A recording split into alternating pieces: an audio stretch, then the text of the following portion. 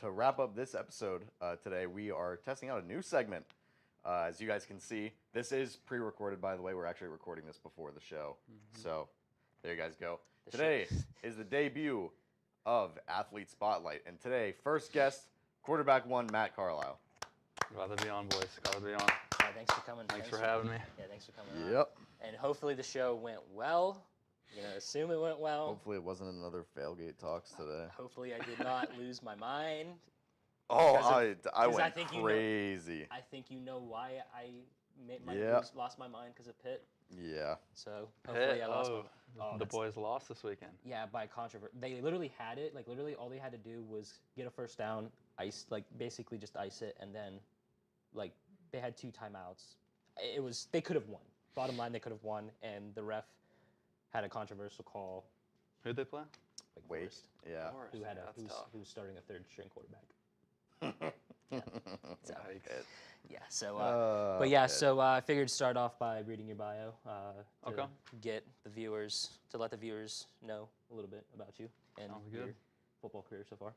So your hometown is Baltimore, Ohio. Mm-hmm. You're a redshirt sophomore here at Edinboro. Yeah. So you informed me before you originally were at Youngstown State. Yeah, right out of high school, went straight to Youngstown State. Yep. And then transferred to American River College. Yep. And then these stats will go all over the place. So we don't know. So but these were stats that were on his bio on the Edinboro website. So according to the website, you played 10 games for American River. 10 games. Yep.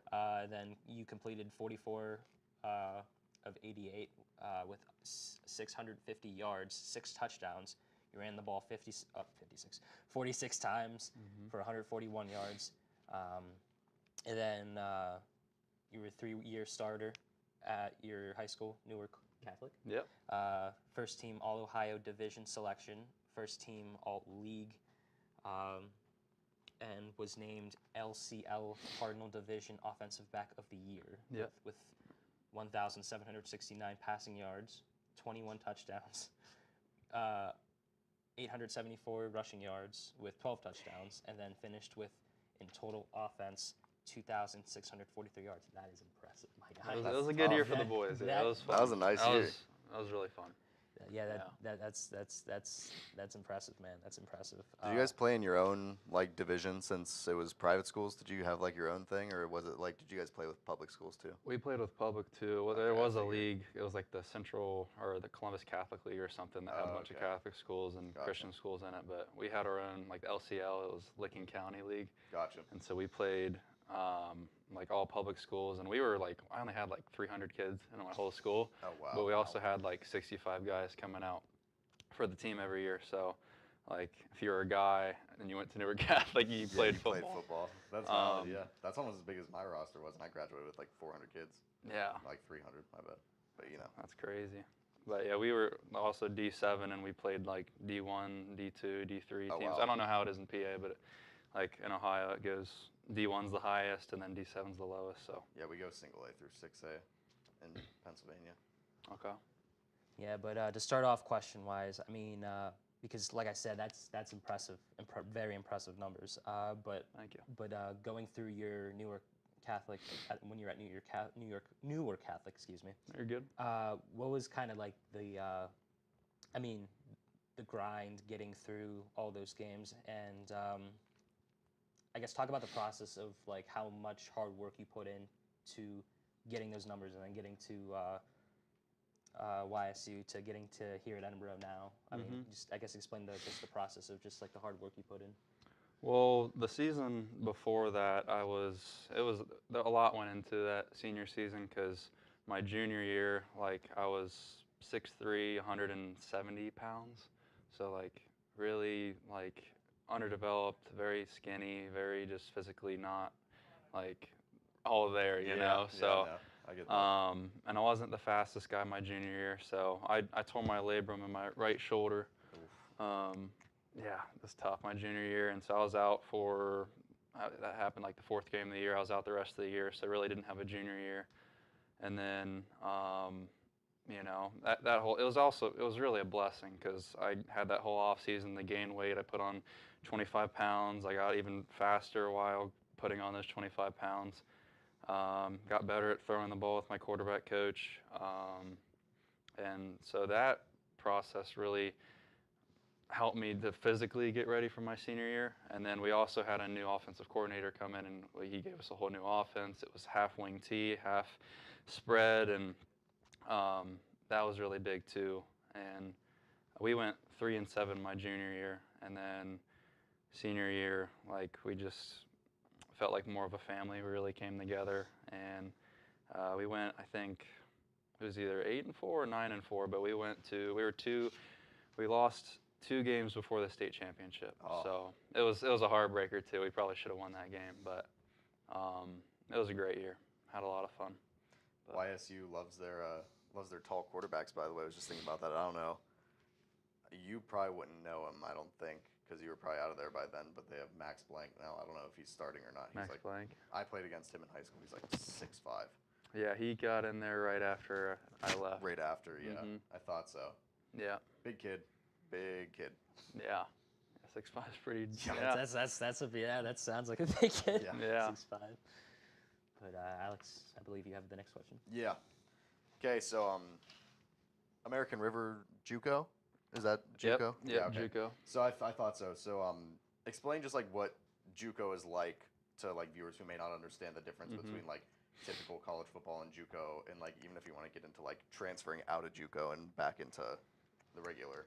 Yeah, so you have a JUCO league that's outside of California, Yeah. and it's all over the country, right? That's its own league, and I don't know how the number of JUCOs that are from like the middle of the United States to the east, but California has its own JUCO league, and there's I think 72 or 74, 76 JUCOs in the whole state, and it's really cool because like it's super competitive. You have a NorCal champion plays a Southern Cal champion every year for the state champion, so state championship. So with the JUCO process, it's like being in the transfer portal. If you can go right from high school into it, and a lot of guys, they go D1 or D2, and then things don't work out. Well, I'm gonna go play a JUCO season. Yeah. Right. And so they go do that, and it's like being in the portal still. You have every Division I FBS school, FCS school, Division II school rolling through there and recruiting you. And the California, if you don't know, if you've never been, it's unbelievable. Like it's just completely different from out here in the East. Like it's just so many people, athletes out there are just different. Yeah, the football's pretty different out there for sure. Yeah, like very competitive, unbelievably competitive. But yeah, it's crazy because you don't get scholarships, you pay your way. Yeah, right. You're just betting on yourself. Yeah. And it's, there's 76 different programs, but the really good ones like San Mateo, the one I was fortunate enough and really thankful I went to was American River. You have Butte College, that's where Aaron Rodgers went to. Oh, yeah. Wow. Yeah, you have a bunch of those really good ones out there that do things right. And those are the ones that get the most schools coming in and recruiting you, so it's pretty cool. Yeah, that's and I can say this. If there's one thing that I like for anybody is that somebody that bets on themselves. Yeah. Trust me. I think Josh Allen might have been California JUCO before he got to Wyoming. He too. was. Yeah. He went to Riverside or Yeah, he went to Riverside. Riverside, sure, yeah. yes. Yeah, he's a JUCO guy. Yeah, that's right. I forgot about that too. Mm-hmm. Yeah, but so I actually listened to your interview on the Jake Nolf show and just kind of like the inspiration I got for these questions. So and obviously I've been to games this year for Edinburgh and Sure. You're definitely one of the team leaders. It seems like that everybody just goes to for anything. You're definitely a guy that picks people up. I mean, what does it mean to just be considered? And you are. What does it mean to be a team leader for Edinburgh? It means a lot. really put a lot into, you know, I have to be this or I have to be that for the team. I just try to be me and who I am, and I think I'm a natural leader just in how I carry myself and who I am, and I think people naturally follow me for whatever reason, but it means a lot, like just representing the program in that way, and you know, all of my teammates having my back, coaches having my back, and trusting in me and believing in me. So it means a lot, but you know, I just kind of look at that as just who I am, and you know, just kind of what I do. So. And segueing into that, I'm 90% sure I already know your answer to this question, especially based off the way you answered the last one. Obviously, you play college sports. People talk. Mm-hmm. There's media. You know, we have our own campus social media pages. People talk about, you know, how you perform. Do you really even pay any that much attention to social media or like people talking on social media or anything? No, I mean, I appreciate all the support if, you know, people are there supporting me, but you know, at the end of the day, I could really care less what anybody else The picture says of you when you got your helmet knocked so. off against Mercyhurst is still one of my favorite pictures. That was fun. That Yeah. one's so funny. You're grinning like a demon out there. Oh, I thought it was Your helmet hilarious, straight off man. your head. I thought if you look at the play, like Buddy came up and literally had one hand on the back of my helmet, one on the face mask, and he just ripped that thing off like he was coming with violent intentions. But yeah, he wanted my head, but it was pretty funny. That's a great one. Yeah, that was a great one, and that was the game you rushed for 125. Yeah. Mm-hmm. So yeah, that was a good one. That was a fantastic game. But so next question, talk about the process of through the entire season as a quarterback, just keeping your body healthy. Oh. I saw the quarterback documentary, and it's a grind. It's a grind. It's really hard. Last year, my JUCO season, I played with a broken rib the whole year, and that was brutal. It wasn't so much the games that were bad because you have that adrenaline going and everything, right. but the wear and tear throughout the week just kept getting worse and worse and worse. And by the end of we went to the NorCal championship game last year, the game right before the state championship, and I wasn't even able to play in that one. We had a 2-quarterback system anyway, you know, but you know, I wasn't even able to play and like help the team at all just because I wasn't able to play. Yeah. Especially, do you remember which side it was on? Was it on your throwing side? It was on my throwing side. Yeah, so that motion and that extension with that's got to be tough. That's horrible. Yeah, it was pretty horrible. And you know, I went through that last year, and I was like, man, I really hope I can come back this year and be completely healthy. And going into the year, I was, but then, you know, I literally sprained not one, both my ankles against Shepherd. You know, I was out 2 weeks, and you know, now I have a concussion, so it's just it's really tough. It's a physical game. The way I played, I don't sit back in the pocket, you know, all the time and just sit back there. Like I'm a dual threat running quarterback, and like I don't have any fear out there. I'm gonna go hit you. So you know, sometimes I'm maybe need to be smarter and like not take as many hits or put as many on because I'm definitely getting, I think, the worst end of it sometimes. So yeah, it's tough. It is. All right, you have the I guess last question. Yeah, last question. Just some general advice for especially first-year athletes, whether it's coming here to play sports or just in general, like, you know, lifestyle, whatever, just, you know, advice to give to people that are coming in to their first year of college athletics. Well, it's a loaded question for sure. No, for sure. There's been a lot. It's been one heck of a journey for me. And going into the college at first, like I regret a lot now, but everything that happened at Youngstown and at JUCO, it's made me who I am now. And all of that had to happen for me to truly know who I am now and who God, you know, wants me to be. And I'd say the biggest thing and my biggest advice is find who you are, really. Yeah. And it takes time, but like find out who God wants you to be, and you know, don't apologize for. Once you find who you are, don't apologize for being who you are, and don't let anybody tell you that you have to be anything else. Yeah. So that's a great one. Yeah, that's a fantastic piece of advice for sure. Yeah, that is. But all right, before we'll let you go, I got this little rapid fire questions that Okay. kind of inspired by the. That's right. You got to do the paper toss. Yeah. Right there. Paper toss. Maybe do the paper toss before I transition into to this interview, so you can do it twice in one. Oh yeah, show. there you go. There you go. But so I got these questions. They're inspired by the Kenny Pickett interview with Ben Roethlisberger in the offseason.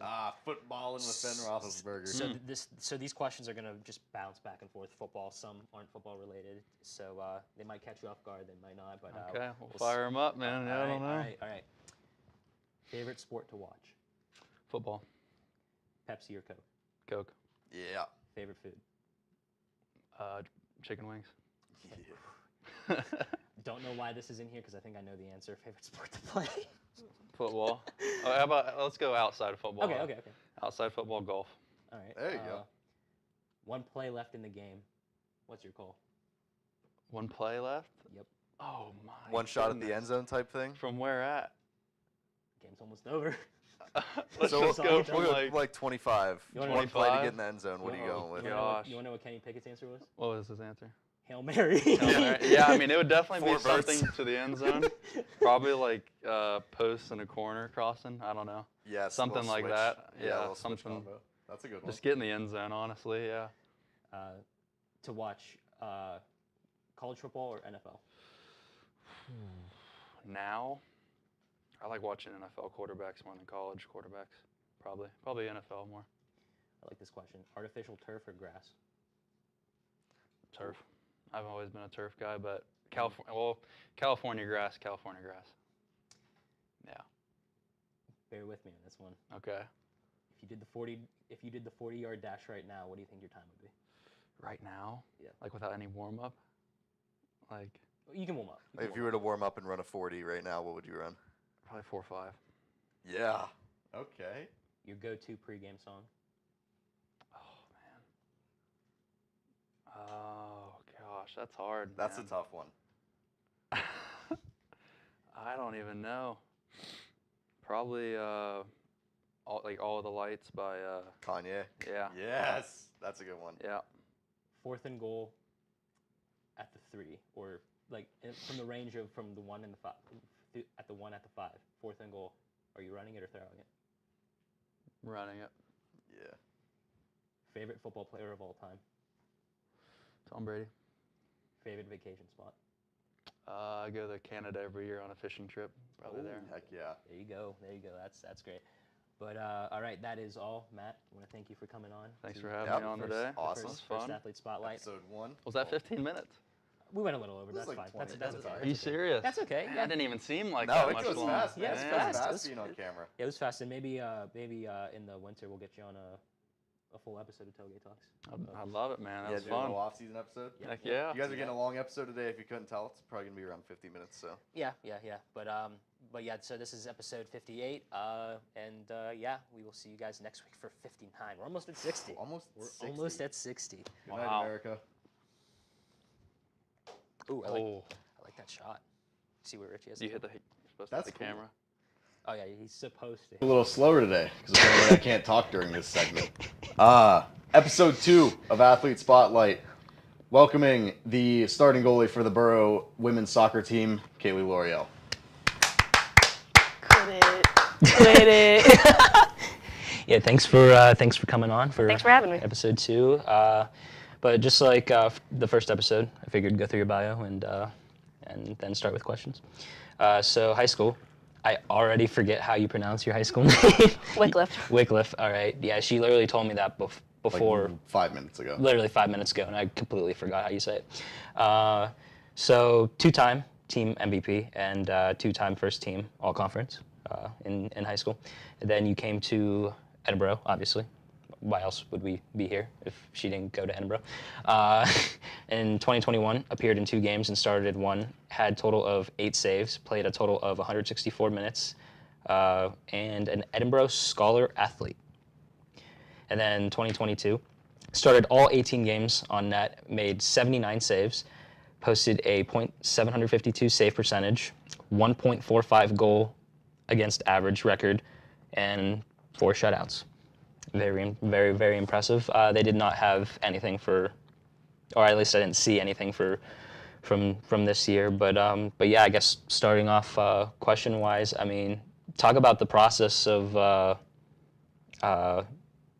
just becoming a goalie and just the hard work you have to put in to just to maintain being a goalie all year, I guess. I worded that question horribly. You're fine.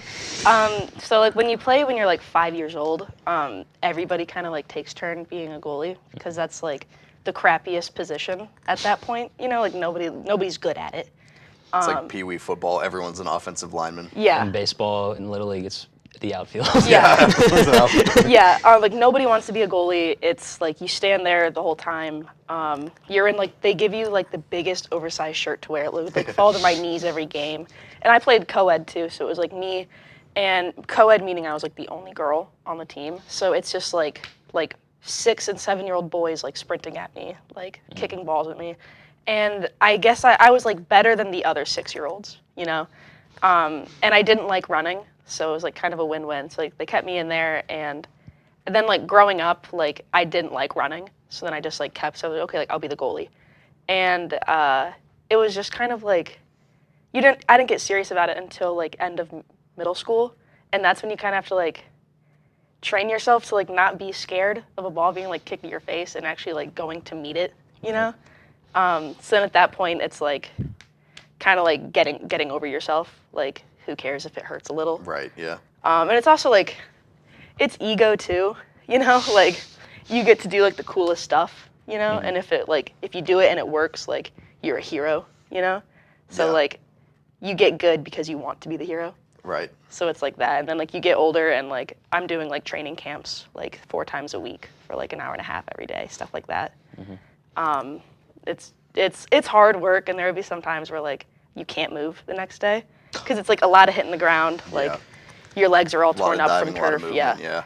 So I mean, it's definitely like I think it's worth it in the end, but it's like not for everyone. Yeah, it's tough too. It's pretty biased stats wise. Yeah. You allow 3 or 4 goals, no one's gonna look at the fact that your team had like 15 shots on goal. Meanwhile, you got like 35 shots at you. Happens with the Pens a lot. We see it. They'll shoot 35 times a game and get 1-2 goals. Yeah. So.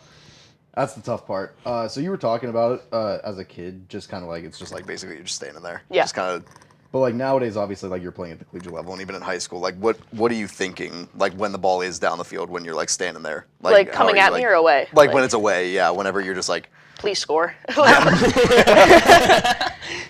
Please, and like goalies usually have to be one of the most vocal people on the field. Not that like I'm 100 yards away when they're all the way up there. So like not that they can hear me all the time, but like. You're yelling like who's open, like what pass to make, and like most of the time just begging, like please score, please score. And it's like not like I can do that when like I can't do that. You know? Yeah. So like just like crossing my fingers and hoping that it doesn't come back. fair, yeah. So you mentioned it a little bit, just a little more depth about like what was it like Playing the co-ed, like just or like how did that like impact like your game? I mean, I essentially? think it made me a little bit braver because playing co-ed, you're either going to meet boys who like hate that you're a girl and will like punish you for it. I was gonna say 6-year-old boys especially Yeah. are particularly brutal. So like they'll either like stop aiming for the goal and start aiming for you, or like Okay. they're not going to want to like they don't want to hurt you. You Right, know? yeah, So they're that's, either like, gonna go way too hard or they're gonna like Yeah, take there was it no in easy on you. between. Yeah. And then like when you get older and now you're playing like 12-year-old boys, then you start getting the guys who really just do hate you. You know? God. Yeah. So it like definitely made me a little bit braver, and it made me I guess like meaner. You know, like I wasn't gonna like sit there and take it. So I'm like, yeah. I'm like giving as good as I'm getting, and like I got carded a bunch. Especially like indoor soccer, that was like absolutely brutal. But like I gave as good as I got, and I think it like then when I was playing with like all girls, I was like the meanest person on the field because Yeah. I was used to people having like a vendetta specifically against me. You know. Yeah. No, that's- And I mean, I think it also kind of made me realize like there was no boy out there that was better than me at that age. Yeah. You know, like we went like not to brag, not to toot my own horn, but like Nah, rec that dog 12 is- league, yeah. like we ran it. You know, like I was like championship team every time. You know, so like there was no boy out there that was better than me when I was 12. I don't think that like. I just think that it made me a better player and just like a lot more physical. I think Yeah. Yeah. So obviously, for the amount of time you've been here, you've definitely have developed being a team leader and all that. But for girls coming in for their freshman year, what advice would you give them to if their main goal is to just try to play all 4 years? I mean, I guess just don't be afraid of hard work. You know, like being a goalie, we would have like a goalie coach that would help us out. You know, so it was being willing to like take away some of your free time and like put some more time on the field. You know, and it's just like put in the extra touches, put in the extra work, talk to your coaches even when you think it's silly. Like, what did I do wrong? What should I have done? What can I do? And it's also just challenging yourself. Like, I don't like it when the best girl, like the best forward on the team, comes and shoots on me. But at the same time, like I know that's what I need to get better. Yeah. You know, so like put yourself up against girls who are probably like seniors when you're a freshman. Like, elevate yourself. It's a mentally tough sport. Oh yeah. For sure. Yeah, it is. And also too, like to see how you're doing. If you're like afraid to ask, like I know when I used to play baseball, I used to always be scared to ask the coach, like because I didn't want to say anything that would like upset him to like knock me down like the chart. But if you don't ask, how do you know? Yeah. I mean, that's the. This goes for any athlete too. Just pay attention in the film room. Yeah. Put in the time. I always, especially my senior year, I spent hours every day watching film. If you're not going to ask questions, at least pay attention in the film room. You watch your film, watch yourself, watch what you can do better. Yeah, for sure. Okay, which one do we got? Okay, here we go. So, obviously, you're the same age as us. You're a junior. Got 1 year left. What goals do you still have? We do like, well, I want to make playoffs. Okay, right now we're we're like in the 5th spot, and the top 4 teams will go to the playoffs, and it's like we have 3 games left. So it's kind of coming down to like we have to at least win 2 games, but other people have to lose, you know? So it sucks like being dependent on other people's games. That sucks. You know, and we went to playoffs when I was a freshman, but I didn't play there. So like I want to play and like I want to experience like that type of pressure, you know? Yeah. And I want to do the same thing next year. I want to have like a winning season. I want to have more than like 4 or 5 shutouts. Just stuff like I want to have. Which is still stupid. For sure. I mean, you guys play like what, 18 games? Yeah. Yeah, I mean, last year you had 4 shutouts. That's near a quarter of the games you shut another team out. That's crazy. But you know, it's just like I want like better personal stats. I want like better save percentages. And I don't know. I just want like I want the team to look up to me and just to like feel safe with me back there. That like if someone does make a mistake on the back line, that like it will be okay. You know. We saw Flurry Bill. That's the closest. Hockey's the closest thing I can draw comparisons to. We see goalies do that all the time in hockey too. You know, I mean, Pens, God help us, have messed up so many times in their own zone. Don't even. Why would you remind me of that? This guy. But yeah. Before we go on to rapid fire, now, I'm aware that you have a dog that you love very much. I do. So would you like to tell the viewers about your dog? Yes. Okay. So she's a Cane Corso, which is an Italian. Oof. She's an Italian Mastiff, so she's a big girl. Her name is Bonnie, but we all call her Bobo. We adopted her, and when we rescued her, they did like a house visit. It was like very official because she had been in foster care like the longest of any of their dogs. It was over a year. So they were like just kind of begging for someone to take her. And they came and they did a house visit. They sat us down and they said, she's anywhere between 3 and 9. And immediately I'm getting a text from my mom under the table, and it's like, we are not getting a 9-year-old dog. Yeah. And I was like, well, she doesn't look 9, you know, so that was like 4 years ago. So she can be like 11 or like yeah. 13. Yeah, she can be anywhere in ancient that range. but so she's like old now and she's grumpy, and she's got like shelter dogs have baggage, you know. She doesn't really like other dogs too much, but that's fine. We can be like a 1-dog household. But she is just like the sweetest little thing. I don't like. She's just my baby. I don't know. Like she just like she has these big brown eyes that look so sad all the time, but like she's just always looking at you, you know, and like she had such a hard life that we're like, you can have the leftovers, you know, like you can eat from the table. She has a spot on the couch. She's so like fussy. Like if you sleep, like we have a couch that kind of like goes like this, and if you're like a sectional. Yeah, like where she is on her couch. If you're sitting there, she'll stand in front of you and she'll like bark and bark and bark at you, and then she'll go over to my dad and she'll bark at my dad, and then my dad goes, "You get up." Yeah. And then as soon as you get up, she's taking your spot. You know, That's hilarious. She sleeps on the bed. My parents just got a king size bed, and it's like it's for Bonnie. It wasn't for them. It's for Bobo. She has so much personality. She is just so fun and so cute. If anything were to happen to her, I would you would never see me again. It's like that type of like, you know, like we're like that. You know, we're in there. And if anyone wants pictures, please contact me. I will send you pictures of my dog. She'll be tagged on the post on Instagram. Please hit whenever me the show up. goes up. There you go. There we go. Yeah, I had a dog a few years ago, unfortunately, passed away. But I have a cat, unfortunately, and I say unfortunately, and Alex also has a cat. I do have a cat. So unfortunately, you're on a show with 2 people that have cats. I pet a cat yesterday. I have so dogs. I feel like I'm basically a cat person. I have 2 dogs. My dad does. Yeah, I mean, My dogs are fat. Yeah. I mean, no matter what, I mean, eventually for some reason, my pets just hate me. Yeah. So, and I might be getting another dog pretty soon. Mm-hmm. So, give or take, probably 3 months before my new dog hates me. So, there we go. But yeah, so now it's time for good old rapid fire, which is what we did with Matt Carlisle. Once again, just reminder.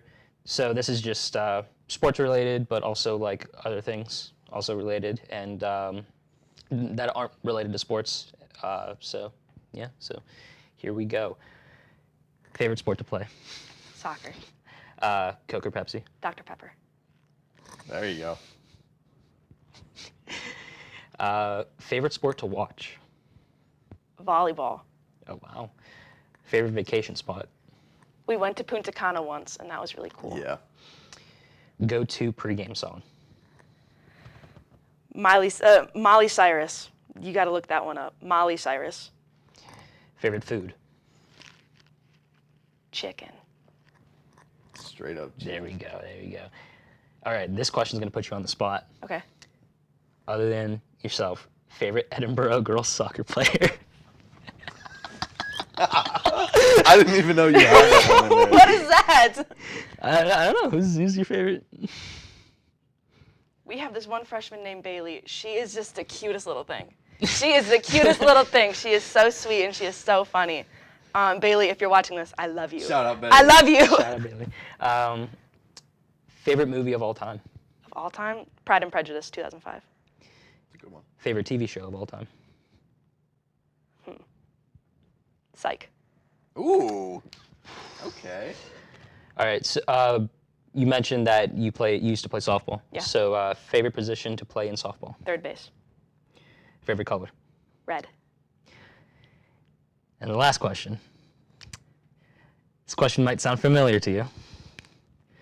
Would you rather fight a chicken every time you got in your car or fight one gorilla once a year, but you have a sword to defend yourself? Gorilla. Absolutely. You're taking ones with a gorilla? How many times do you get in your car? I can break a chicken's neck. But pretty how? fast. Like, I ain't because then taking at that ones point, hear me out. You have to like prepare. You have to be like, give yourself like, okay, like I need 10 minutes to fight a chicken. Okay. Do you bring a change of clothes? What if the chicken gets like a lucky scratch? What then? Then now you're all disheveled. What if you were coming here and the chicken got you in the face? What then?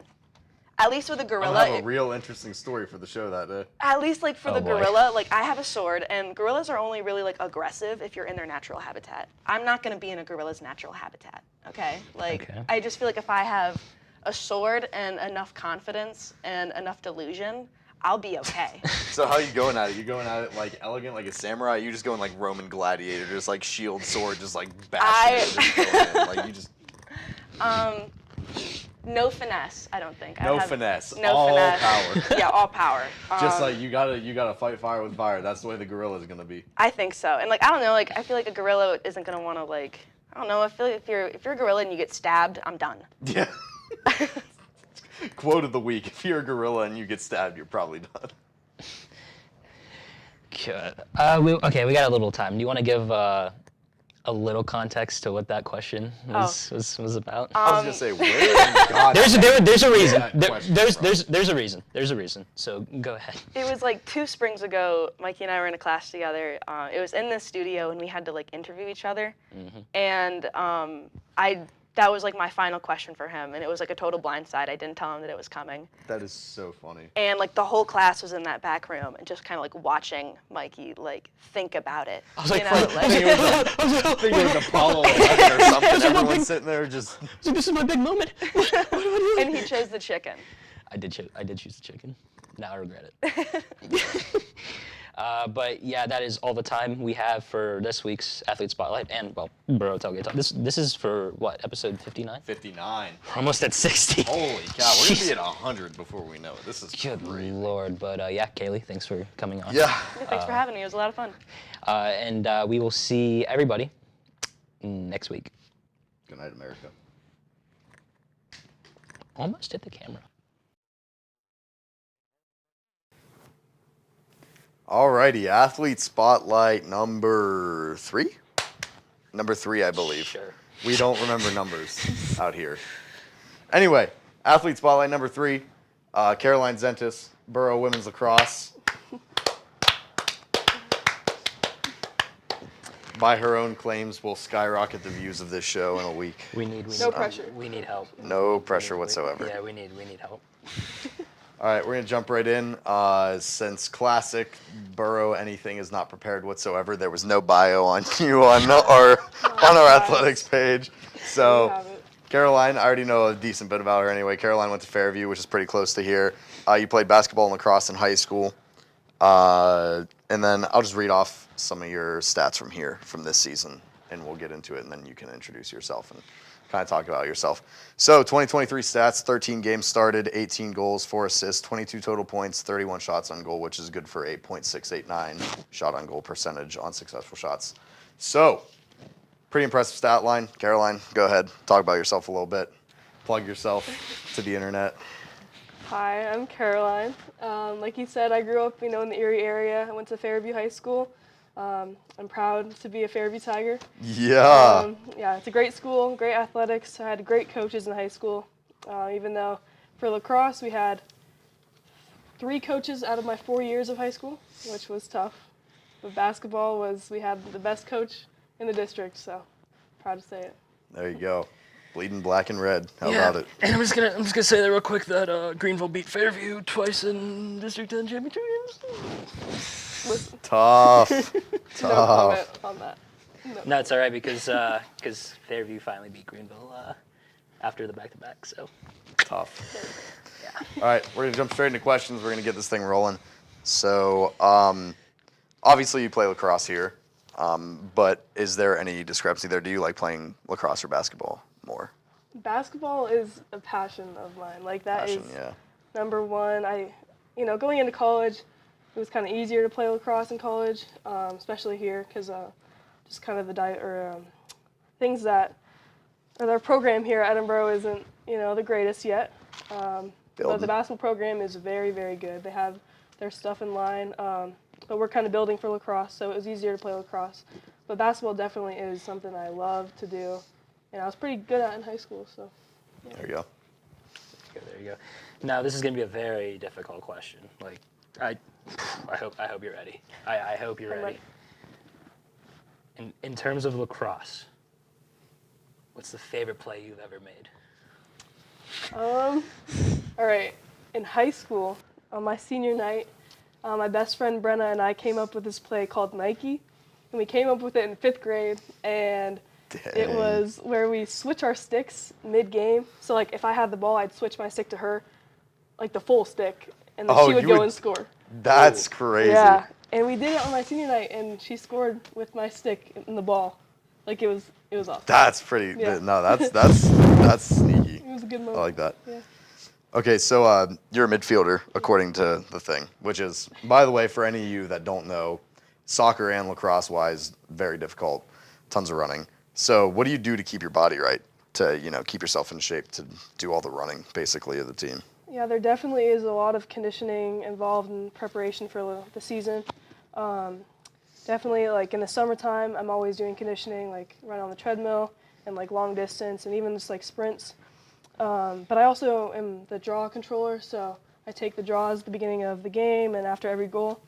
And for that, you have to have like good wrist strength. Make sure your wrists are really strong so you can get up and get the ball with one hand. So, yeah. Yeah. Talk about what's going through your head when you have the ball in a breakaway. It's mostly like, Caroline, don't trip and fall. Yeah. Don't lose the ball. Don't trip. Because sometimes I catch myself thinking too much, and I end up like hesitating when I'm trying to make a play or do a move, and I just lose the ball or something. But really, it's just kind of like if you have something in mind that you want to do, just stick with it. Because like I know what I'm capable of. I know I can get out there and make a move and do it well. So yeah, just not being too hard on myself with that.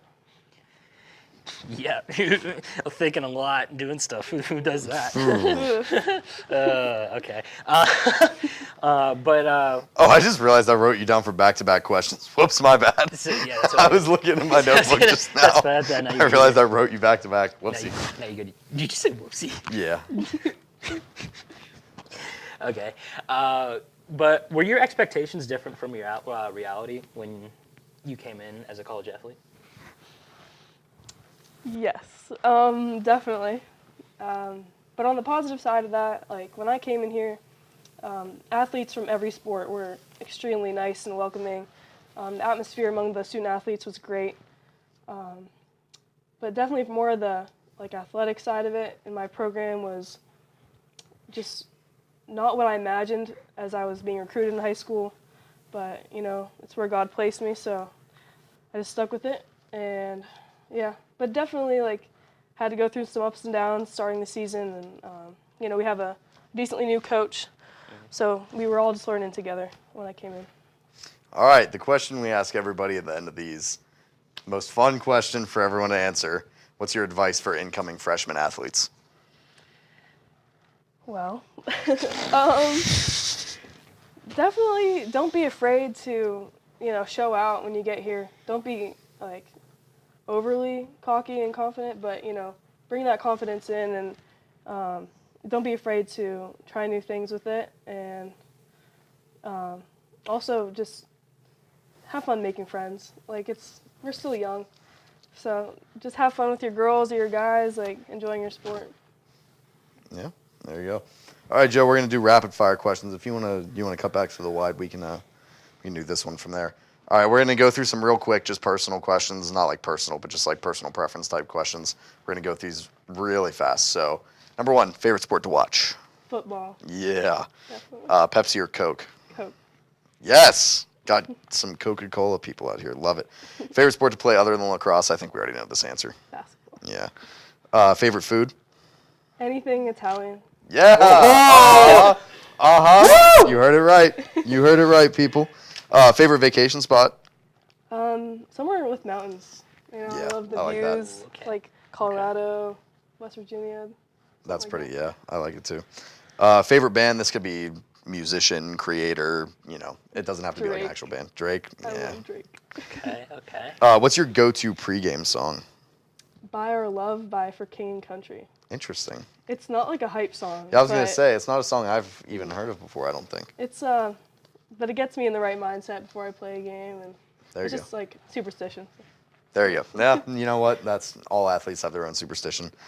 Cats or dogs? Cats. I'm a cat person, yeah.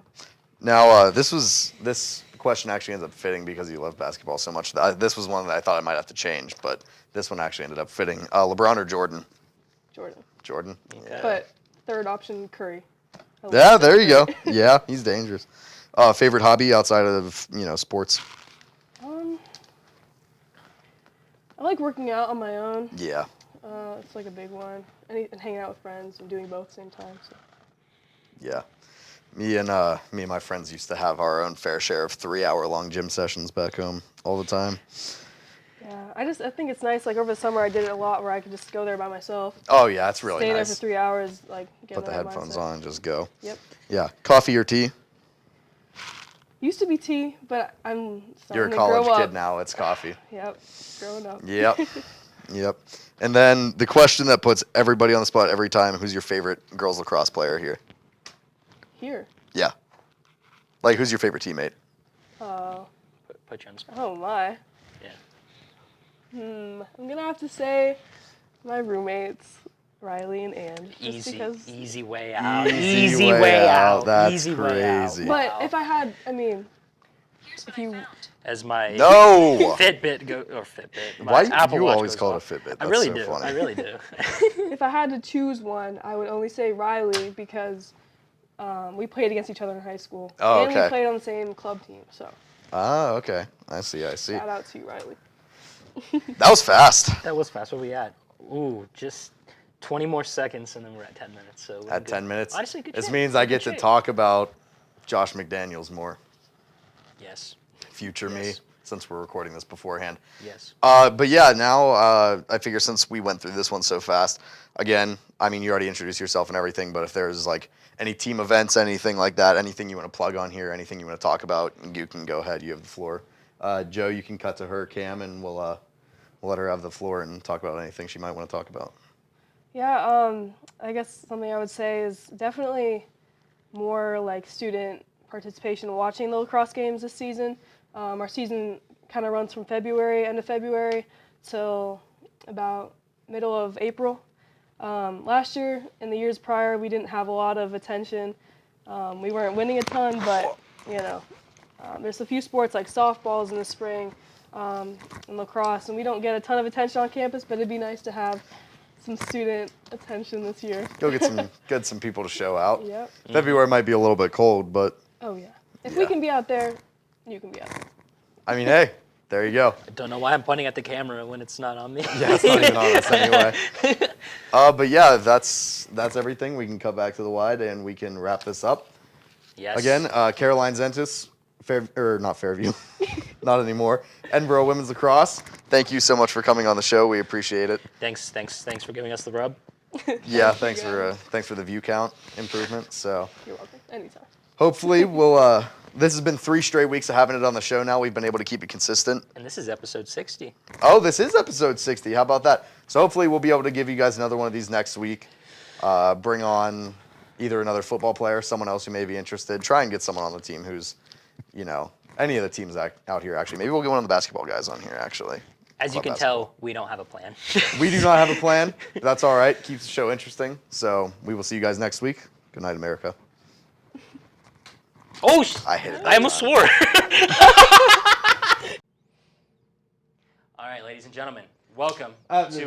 No. What? No. You know what? No. We're gonna handle this. What the- right now? We're just gonna handle that right now. Jesus.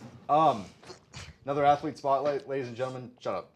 Welcome back to another athlete spotlight. Jabal Dom Kaiser, homecoming queen and king. Actually, both. We've got royalty on the show today. Very exciting. Sorry, I feel like I pushed you a little hard there. Anyway.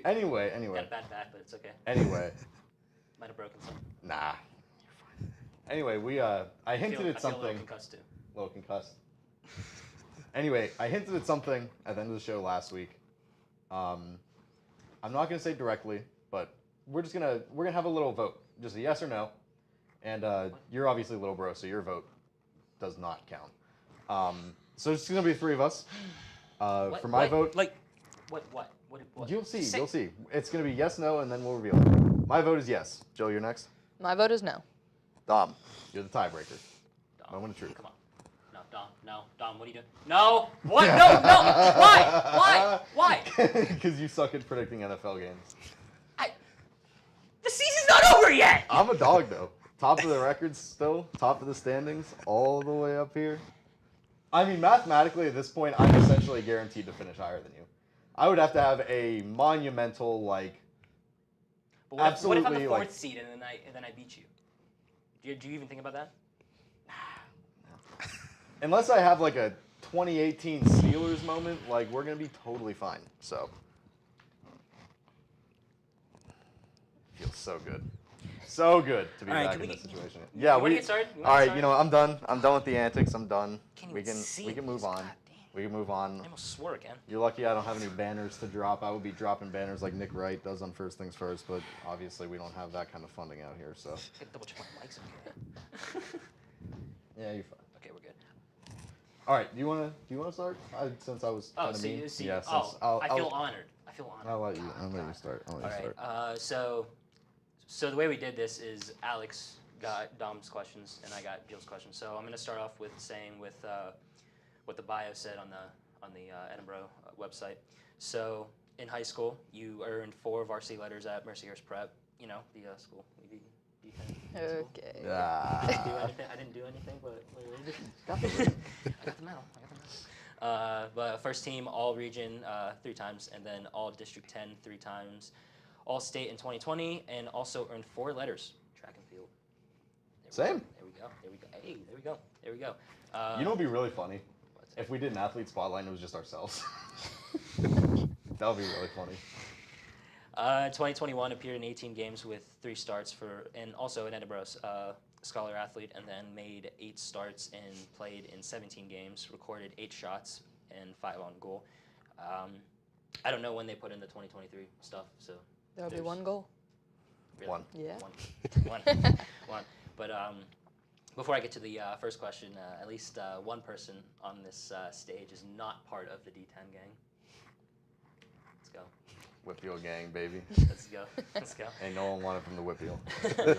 But I guess Jill, I'll start off with looking at your accomplishments in high school. I guess talk about the work that you had to put in all those 4 years to get the those varsity letters and then all-state accomplishments. Yeah, honestly, coming into high school, when I knew that I was going to go to Mercyhurst Prep, I was a little relieved because I knew some club teammates who were going there, but I knew that they had a pretty a good program throughout the years, and I knew I had to battle if I wanted a spot. And my friend Ashley and I were the only 2 freshmen to start our freshman year, and that continued up till senior year. So I knew that I needed to work hard and just keep working to keep my spot. Yeah, that's a good. You got Dom still? Oh yeah, I forgot. So- We're so gonna you wanna- alternate back yeah, I and was forth. gonna say, Yeah. yeah, back and My bad. Okay. Dom, I'll do the same thing. I'll go through your bio real quick. I just took a couple quick notes. Obviously, part of the D10 gang as well. Apparently, I'm an outside man here. You went to Harbor Creek. 2 years of football, 4 years of baseball in high school. Second team all conference on defensive line. They didn't have the years for these, so I don't know what they are. It was 2019. My senior year, yeah. Yeah. And then for baseball, you were a first team all conference first baseman as well. Also 2019. Both. Balled out senior year. Love it. I also played 4 years of hockey.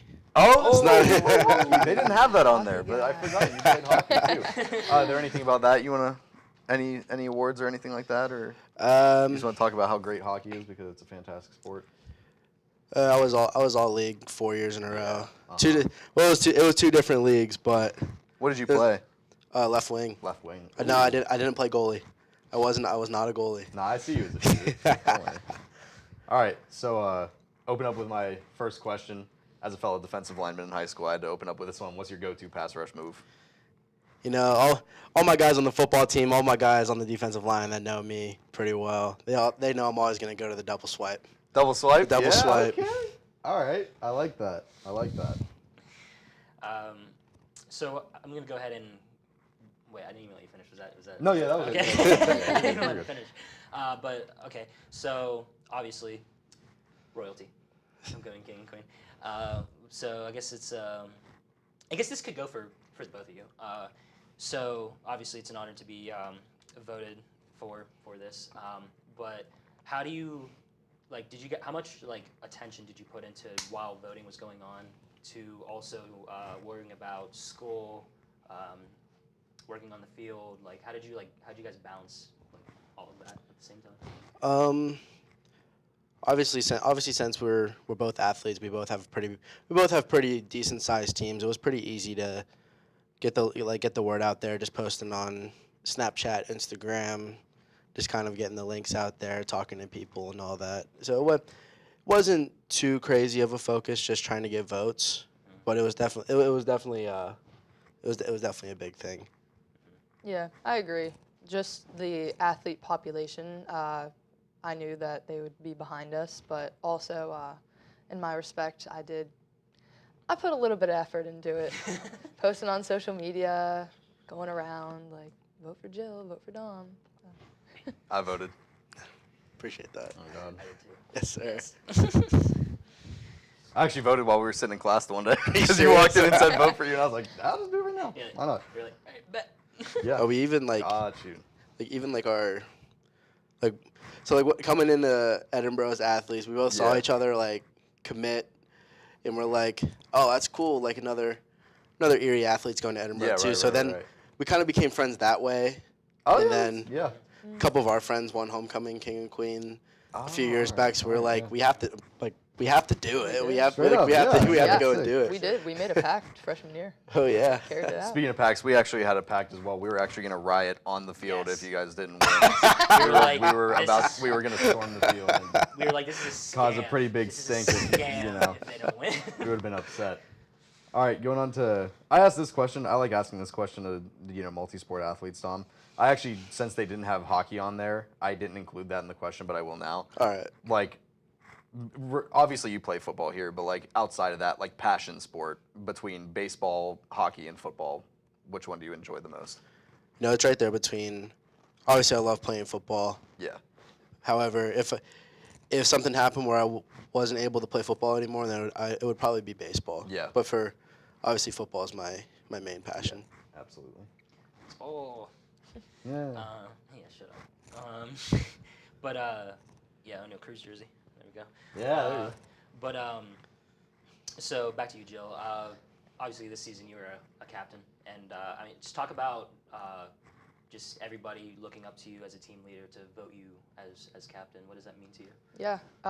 Well, I was a captain last year as well, but this year especially, it felt a little bit different. Last year we struggled a lot as a team, just on the field and with other things, and it was hard to get everyone together. But we kept and continued to push through. But this year it felt really nice being a senior, that people saw me and knew that they could trust me with things both on and off the field. As a captain, I really tried to stay positive in most aspects because some games, they're not good. People get in their heads, and if you're a leader, you can't let that show on your face if you feel the same way. Right. I definitely agree there. What do you got? Yeah, we had some captains in high school that were like that. Guys that weren't real leaders, or got real frustrated real easy, and it resulted in getting 24 straight scored on us. I definitely have had my fair share of getting in my head when I. Oh God, yeah, it's yeah, tough. yeah, It's yeah, tough. yeah. He's especially here Felt at that. college. Yeah. Felt that. Yeah. The amount of times I overthink stuff. All right, Dom, you're my boy. I had to go with fun questions for this, so we're rolling out all the fun questions for this one. Like top of your highlight reel. Again, this could be any of the sports that you played, or currently here, or in high school. Like, what's that number one play in your head that you've ever made? Like, if you had like an all-purpose like highlight reel, what's that number one? Right The at the very top of first it? play of the highlight reel. Yeah, number one, top of the list. What is it? It would have to be my last home game my senior year against Corey. Oh yeah. There's a bad snap over the quarterback's head. Oh no. I'm about 25-yard line, and I'm just running at the ball, and the ball gets loose in the end zone. I dive on it. It's the only touchdown I've ever scored, but that's number one. That's absolutely one number career one. touchdown in high school is in your last home game your senior year. That is insane right there. That's. Oh, it was great. God. Did you have a good touchdown dance for that? Or? Not really, honestly. I That's just high kind school. of. You would have gotten thrown out the game. If I you just kind celebrated. of. Yeah, man. I just kind of got like really excited, ran over to the student section, threw my helmet somewhere, Yep. and then my coach is yelling at me to run back on the field for extra point. You were over there doing the Stephon Diggs after the Minneapolis Miracle. Yeah, literally. Toss your helmet off the side. Literally, that's very close. Very close.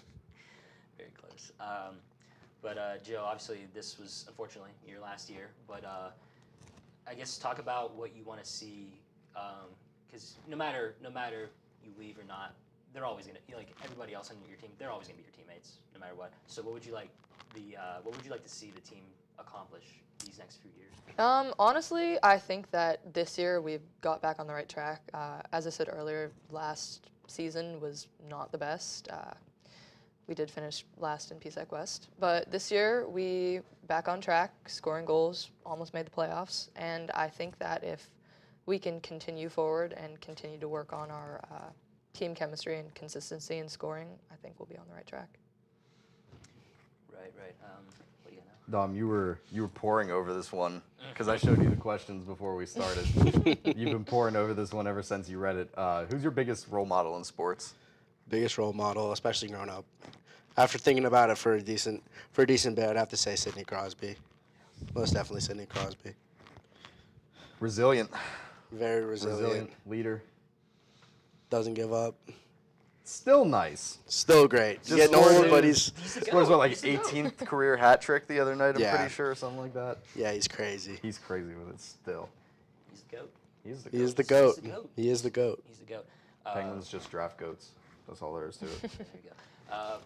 For my last question for Alex, I believe has one more. Yeah. After that too, before rapid fire. This is for the both of you. Obviously, I pay attention on social media and I see the pictures. How fun is it every time the soccer team and the football team does the field goal kicks and the soccer kicks? That's tough. I wish we did stuff like that in I high think- school. That's so sick. I think it was you and what's her name? Is her name Megan? Yeah. That were chest bumping for that one picture. Yeah, I saw that picture. Oh man. That's funny. It's hype. Honestly, I really hope they keep it going as like a long-standing tradition because I think like beginning of season, we're all in preseason, getting ready. That just gives you like the extra like momentum. Like it gets you fired up for the season, like the competitiveness and everything. And obviously like, egging each other on, jeering at each other. That's also fun. No, that's great. That's like, if we would have done that in high school, I think the reason we didn't do that is because we knew that one of the soccer players would have probably taken the job of our actual kicker. Like for real. Like one day in the summer, I'm out there after like half pads and like just standing there. There's some girls from the soccer team like on the field. I got a football and she's like, "Let me kick a field goal with that." I was like, "All right, bet." Drills one from like 45. 45 Like no is problem. crazy. I was like, That's a pretty looking at our cool. kicker that can hit from like 30. And I was like, The tradition. Hopefully it continues on. yeah, that's fun. 'Cause I'm gonna be around for a little while, for a couple more seasons. So hopefully a football team can pull out a win next year. Oh yeah, wasn't it a three-peat this year? Yeah, three-peat. Dang. That's crazy. Yeah, we gotta pull one out here pretty soon. Yeah, you gotta get one of them going. Now wait. So roll offside question. So if we went to the field right now and you kicked the soccer and then you kicked the field goal, and we did that competition, like we'll just keep going until who would win? Like who do you think guys think would win between the both of you? Like first one to miss loses. Yeah, pretty much. I worded that question so horribly. Jill's got that look on her face right now. I mean, she's like, I don't know, man. I can compete. you can't compete. I can compete. I'm also a competitor. Interesting. might be a thing at some point. Anyway, so Jill, this might work for you too. I don't know if you played multiple sports in high school or not, so you could still chime in on this anyway. But Dom, obviously you played multiple sports in high school, so any level, high school, college, anything, what would your advice be for any like multi-sport athletes who might be struggling to find a balance? I would say keep the people that mean a lot to you close to you, because they're all ultimately, especially in high school when you really don't have any time off and all your seasons are running into each other. Ultimately, those are going to be the people that like keep motivating you, keep you going. So yeah, that's what I would say. Yeah. Absolutely. And Yeah. obviously, Jill, you've been playing sports for a long time, so you know what it's like to keep that motivation going too. So you can feel free to chime in on that as well if you want. Oh yeah, definitely. I agree with John completely. Keep those who are important to you and who care about you close, because if you're going through a rough time with school and sports and you're just not in the right mental headspace, they're there for support. Exactly.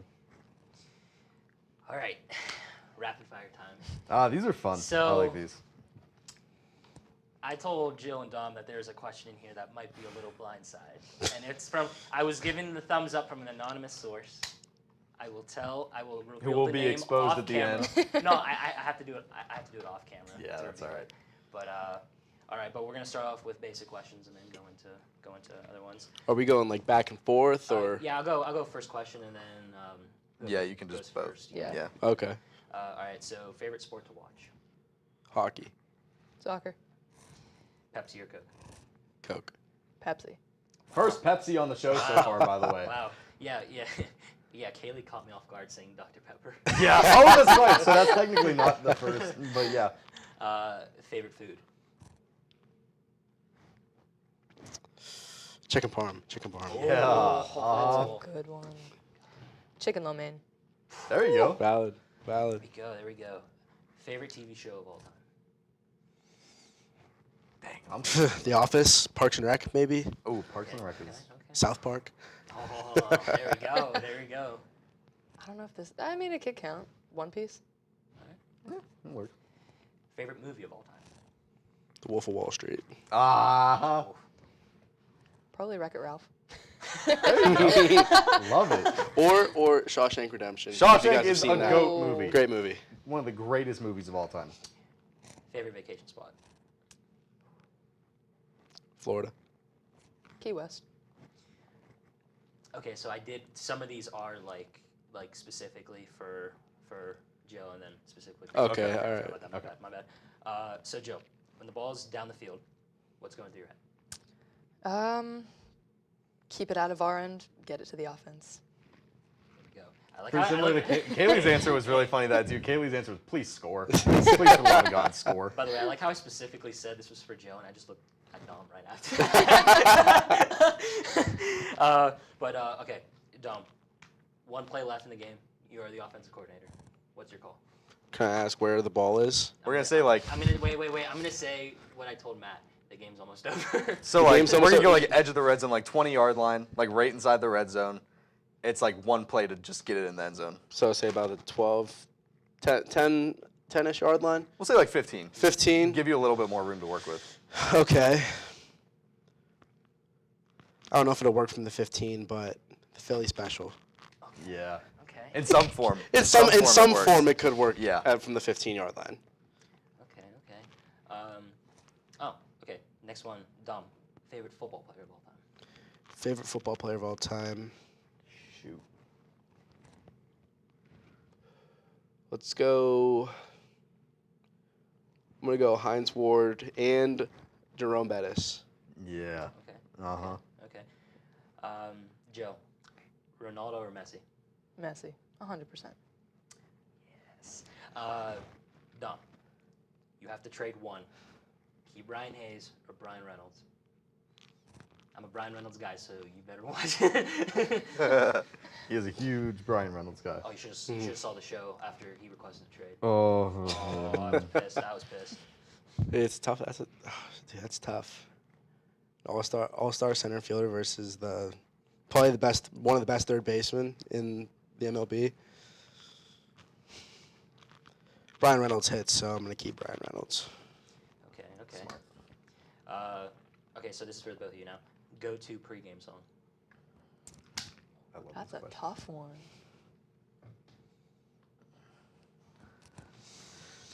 I think mine would probably be "Kickstart My Heart" by Motley Crue. Yes. Okay. I like that. My range, so like leading up to the game, like 3-4 hours before the game, I gotta like listen to music that like calms me down. So like I'll listen. Get yourself in the right headspace. Yeah, so like early morning, I'll listen to like Rod Wave. Yeah. As soon as I get to the field, it's Young Boy. GG by Young Boy. It was WAPO for us in the locker room a lot. Yeah. Okay, so this is for the both of you. I'll save the blind side for last. Oh boy. Who's the better driver between the both of you? Me. Oh, that's. It's gotta be. It has to be me. I've been in a car with you. It has to be me. Oh! It's gotta be me. I don't think so. I drove 79 for 4 years. Have you ever hit a You're close. curb? Have I ever hit a curb? Yeah, I've never hit a Like- curb. No, not on purpose. I think it's me.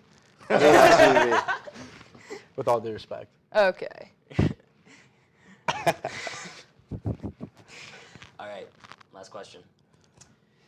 So, this is for the both of you, but I'm going to word it this way. So, Jill, favorite Edinburgh girls soccer player.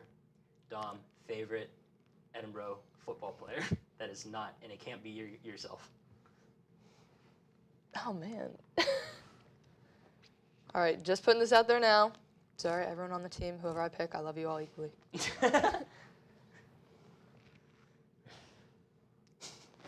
Dom knows his repercussions if he doesn't pick right. I can see Hey, it. my guys know I love them all.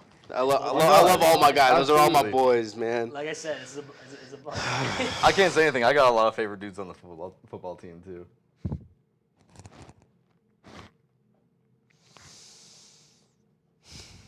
This is a tough question. Is this the blindside question? Yeah. It's definitely the blindside question. And cut. End of the show. Thanks, guys. We'll see you next week. Oh boy.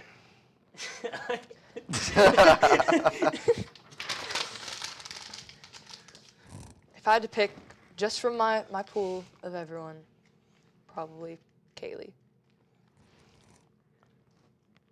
I don't remember who she picked, so I don't know. Should I say who Kaylee picked? It definitely wasn't me. It was not you. I believe her name was Baylee. Oh, Baylee. I think so, yeah. Oh yeah, that is what it was.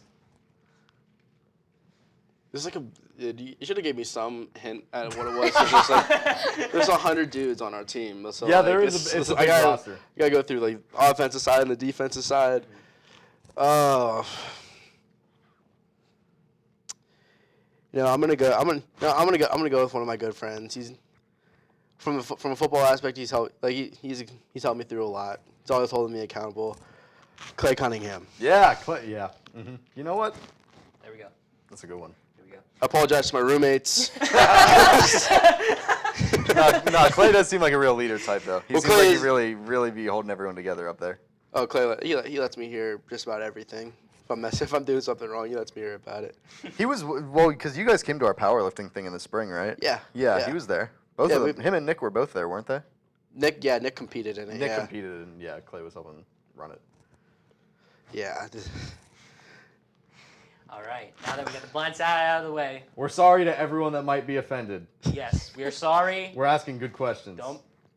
Thought-provoking questions. Yes, and who knows? Who knows? If you're upset, we might get you on Athlete Spotlight, so then So you can share your own opinion. Yes, you can share your own opinion. There we go. We're gonna cause so much bad So much blood beef. in the locker room. Yes. The beef is the beefs in these locker rooms are gonna be because of us. On everything. Let's go. Let's be go. But do we want to put this at the beginning of the show? Opposed to the end? Well, because you. Oh yeah, we got to put jerks this at the gave me- beginning. Yeah. So I guess this is Psych, the not intro. doing the paper toss right now. Yeah, so no paper toss. So I guess we can switch to the thing we have not filmed yet, which is the rest of the show, right here. My fellow Americans, today is one special day. Today is a special day.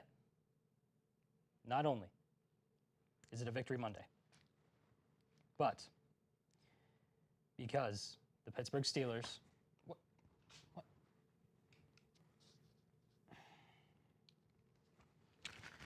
I'm waiting for the readers. It's fine.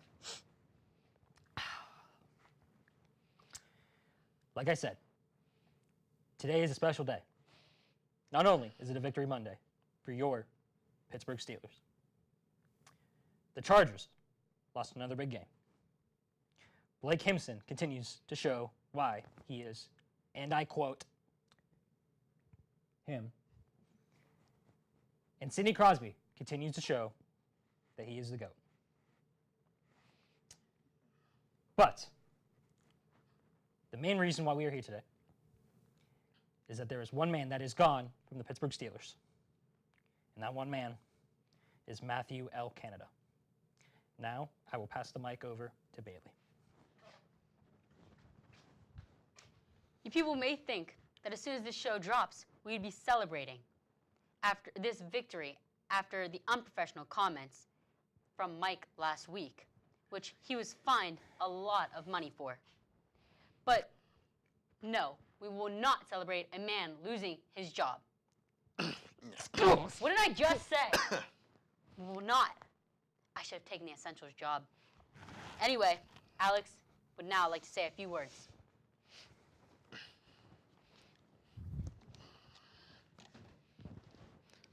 So, before I say anything, I was waiting for my turn. What the hell is this? Why? It's Matt Canada. Oh, It's Matt Canada. perfect. Useless. All right. Anyway, back to what we were doing. We here at Borough Tailgate Talks are very professional, clearly. We have never been a part of any drama, not once. Nor have we celebrated someone being fired, or leaving a team. So, to show our respect to Mr. Canada here is a tribute to the offense of the one and only Matthew L. Canada.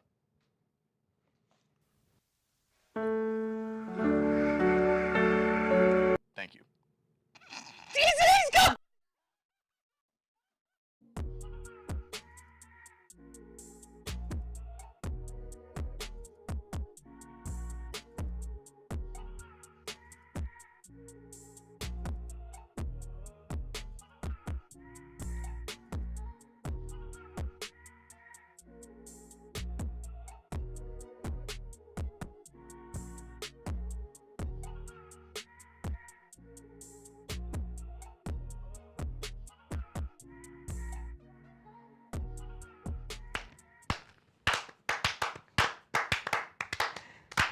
Come on. Come on now. Have you watched the show? You already know. You watched the program? Of course we're happy he's gone. Why wouldn't we? Don't suck at your job. That's simple. In all seriousness, I do hate seeing somebody losing their job. Yeah. But not when it's him. He had how long? Exactly. Looks like we're being replaced, Alex. Yep. So this is going to be a athlete spotlight, but well, first of all, Baylee Welling, thanks for coming. No on the problem. show. Wait. So, I'll there you go. There you go. all right, I'm gonna feel left out. Oh, there we go. Yeah, I got you. So this is gonna be another athlete spotlight for Baylee. We're gonna start that off first, but Baylee's actually gonna be with us for the entire show. First time ever? Yes, It's gonna be fun. I was when I was setting this up, I was aware you are a very big football fan from Jill. So just a tad. So I figured, you know what? Do something different here. There we go. Now I came up with that intro today. a lot of it was on the fly, as I was making it. But Also, will confirm, I did genuinely almost fall kicking that trash can. I did not think you were gonna spin it. Yeah. That's that actually a genuine, I had no idea. Who was on the fly. The cup going flying was perfect. Yeah, it worked pretty well. Only minorly hit our cart full of probably expensive equipment over there. It's all right. I mean, Edinburgh now hates us anyway, so. So, all right, we're gonna start off the athlete spotlight like we always do. We'll start off with what the bio on the athletic website has on you. They put my Olympic gold medals in there. Yeah. They told you that? Yeah, it's on here. Okay, good. So this is a lot. You ready? Uh-huh. This is a lot. Just bear with me. Bear with me. Yeah. Bear with me. And yes, I did get fined. I did get fined for saying a lot of those F-bombs. Heavily. Richie's shaking his head. All right. So here we go. Played 4 years of soccer. Mm-hmm. Earning 2 varsity letters. Yes. All section Yep. selection. All section. That's yeah. that's all mouthful. That's that Whippeal stuff right there. Yeah, it is. Yeah, it You're is. outnumbered Yeah, today. it is. You're outnumbered today. Jill, Dom, D10 gang. You got 2 Whippeal athletes on the show today now. Team captain. Yep. Also, 2 seasons of softball.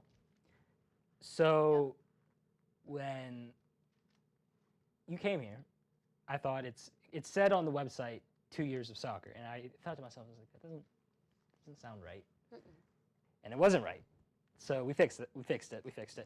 So we'll start off with this is what is unique of the team you are on now here at Edinburgh? What's unique about it compared to other teams that you have been on in the past?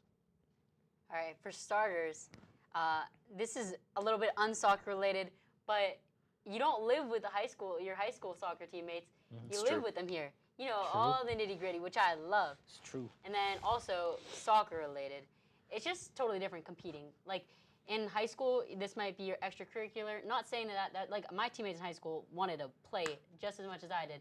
But when you come here, you're on a team full of like these dominant, crazy athletes. Every practice, I feel like I'm in a playoff game. Like, you are going hard, and I love it. Yeah, so obviously as an athlete, it's an incredibly important thing to do. This can also pertain to life if you wanted to, but to you, being an athlete and everything, especially at the collegiate level, how important do you think it is to just seize opportunities, like when they're presented to you? I think it's so important. I think that so many times we give ourselves outs and all these different excuses like, this might be difficult, maybe we'll just wait for the next year, the next opportunity. Then the next opportunity never comes by, and we're sitting around wishing we would have taken that opportunity.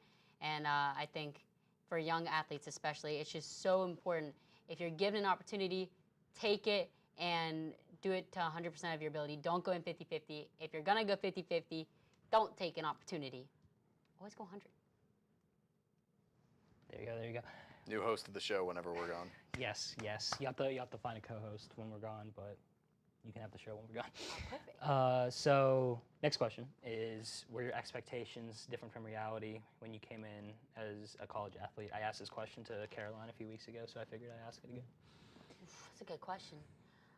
You said this is athletics, not just college? As just a college athlete, just Oh, okay. in general as a college athlete. I think my expectations were exceeded. Like I came in here and I was like, I love my old team. Like at high school, I was like, I'm never gonna find a team that I love. Like, oh no, boo-hoo, like it's gonna be so sad. Then I got here and I think that every single human being on that team is the best person ever. And I could not be happier with the team, the coaches, like obviously school. I mean, I love it, except for the snow. I would do anything to get away from the snow, and I hear it's coming, and I'm so scared. Yeah, I'm going to take Essentials job real quick. 10 to 18 inches by tomorrow morning. There you go, weather section. There you go. Have fun with that. I just bought a shovel. Always got one. Gotta have one. So. This is another question that we frequently ask athletes on the show. You can kind of give your regiment too, but like, what's it like and how hard is it to like maintain yourself in the off season and make sure that you stay in shape for the next season? I think that it's depending on who you are as an athlete, it can be very challenging just because you're very, like most athletes I would say in college and everybody on this team that I've worked with, so competitive, and you just want to be put in the game and you want to be able to show everything that you're doing in the weight room. And when you come into the off season and you can't go right on the field and show all of your strength that you've gotten from lifting, it can be really challenging. And like, especially when it's dark outside, it's just a gloomy time in the off season. But if you can get past all that and all the mental challenges of it, then you're going to be that much better come season because you were in there and you were grinding. So it can definitely be tough when you can't show everything on the field. But if you can get in the weight room, then you earn everything you get come season. Yeah, it's tough, honestly. Even at the high school level, you know, we all played high school sports, obviously. It's like, you know, it's that grind over and over again. It's, you know, it's school, sports, homework, family, relationships, whatever. It's all of that, and you're doing all that at one time, and then you hit the off season, you're like, oh my God, finally, like I have a break, I have like some time to, you know, recover and stuff like that. But that's the game you play. Kind of coming off of the season is like giving yourself that little bit of downtime to rest and recover, and then being able to go full-fledged in the off season and get ready. Absolutely. You get to Christmas break and you're like, Oh, all right, my let's get God, the cookies, yeah. let's get the chicken parm. I know you say you like chicken parm from the Italian side. You're waiting on all that, and then meanwhile your friends are on the treadmill and you're like, oh Yeah, no, right. I got work to do. So next question. Obviously, as a freshman coming to a new school, there's gonna be challenges. For girls coming in for their first year next year, what advice would you give them coming in? I would say you're going to have older girls to talk to, and if you talk to them and they say, I recommend you don't do this class, don't do the class.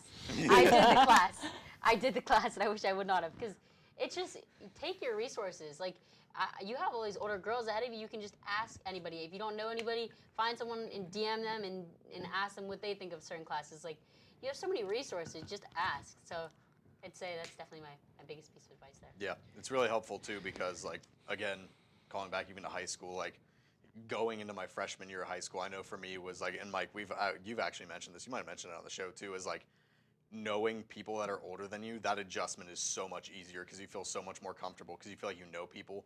Like for people, and I don't want to say people that don't play sports. I don't want to generalize, but it really is true. Anyone that comes in to high school or college or anything not knowing anyone, the adjustment's a lot more difficult trying to, make friends and make connections and stuff like that. And those teammates are really your way to, like, get yourself ready and, like, get yourself prepared and feel like you already know people when you get here.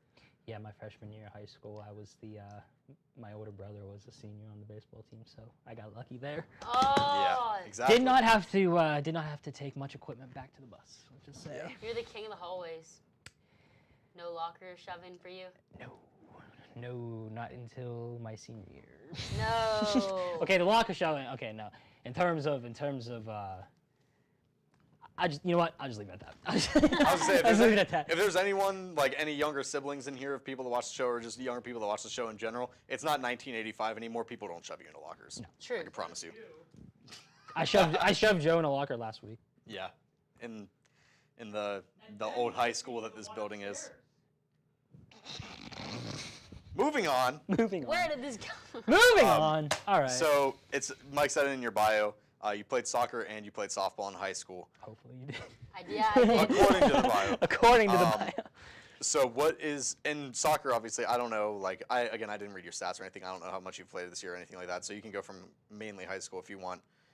Both sports, soccer and softball. What's the favorite play you ever made? Okay. In soccer, it was. Oh my gosh. Does it have to be my play or could it be my friend's play? But I was on the field when it happened. Yeah, because Caroline did she talked about the play in high school where her and her teammates switched sticks. Yeah. During the game. Yeah, so that works. Yeah, Okay. if it's like an assist or something like that. So we're in double overtime against our rivals. Whoever wins moves on. If you lose, you're out. So of course you want to beat them, right? Mm-hmm. Now we're in double overtime. I literally can't feel my legs. I'm hoping that this game comes to an end and I'm hoping we win. I'm just trying so hard to stay on this field and stay aggressive.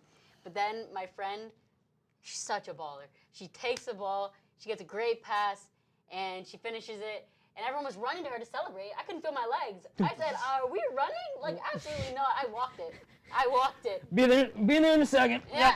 Yep. I'm coming. One second. Y'all can meet me on the bus. I'm just gonna head out. Gonna over here. That's right. I'll be yeah. And then in softball, I actually gotta put this out here, guys. I actually was horrible. Oh, I was actually really bad. Stop. But my favorite play will tell you just how bad I am. This is my first time ever getting up to bat, right? Because I don't get up to bat very often. Oh, first at bat ever? Oh god. Hey. First It's okay. at bat ever, right?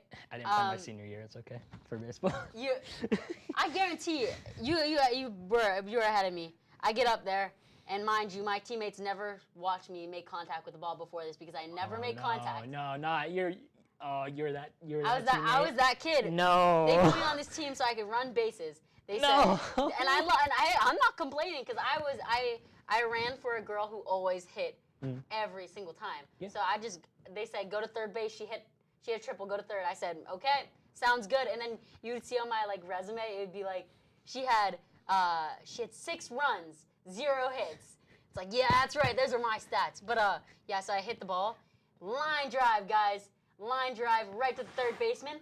She got it, and I was out. But my whole teammate, all of them were standing by the fence. Go, Baylee! Yeah! They all looked at me like I was crazy. I ran head held high. I was clapping it up. Best play. That's amazing. It turns out her team lost, and they're like, and the entire team's chanting, "She almost got a hit! She almost got a hit!" Yeah, she made contact. She made contact. It's like bench warmers. Like they got blown out, but they didn't. Bottom of the 9th, 2 outs, she lines out, and they all just start going crazy. You should have heard my dad when I told him, "Dad, I hit a line drive." He was like, "Oh my God, you did?" And I was like, "I was out by a lot, but it was crazy." Just stand up in front of everybody. Want to dedicate this to my family and all the haters out there. I did it. That's right. Who is your guys' rival anyway? We were talking about this before the show. You went God, to that Lebo. made me lightheaded. I would say for a while, Upper St. Clair was a rival. USC, yeah. We started in soccer. Okay, I'll never say they were not. We were always competitive with them. It was never like a blowout or anything, but I never did lose to them in college or high school soccer. So. Moon Girl Soccer, 3 straight state championships Oh, in a row. get out of here! Get out of here, Moon. Yeah. Hey, listen. Who was Listen, your one loss? You guys I've- had an undefeated season, one loss. To us. Listen, I have 1 career playoff win in high school football. It's all right. So, Oh. and 2 winning seasons, but 1 was a shortened COVID season.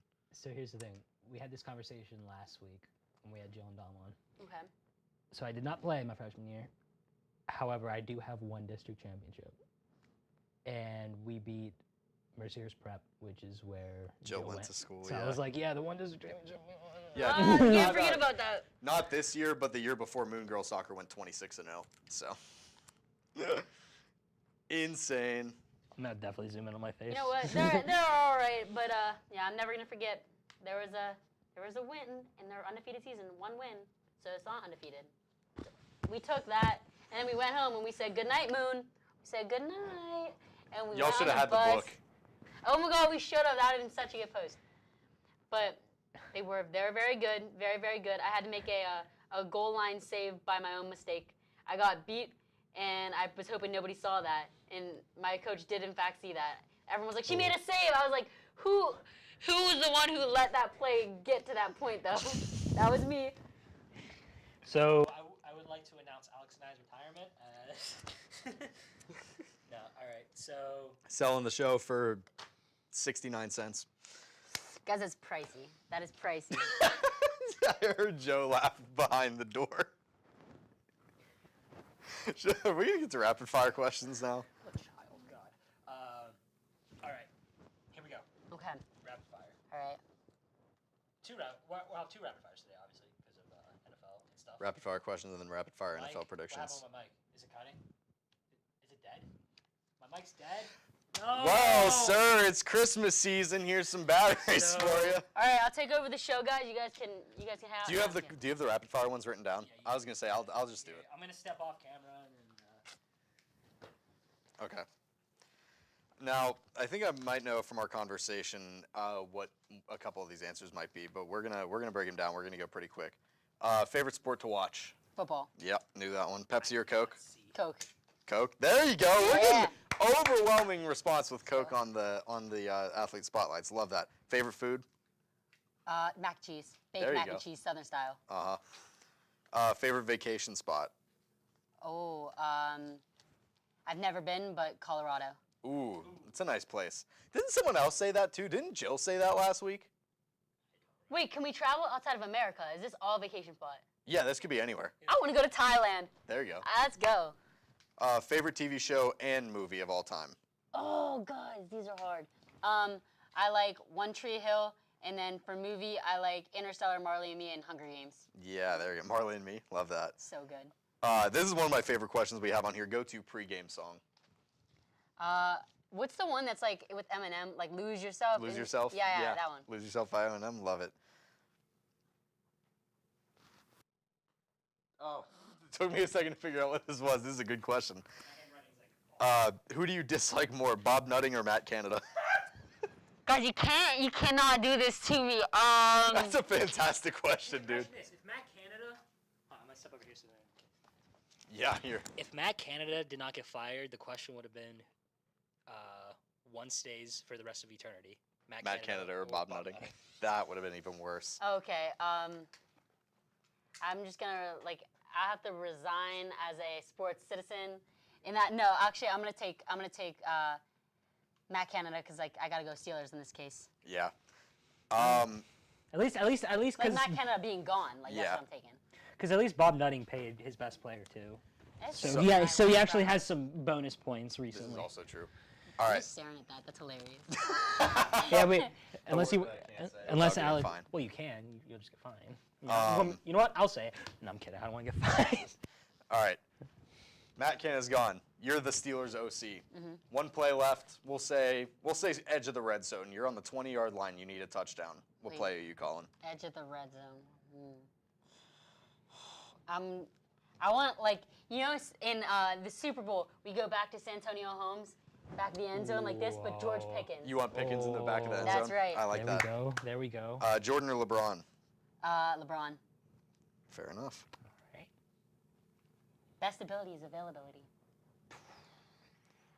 Okay, yeah. So you have to. I think Mike Do you discussed just all want me this to, do you with just you want me to beforehand. take, do you just want me to take over? Yeah, sure. I know what the question is, but yeah, you can take back Okay. over. So you have to erase one from history. Okay. Andrew McCutcheon, Ben Roethlisberger, Sidney Crosby. Kutch, if you're watching, because I know you're watching this. If you're watching this, I'm so sorry, but you're gone.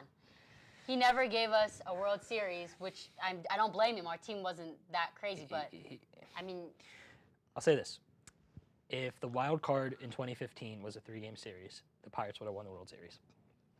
Because the only pitcher the Cubs had was Jake Arrieta.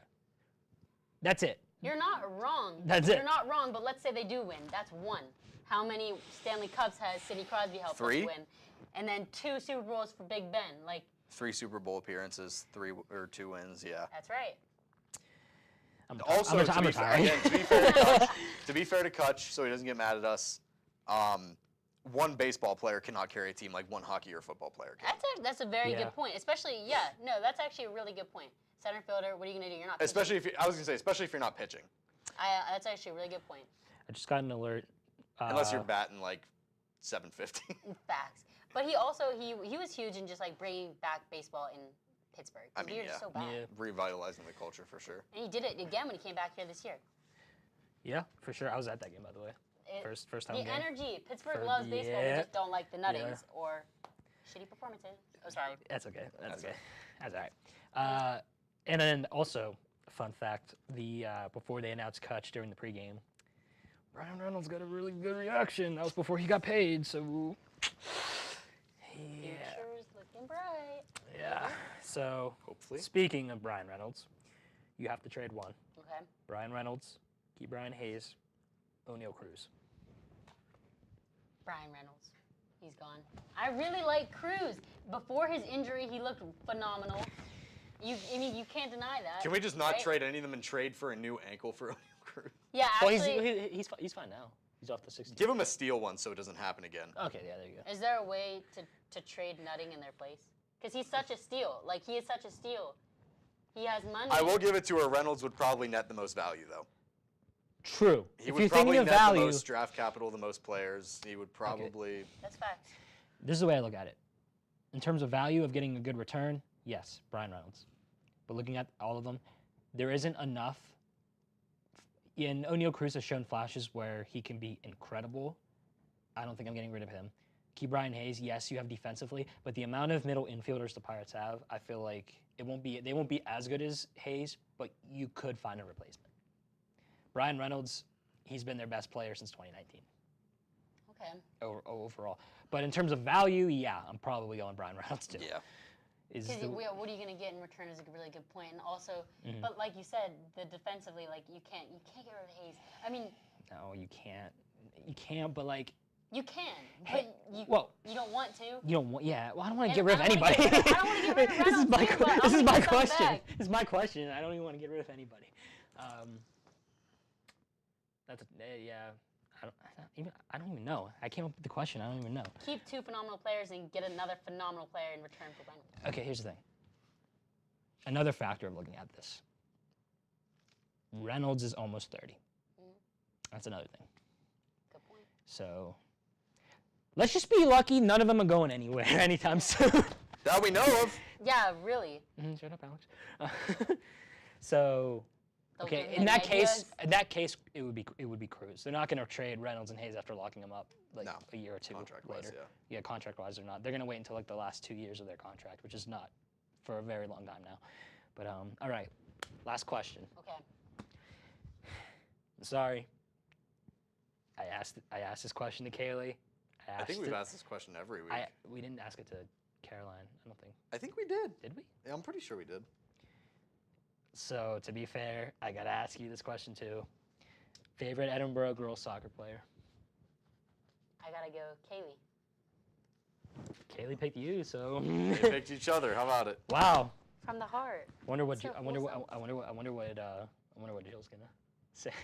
Well, it was Kaylee and Jill. They cut that part out. I said both. No, Cut no, it no, out. whoa, whoa, That's whoa, right. whoa, They just whoa, didn't whoa, cut it whoa, out. whoa, Time out. Flag on the play. Flag on the play for targeting. Let's look at that. That's a bad call. You've been watching Tomlin. You've been making Tomlin calls. Challenges. Tomlin can't challenge anything. Dang. Okay, ladies and gentlemen, another athlete spotlight. This is, I believe, during our Zoom shows. Today we have Kaden Spiegel on the show. Wait. What? What? What? That's what it is. You're not wearing the glasses. What the heck, dude? No. Dude, you don't have the glasses on. Yeah, I forgot him. That's actually a shoot. Part of the deal. It's actually a shoot. I actually forgot him. Yeah. What? This actually works well. I can segue into this. For those of you who may not be aware, who may not have seen the episode last week, I submitted an appeal last week. No. I submitted an appeal to our official committee about our doctrine of never being able to pick the Denver Broncos in rapid fire. Today, we've received a response. Got the logo at the top and everything. You can't really see it from here. Per the committee, it has been brought to the attention of the committee that Tailgate Talks co-host Alex Brown, Big Bro, has submitted an appeal that would allow anyone on the show to pick the Denver Broncos in their weekly rapid fire segment. That I did. This appeal comes at a time where the Denver Broncos find themselves on a 5-game winning streak. It has also been brought to our attention that Mr. Brown has already picked the Denver Broncos in this past week's episode of Borough Tailgate Talks. While this breach of doctrine would typically come with a strong reprimand and potential suspension, the committee has found Mr. Brown's bold and educated decision to be acceptable. I never do anything unless I have a good chance. As voted on by the official committee of Borough Tailgate Talks, it has been unanimously decided in a 7-0 decision to repeal the Never Pick the Denver Broncos doctrine of 2022. We hope this notice of repeal finds all in the Tailgate Talks crew in a timely manner. Sincerely, the committee.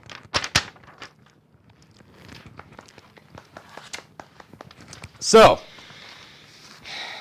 on the day that Mike forgets the thing that symbolizes the rapid fire challenge, comes a day of great reform.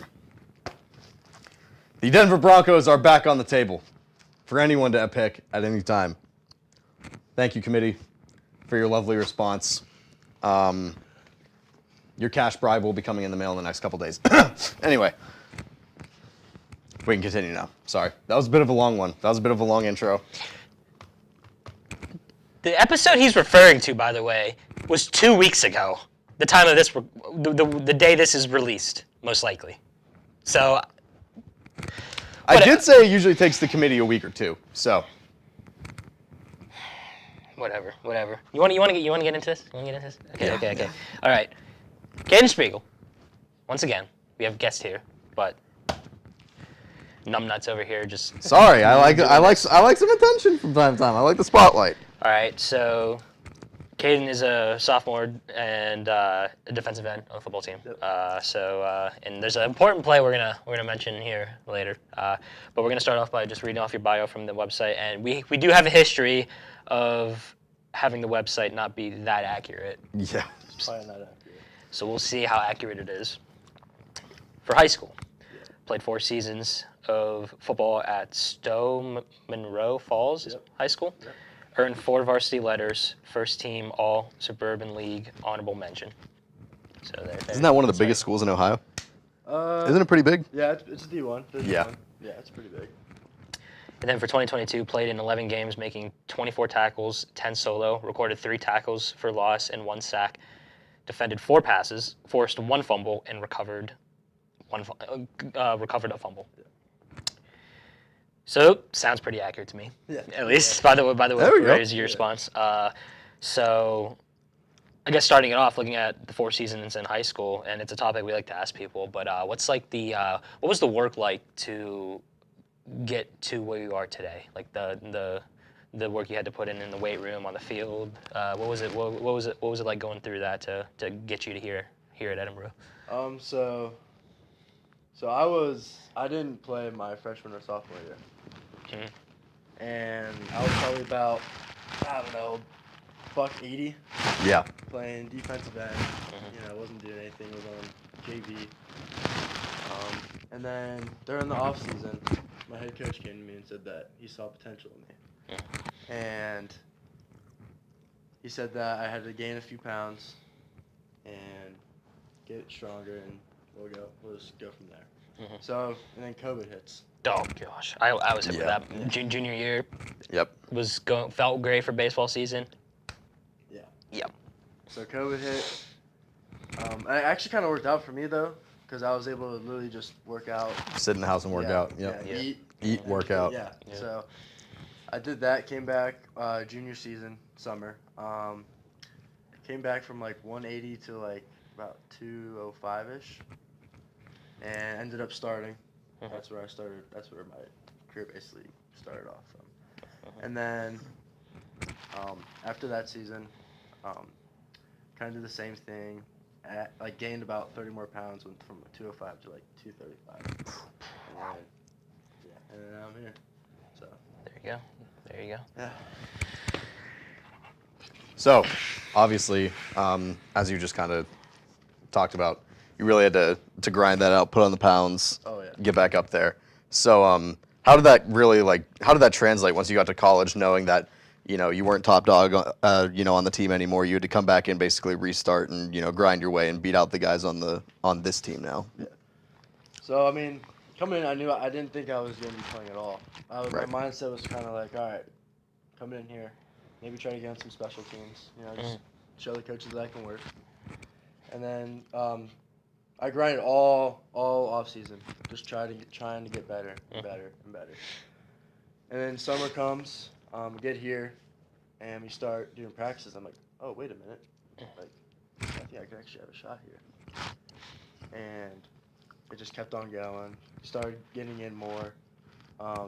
Then at the end of summer camp, I was a starter for the team. And I was like, wow, this is where I am now. So.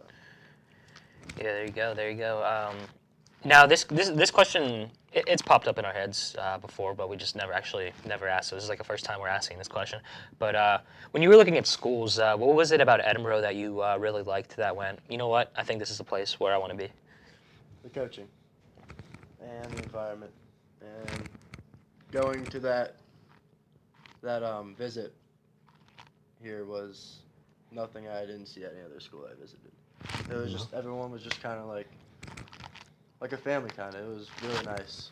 The coaches were great. Felt like home, really. That's kind of what set my mind here. Yeah, what other schools were you potentially looking at? I was looking at Youngstown State.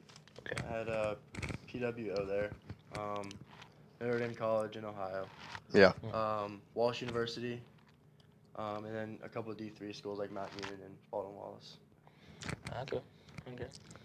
So, speaking of the team, obviously you said you love the coaching and the kind of the culture here and everything like that, and I think that's a big thing for a lot of people is the culture. Yeah.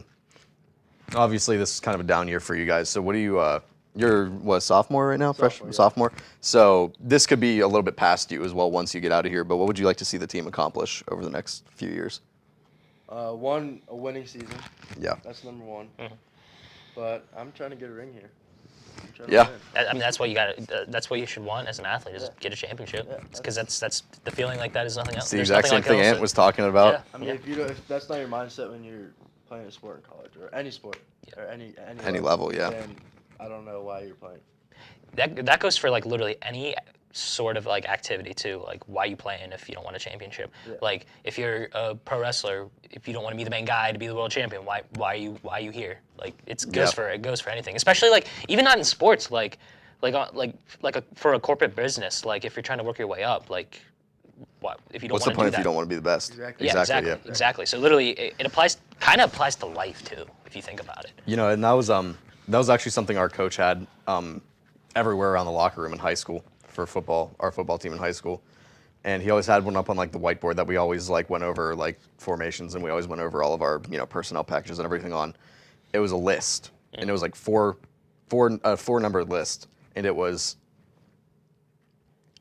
beat our rivals, make the playoffs, win the conference, win a ring. And that's all it was. Those 4 short points, and that's all it was. And it was just those 4 things that you thought every year. Because we always played our rivals the last game of the season. So the entire year up to that point was us, 1, grinding to have a good enough record to make the playoffs, and 2, beating our rivals to end the season. And that, helped accomplish that. My junior year, we actually beat our rivals and won the conference off of that. So that was a big one for us. But that short little list was all it was for us, and it was that simple. It was just all winning, basically, in some capacity, just win. Yeah, that likes to switch on and off. It's out of our control. But yeah, like I said, and it's goes with life. It goes with life too. Like, you don't want to be the best you can in life. Then once you're not. Why try? Why try? Exactly. Why try? I mean, that might sound out of context. That might sound bad, but everybody knows what we mean. You got to just work hard in life. Exactly. Why wouldn't you want to be the best you can be? So yeah, that's definitely a good accomplishment, and yeah. So but going on to the next question, we like to ask this question a lot. What's the biggest piece of advice you would give incoming freshmen coming in for their first year for next season? It's always it can be a tough question. Yeah. There's so much you could. So many things you could say. Yeah. I would tell them to just keep working. No matter what your role is on the team. Mm-hmm. If you put the work in, their coaches are gonna see that, and they're gonna find a spot for you. So I would just tell them to just keep working, keep pushing, keep being positive. Mm-hmm. And just let it guide you through your career. Yeah, that's great. We like Just that. Stay hungry, man. Yeah, there you go. I mean, it's the number one question we like to ask, because it's It's a good question. It's a really good question. Probably the only question we've repeated every single athlete spotlight, I think, so far. And the way I look at it too is okay, you can listen to a few people for advice and everything, but it's good to get a different points of view from everybody. Yeah, No matter the sport. we're talking to athletes from all different sports and everything, and position groups too. and position groups. Yeah, Exactly. Like Richie being a kicker, Matt quarterback. Exactly. There you go. So it's definitely my favorite question to ask. I'll say that. We've had Aunt Dom and now Kaden on the show, though. We like our D linemen, apparently. Yeah, good. We love our D line out here. Best part of the team, man. Exactly. dogs. D line is so fun. If you didn't play D line at some level, even in high school, I feel bad for you. Yeah. Because D line is supremely fun. I wasn't even a football player. That's all right. It is. It's really, there's something about being in them trenches that just. Trench dogs, man. Absolutely. So, speaking of which, again, perfect segue. The question that I've been waiting to ask. Ah, yes. How does it feel knowing that you absolutely whacked Tyson Bagent before he got to the NFL?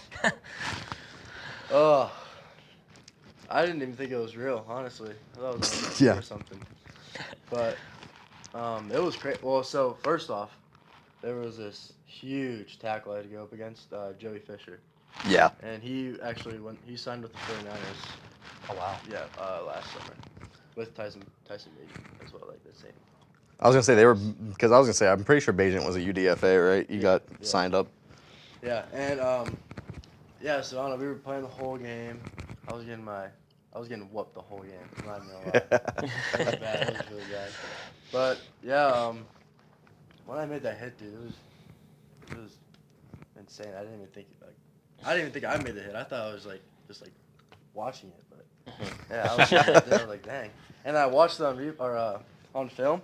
I was like, dang, that's actually a good hit. But yeah. That's so awesome. pretty crazy. That's It so was sick. pretty crazy. Yeah, and it's when you, and it's one of those things where you see where Tyson, where he's at now. I mean, he literally played a few games in the NFL. Exactly. Yeah, the because Chicago Bears, Fields was hurt, I yeah. told all my buddies back at home that, I sacked Tyson Bagent, yeah. It's crazy. Just crazy. Just Feel a crazy. little famous, Feel like a little. Yeah, there you go. There you go. swag. You don't get many of those. Not many D2 guys end up making it, No, not at all. No. You get the rare ones. I mean, Bill Belichick loves drafting guys from everywhere. So you got Kyle Duggar, who actually got drafted. But other than that, you get a couple UDFAs. That one slip receiver got signed 2 years ago, but I don't think he ended up making the final roster or anything like that. So. Yeah, but all right. it's time for our favorite segment with Athlete Spotlight. So Oh, there was also a Cutstown receiver that was on Hard Knocks, the Jets Hard Knocks. Really? Yeah. there's also a Cutstown running back during the Lions. Yeah. Craig Reynolds, I think is his Yeah. name. Yeah. Craig Reynolds. Yeah, he played. Yeah. Yep. No way. Yeah, back-to-back years, Lions and Jets Hard Knocks both had Cutstown offensive skill players on their training camp rosters. Yeah, and as of today, of the day we're recording this, I believe Cutstown and Slippery Rock are playing In the D2 playoffs, yeah. Yep, tomorrow. They're rematching. Didn't Cutstown beat Slip earlier this year? Yeah. They crushed them, didn't they? something like that. All right. Segment on a segment is what we like to call this with rapid fire. Yeah. Even though it's not really rapid fire. Yeah, it's not all that right. fast. Of course, as everybody knows, basic starts off with basic questions, gets into a little bit more questions. So here we go. Favorite sport to watch? Football. Pepsi or Coke? Coke. Favorite food? Steak. Yeah. Now, how do you cook your steak? Or how do you like your steak? Medium rare. There you go. Okay. Favorite vacation spot? Destin, Florida. Go-to pregame song? Oh. We've gotten a few people with that. Yeah. That's probably one of my favorite ones, actually. I need to look one. You need to look at the consult the playlist? Yeah.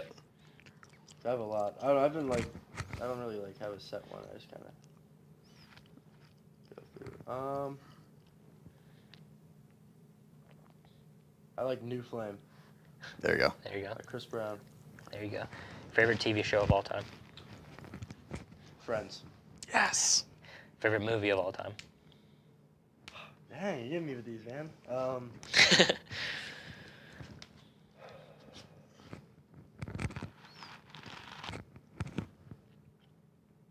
I'd say right now, I just recently watched the new Hunger Games movie. Oh, okay, yeah. Everyone's saying it's really good. I haven't seen it yet. That might be my favorite movie right now of all time, probably. Wow.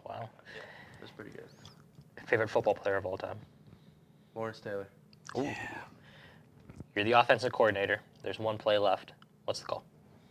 Like no time left. No time left. Yeah, like- Where are we at? In the We always field? say Where are we at in the in like the red zone, like 15 to 20 yard line. We also gave Ant. We also said for Ant the other 20 as well. Yeah, like you Yeah, needed an 20. 80-yard touchdown. But like here's the thing, other 20.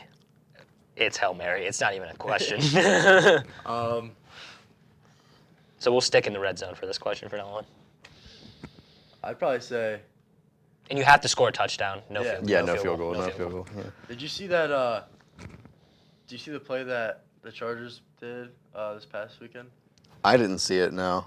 No. They threw the ball to Keenan Allen, and Keenan Allen threw it all the way across the field to Austin Eckler, and he ran for 20 or 30 yards. Oh, it was like it was like the screen to a screen, basically, I'd yeah. probably do that. I like that. Either that or I'd just throw it up to my best guy.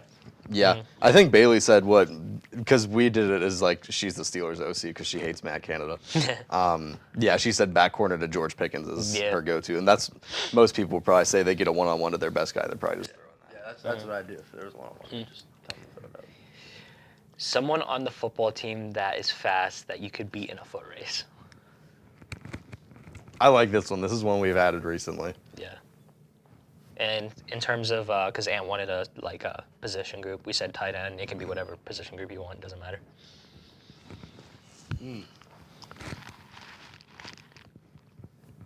C.J. Waldier. Ooh, Waldier. C.J. Waldier. Wow.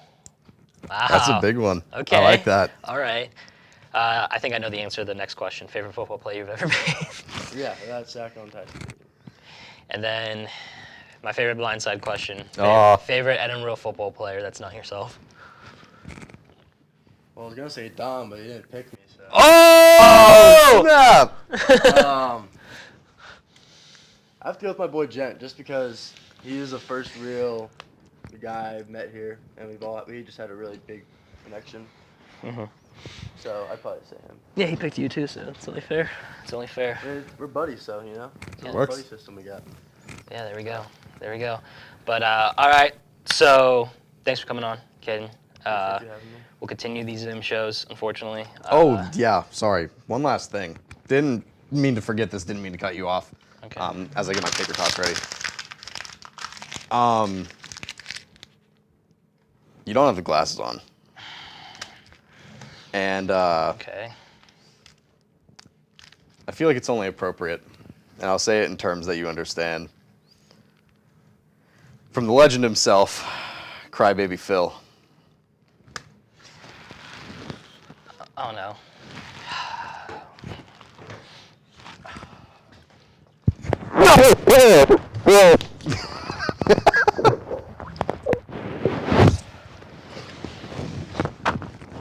Good night, buddy. Good night, America. Hey, we need to talk. About what? I cannot wear these anymore. I'm getting sick and tired of wearing these. You lost. I don't care. I don't care. I don't care. This is an old joke from last year. Yeah, but it's the thing. There's got to be some. Okay, there's got to be a deal we can make here. Because I don't want to wear these All anymore. right. I don't want to wear it. All right. If you can beat the upcoming guest on Athlete Spotlight in arm wrestling, you can take him off. Okay, who am I facing? Anthony Gentile. Sounds like a familiar name. I feel like I've heard of that name from a few other people or something. You I don't can't know. be. You can't be serious. No, yeah. Anthony. Really? Why Anthony? Why Anthony? Like, I don't then know it makes who no sense. You know what? He's not even the best Gentile. Top 5 in no particular order. Matt, Mike, Brady, Barrett, Rudy. He's not even in the top 5. He is not even in the top 5. So why am I facing him? Seriously, that makes no sense at all. It makes no sense at all. Have you seen the mullet? Have you seen? He's behind me, isn't he? Yeah. Hey, what's up, dude? Yeah, you glasses? Yeah. Yeah, we're gonna keep those on. There you go. Yeah. Let's do this. Let's do the show.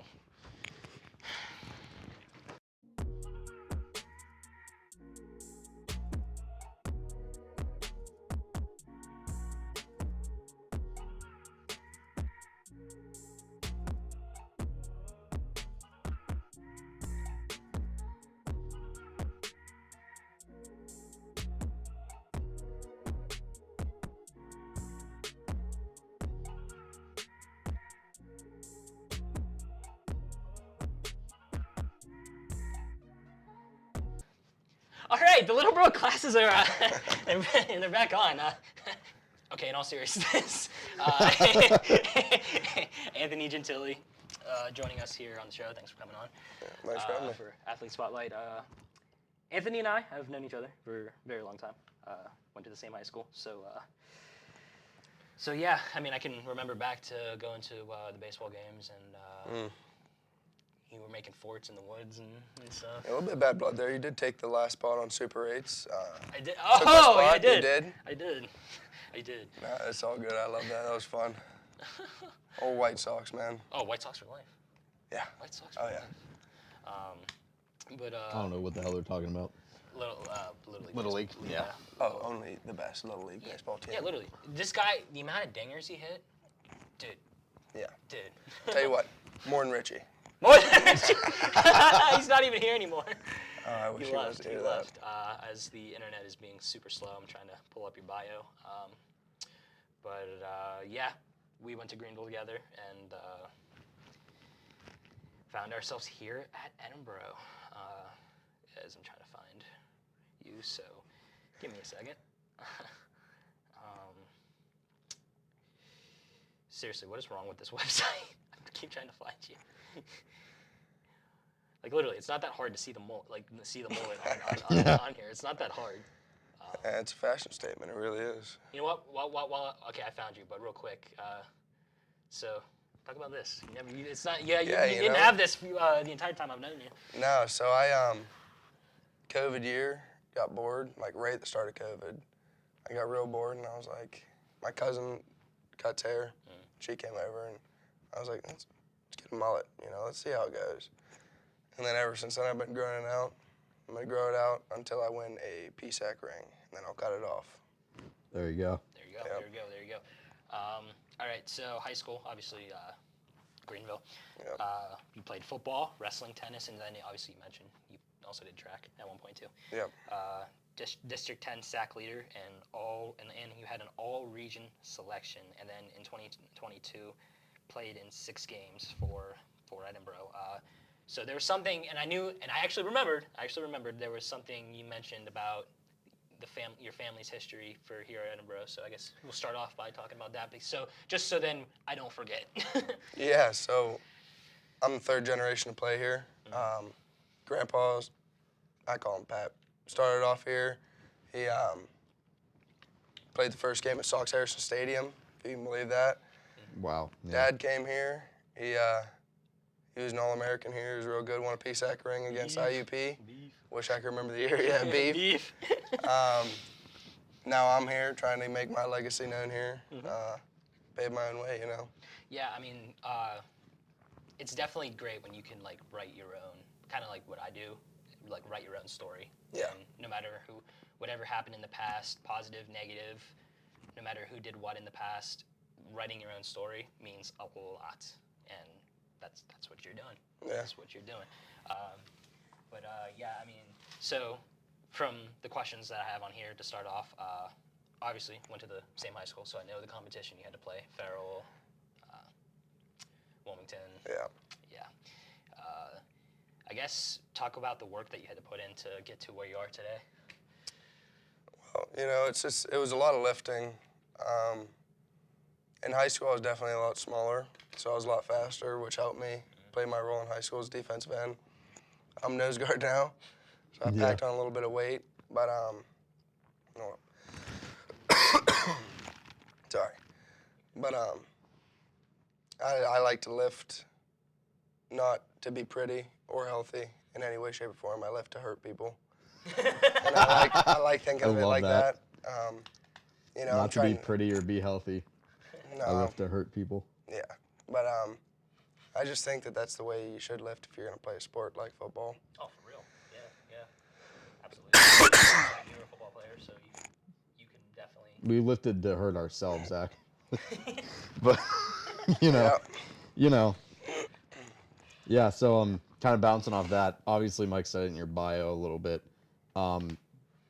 It's crazy. Like we've had dual sport athletes on here before. But what was it like in high school maintaining yourself, being a 3 and at sometimes being a 4-sport athlete?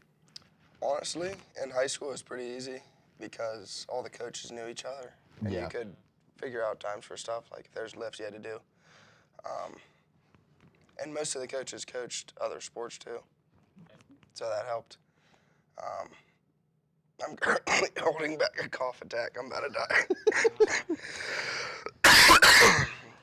This Edinburgh weather's killing me. That's bad. It's bad. Holy crap. We just got dumped with like 1.5 feet of snow the other day. Just It's had me dying. But yeah, no, it's much better now. In high school, it was a lot easier to do that.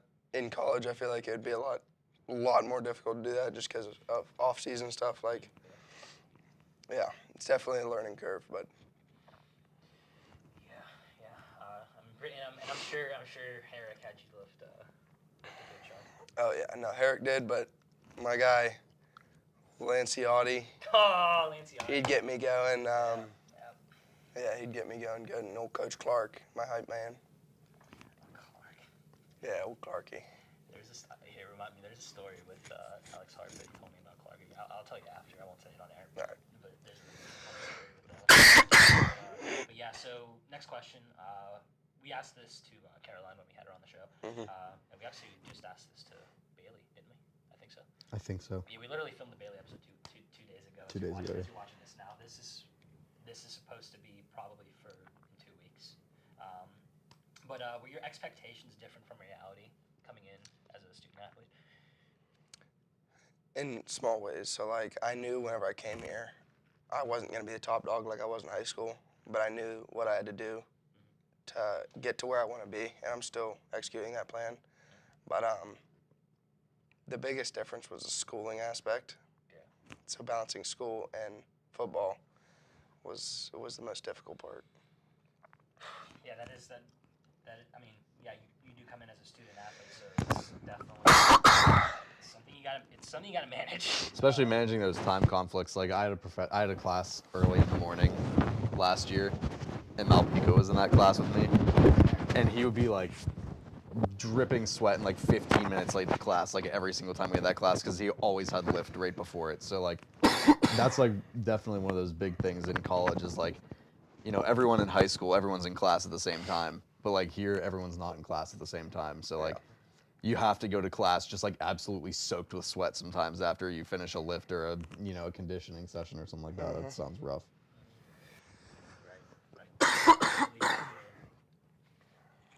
Y'all got pollen in here? What's going on? Did I jump the gun on that question, Alex? I think you did. I think you took that question from me. Here, you can read number 3. Which one is it? Number 3. The unique question that we asked Baylee. Oh, okay, yeah. Yep. So yeah, we've asked this question before. What's unique about the team you're on now compared to the teams that you used to be on, like in high school? Like, what's different about playing football here, and like what's unique to that compared to like the football team that you played on in high school? I'm gonna grab the paper ball over here and then check something. You're good. Definitely just the intensity. Yeah. Like in high school, it's fun in high school. It is. It's fun all the time though, but in high school it's more just like you're out with your guys trying to have some fun. Yeah. And in college we're out here day in, day out trying to beat the snot out of each other to be the best team we can be. And I still think that's fun. Yeah. I know a lot of guys wouldn't think that's as fun, but I love it. And I love the sport. Yeah, I mean that's the way we played. You know, we played in a super, you know, as some people on actual, you know, large media television they like to call people like the Dolphins break dancers. You know, you know, Whippeal 5A. There's a lot of break dancers. You know, there's a lot of 5 wide. A lot of, you know, we're gonna throw the ball. We're gonna run verts. We're gonna run, you know, hitch seam hitch. We're gonna run deep stuff down the field. And our coach was not like that. Yeah. We came out in 4-3 base all game. We were probably bringing our mic up the A gap, and we were running under center and wildcat the whole game. If it ain't broke, don't fix it. You know. Exactly, and 4-3 is a good we deal. did it all year, every year.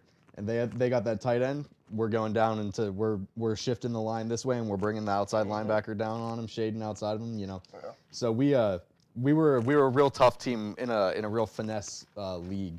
So we were all about that pursuit drills 24/7. We got the shields. We're hitting. You know, we're going basically full contact when we only got helmets on because you know we just wanted to hit somebody. Yeah. So. Oh yeah. And that's the way a lot of teams are in college. Yeah. It's fun like that. I just realized D10 Whippeal. We're just going back and forth on this. D10 dogs for life. Dude, You know? D10 gang. I was outnumbered by D10 2 week. weeks ago. I was outnumbered by D10 2 weeks ago. Then Monday we overtook Mike with the Whippeal kids, and now it's back to the D10 outmatching me again. That's Yeah. crazy. You know. No, Dom was D10, right? Yeah, Harbor Creek. Yeah. Well, that's That's the bottom of the barrel, you know. Harbor Creek, that's the bottom of the barrel for D10. Shout out Dom Kaiser, Avery Ennis. Okay, you get the next question. I really wanted to say that. Because we go back and forth all season about it. We'll talk about it. We'll be like, because my team beat theirs after they graduated. I think Don Yeah. mentioned that. He did, yeah, he did. Destroyed them. It was so much fun. Well, Mike was trashing Jill a little bit because she went to Mercyhurst Prep, and that's who you guys beat in districts your freshman My year. freshman year for baseball. Oh, really? Yeah, for baseball. Even though I didn't play, guess what? I still have one district championship. So. Yeah. Yep. So again, this is one we ask everybody pretty much. Obviously, you've kind of touched on like the differences from high school to college and stuff like that. So you probably just base it off of that. What's your advice for incoming freshman athletes? Put your head down and grind. It's gonna be real hard to be able to transfer from high school to college, but you gotta realize that you're not the best up here yet. And you gotta know that some of these guys are playing are 23, 24, 25, you know. You're 18, 19. You're gonna have your time to shine, and you gotta keep working. Don't let anything put you down, you know. Yeah, that's important. That's important. All right. Last question before rapid fire. All right. It's well known from the people in Greenville that know your family that all of you are big Pittsburgh Steelers fans. Yeah, probably the biggest. Honestly, the biggest. Yeah. The biggest. Yeah. The biggest. I guess just talk about the history of your family being Pittsburgh Steelers fans, and I guess you got any crazy stories watching any of the Steeler games with your family? Well, the history of it is Pat went to Peabody, so that's in Pittsburgh, and we all started loving Steelers since then. And my Uncle Bob's definitely the biggest fan. He's got the Steeler van. Oh, I've never seen a Steeler van. The terrible van. Yeah, I've never seen that van. Terrible van. Yeah, that's what it's called. And, That's amazing. yeah, you go down to Pittsburgh and that, you don't have to worry about traffic. People move for you. It's pretty great. But then you take it down to Cleveland for one of them games, you're gonna have some issues. But it's a great time. But yeah, just every time going to a game with them is fun. Like my little cousin Rudy, he likes to joke around a little bit when he was younger. He'd sometimes root for the other teams. Oh God. Why would you do that? Yeah, no, that was you don't do that. No, you don't do that. You don't do that. No, but we got him out of that. Good. That's good. Yeah. That is good. I remember a funny story. My dad took my cousin when he was like, I want to say 10 or maybe a little younger to a Steeler game, and he's a Browns fan. He got heckled so bad. He was like, the Browns suck, and he's only like 10 years old. Yeah, I mean, Pittsburgh it's fans ruthless. don't care how old you No. are. We Get out do of not. town. Yeah. We do not care. We do not care. You usually get a little Boston accent there. Get out of town. Get out of town. Get out of town. Gotta love it. Oh yeah. All right. Rapid fire time. Let's do it. All right. Now, Anthony did not want to know any of the questions, but I mean, you heard some of them when we were interviewing Richie, but a few of them are a little different. So we'll say that. All right. Favorite sport to watch? Football. Pepsi or Coke? Pepsi. Interesting. Okay. Big Pepsi guy. Favorite food? My mom's tuna casserole. Ooh. Favorite vacation spot? OBX. Go-to pregame song? Split. Favorite Pittsburgh Steeler of all time? Of all time? Of all time. Joe Green. Yeah. Let's- You're a nose. You gotta love Joe Green. This next one. I hope you're ready. All right. You have to erase one from history. Oh, this one. Jerome Bettis, Mean Joe Green, Troy Polamalu.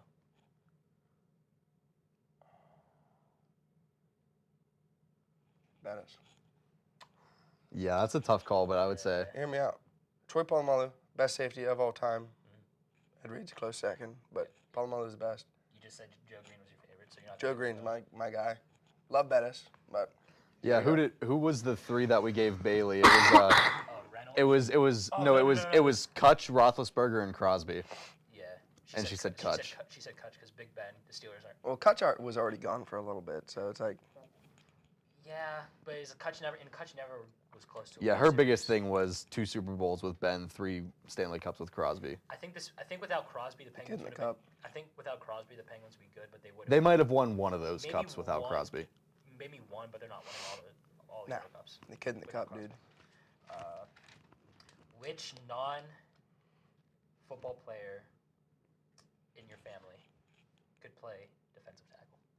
Non-football, like now or never played football. Never played football.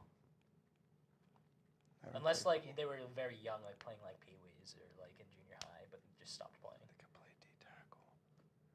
I have to go with my sister, Olivia Gentile. Think she could hold her own in the trenches. There you go. Anchoring, crossing face on centers Yeah, when you the know, guard she's pulls, gonna ripping them. She's gonna stick, rip, and get vertical, and Yeah. that's what we need. There you go. Give that pull call, Yep, she's there. slash it. Now this isn't a part. This is just part of this. How well do you think Zach would fare? Zach, Yeah. And- in playing defensive tackle. If he played one play. at this team, Yes. he'd die. I love Zach, but Malpica? Zach, No, no. his brother. Oh, your brother. Yeah, Okay. no, Zach, I was gonna say. Malpica would do all right. He'd be able to Malpica hold his would own. be all right. Yeah. But my brother, he's not as big as me, and these guys are huge. I remember it was my freshman year baseball.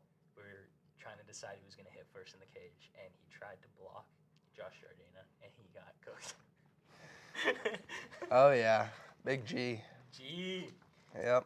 All right. Next few questions. One play left. You're the offensive coordinator. Mhm. You're on the other 20-yard line. What's the play? I'm on the opposite 20. Yes. One play left. Like on the edge of the red zone. No. Other. Oh, you need 80 yards in one play. Yeah. What's the play? How much time's left? Game's almost over. I mean, we're gonna throw Hail Mary. That's what Kenny Pickett said. That's what we're gonna do. I mean, there's That's what Kenny Pickett. Either that or you're gonna go for some freak lateral play. It's one or the other. I mean- That's about it. Jason Kelsey, or is it? Yeah, Jason Kelsey would say the good old QB sneak. All right. How about close to the goal line too. We'll add on to that. Yeah. So we'll say like 4th and goal, 15-yard line. One play left. What's your call? 15-yard line. Yeah. Yeah, you have to score a touchdown. You can't kick a field goal. Pop pass to the tight end. I like that. Everybody overlooks tight end all game until he's right there. Favorite football play you've ever made? That can be either high school or college.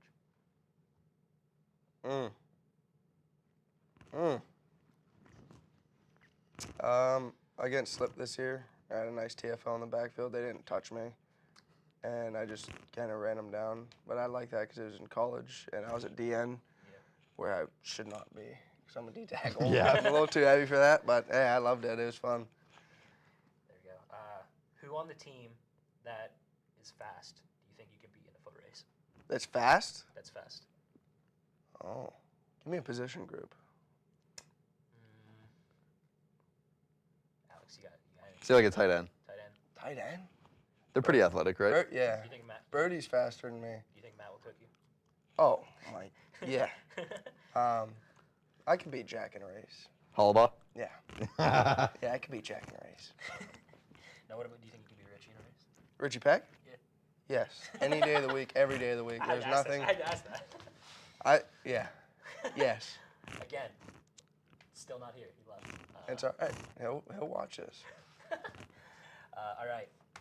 Our favorite blindside question. Favorite Edinburgh football player that is not yourself. Now? Yeah. Currently? Yeah, on your team. Kaden Spiegel.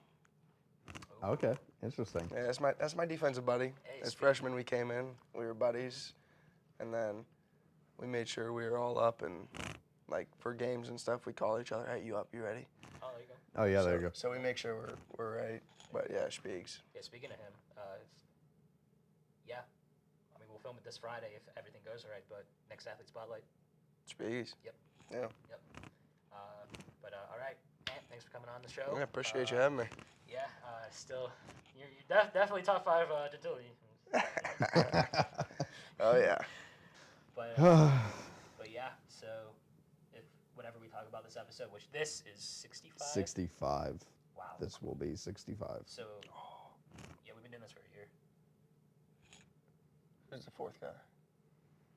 Fourth guy. Yeah, you got Spiegs, McWillie. Oh. Who's 69 is what I want to know. Who's gonna be on it? I should have waited. You want to be on that one? All right. For just as a guest, like our normal guests, like on Zoom, like you see the shows when I posted on social and I had Landon, Bryce, all them on. You can just come on and just be a guest and just talk about whatever. We're talking about Yes, that week. I want to be on 69. Got it. That's You know what? Awesome. Episode 69, Anthony and AJ. Yeah. Yeah. Honestly, All right, yeah. you know what? Booked. Book episode 69. It's actually 2 Anthony's right there if you take AJ's actual first name. Oh, that's There you right. go. That's right. So book it right now. Episode 69, Anthony Gentile, AJ. Yes. There you go. All right. That's what I wanted. Send us home. Good night, America. Ladies and gentlemen, another athlete spotlight. I don't even know which one this is, actually. Yeah, what we're kind number of this is. We're kind of filming like a bunch to. Yeah, we're filming these in bulk so we can get them out over the course of break. But these next 2 that we'll film will be the next 2 weeks though, so it won't be for the Zoom shows. But Yeah. there you go. So, Richie Pekmezian, right? That's how you say it. That's our. Yup. that's all Oh, we got it. Edinburgh football kicker. Always love getting different position guys on here. We had Dom on the D line. We are recording multiple today. We will have Ant on as well, who's also D line. But got a kicker on today. I always like to have different position groups on. Mike can agree with me on that, so we're gonna get rolling on this. Yes. So I got your bio from the Edinburgh Athletic website. Let's pray. Let's pray. These aren't always accurate. These aren't always accurate. We had Baylee on, and it said like she played 2 seasons in high school when she played 4. Okay. So. Let's do it. So prior to Edinburgh, you played your senior season of football at Mater Dei Prep. Is that how you say Mater it? Dei. Mater Dei Prep. Oh, okay. Earned all league and all conference honors.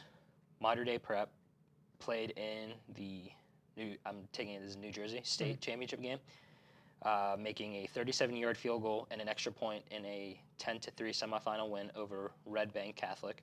Played sophomore and junior seasons at Shore Regional setting, you set the school's single game PAT record going 10 for 10. Holy cow. Yeah, big. Yeah, we a rival team. They lost everybody, so our coach decided to run it up. Mm-hmm. And yeah, got the opportunity to hit 10 extra points and, break the record, but most importantly, getting a 70-0 win on homecoming. 70-0. I was gonna say that's 70 points. Dang. I don't know how many they scored. Holy cow! But for 2022, there's some more here. Played in 7 games, made 7 of 10 field goals with a long of 36. Hit the game-winning field goal at Mercyhurst, and then also made 13 PATs. So That's I made 17 PATs. PAT. Yeah.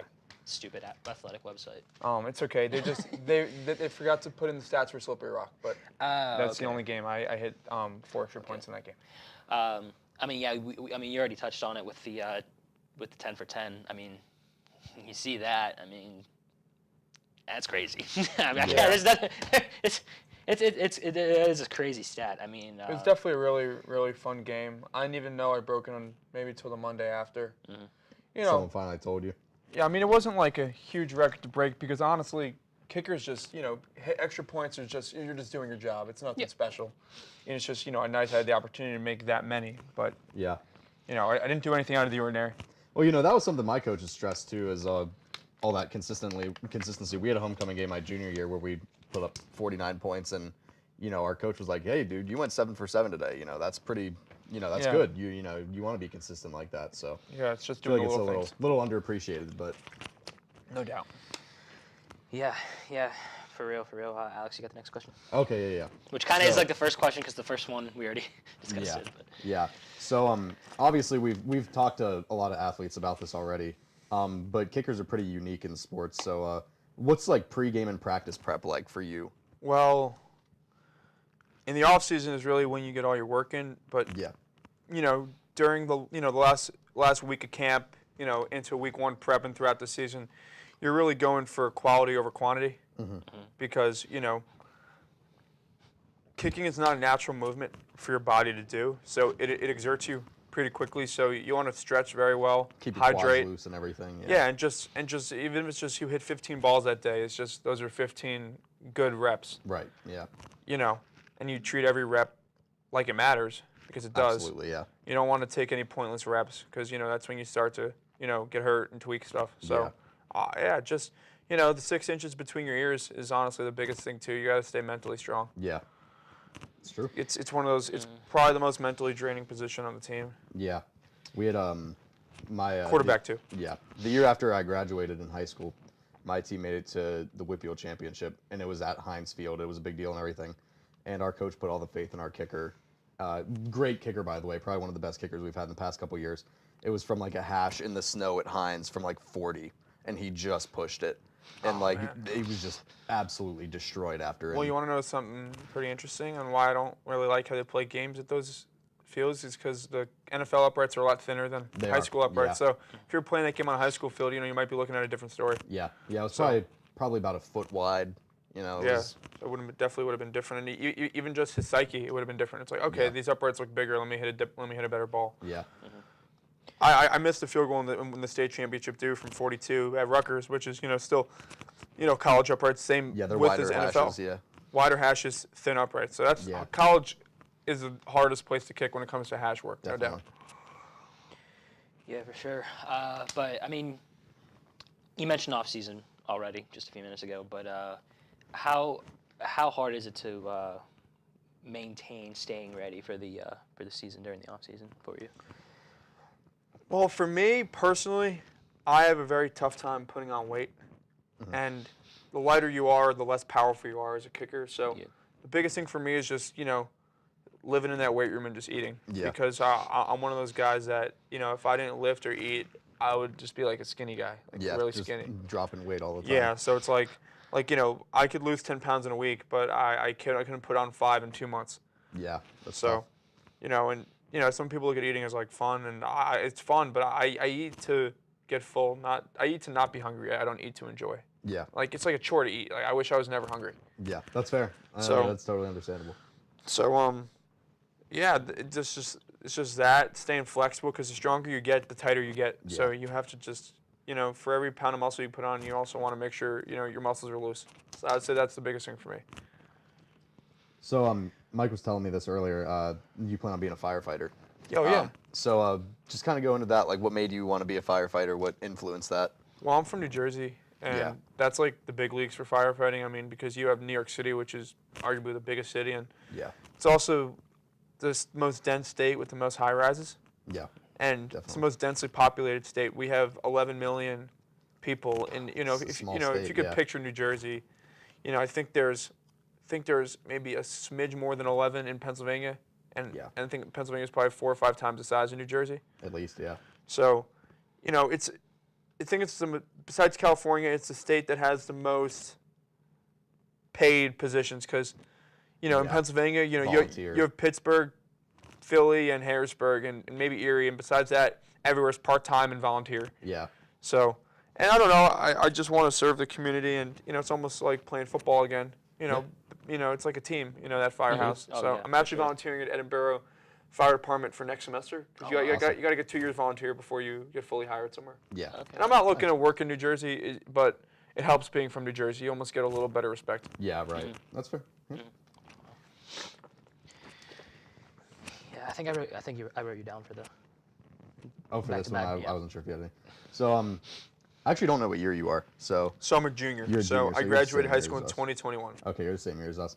Again, this is another question that we tend to ask with everyone just because we like to get a lot of opinions on this. As an athlete or in general, it doesn't really matter. What's your biggest advice for incoming freshmen? Wow. Let me think back when I was coming as a freshman. Oh, don't think that you have it made yet just because you signed a scholarship to go play at a college football school. Just because you're a big fish in your small town that you come from, everyone's going to be that guy when you come here, no matter what level you play at. Only 7% of guys play in college. So I would act like you don't deserve to be there in your head. Right, yeah. Walk by demonstration like you deserve to be there, but you gotta separate yourself somehow. Like, because you could be very ordinary in college, and that's not gonna get you places. You got to do something that others can't. You got to be consistent in what you do. So make yourself uncomfortable and just get ready because you're young and guys are older and they're bringing in transfers. And if you have a lousy first semester, they'll recruit over you. They'll bring in more guys. Yeah. So there you go. Yeah, for sure. All right, last question. The first day I met you, I asked you this. So we're going to see what Alex thinks and we're going to see what the viewers think. Are you aware that you look like the Punisher from Netflix? Yeah. You see it? You see it? Let's put a pin here. You know what? If I can remember, I'm probably going to forget. But just in case if I don't, I'm going to put a picture up here, like right here. See the comparison? If I put it up, I probably didn't put it up. But anyway, are you I can't remember what you said that first time I asked you. I think you gotta show me a picture of him. I forgot what he looked like. Okay, I got it. Here, I'll pull it up. My ex-girlfriend said no. No? What the hell what she thinks? Yeah, there you go. If I can... My brain is just like fried right now. Okay. Well, Ohio State, Michigan was the highest watched college football regular season game since 2011. I'd say we do have similar features. I would say that with all due respect, that guy's definitely a little more masculine than I am. But Yeah, Alex. he's definitely a beast. Yeah, I do see it. I see the features. Yeah. Well, thank you. It's a compliment. I was gonna say it is a compliment. Ant said he doesn't see it though. No, Ant shouldn't I'm surprised have said that, he hasn't made you laugh yet. By the way, I'm surprised. Yeah. All right, so our favorite segment for Athlete Spotlight. So it's like a segment on a segment. Yeah, pretty much. For this, our rapid fire. So we start off with basic questions and then going into a little bit more, I guess, kind of detail. Yeah, of course. So, are you ready? I'm ready. It's like the fast money round of Family Feud. Well, you don't. Okay, we say rapid fire, but in all They're reality, not really that fast. It's not really that fast. Okay. It's really not. So, note to self for Ant, who's we'll film here pretty soon, and then anybody else watching that's gonna come onto the show. It's not fast. I mean, how long did it take Dom and Jill to give their answer? Yeah, well, that was 2 people to be fair, but yeah. To be fair, yeah. To be fair. All right, here we go. Favorite sport to watch? Football. Pepsi or Coke? Coke. Yes. Favorite food? Pizza. Favorite TV show of all time? SpongeBob. Favorite movie of all time? Blindside. Ooh. Ooh. Go-to pregame song? Humble and Kind by Tim McGraw. There you go. Kicker's got to stay calm, cool, and collected. It's dying in the Longest field goal you've ever made? In practice or in a game? Game. In game. You know what? Game and practice. How about that? 43 in high school game. 61 just screwing around one day. Holy cow. Wow. Wow. Favorite vacation spot? Aruba. Ooh. You mentioned that you're a surfer. Yes. Favorite beach you ever surfed at? Wow. I'm going to have to say Baby Beach in Puerto Rico. That's sweet. So you mentioned to me you were a baseball player. Favorite position in baseball? Well, I was a lefty, and I'm short, so I had to play the outfield. All right. If you entered a home run derby right now, how many dingers do you think you can hit? If we got a short porch in right field, because I'm a lefty, I'm saying I'm hitting maybe 2 to 3 out. I was more of a contact guy. I sat in the second hole. And same 0. And it's coming a lot from a guy that played tennis in high school, so. Sorry to ruin part of your, maybe your fast money round for him, but. That's okay. That's okay. That's all right. All right.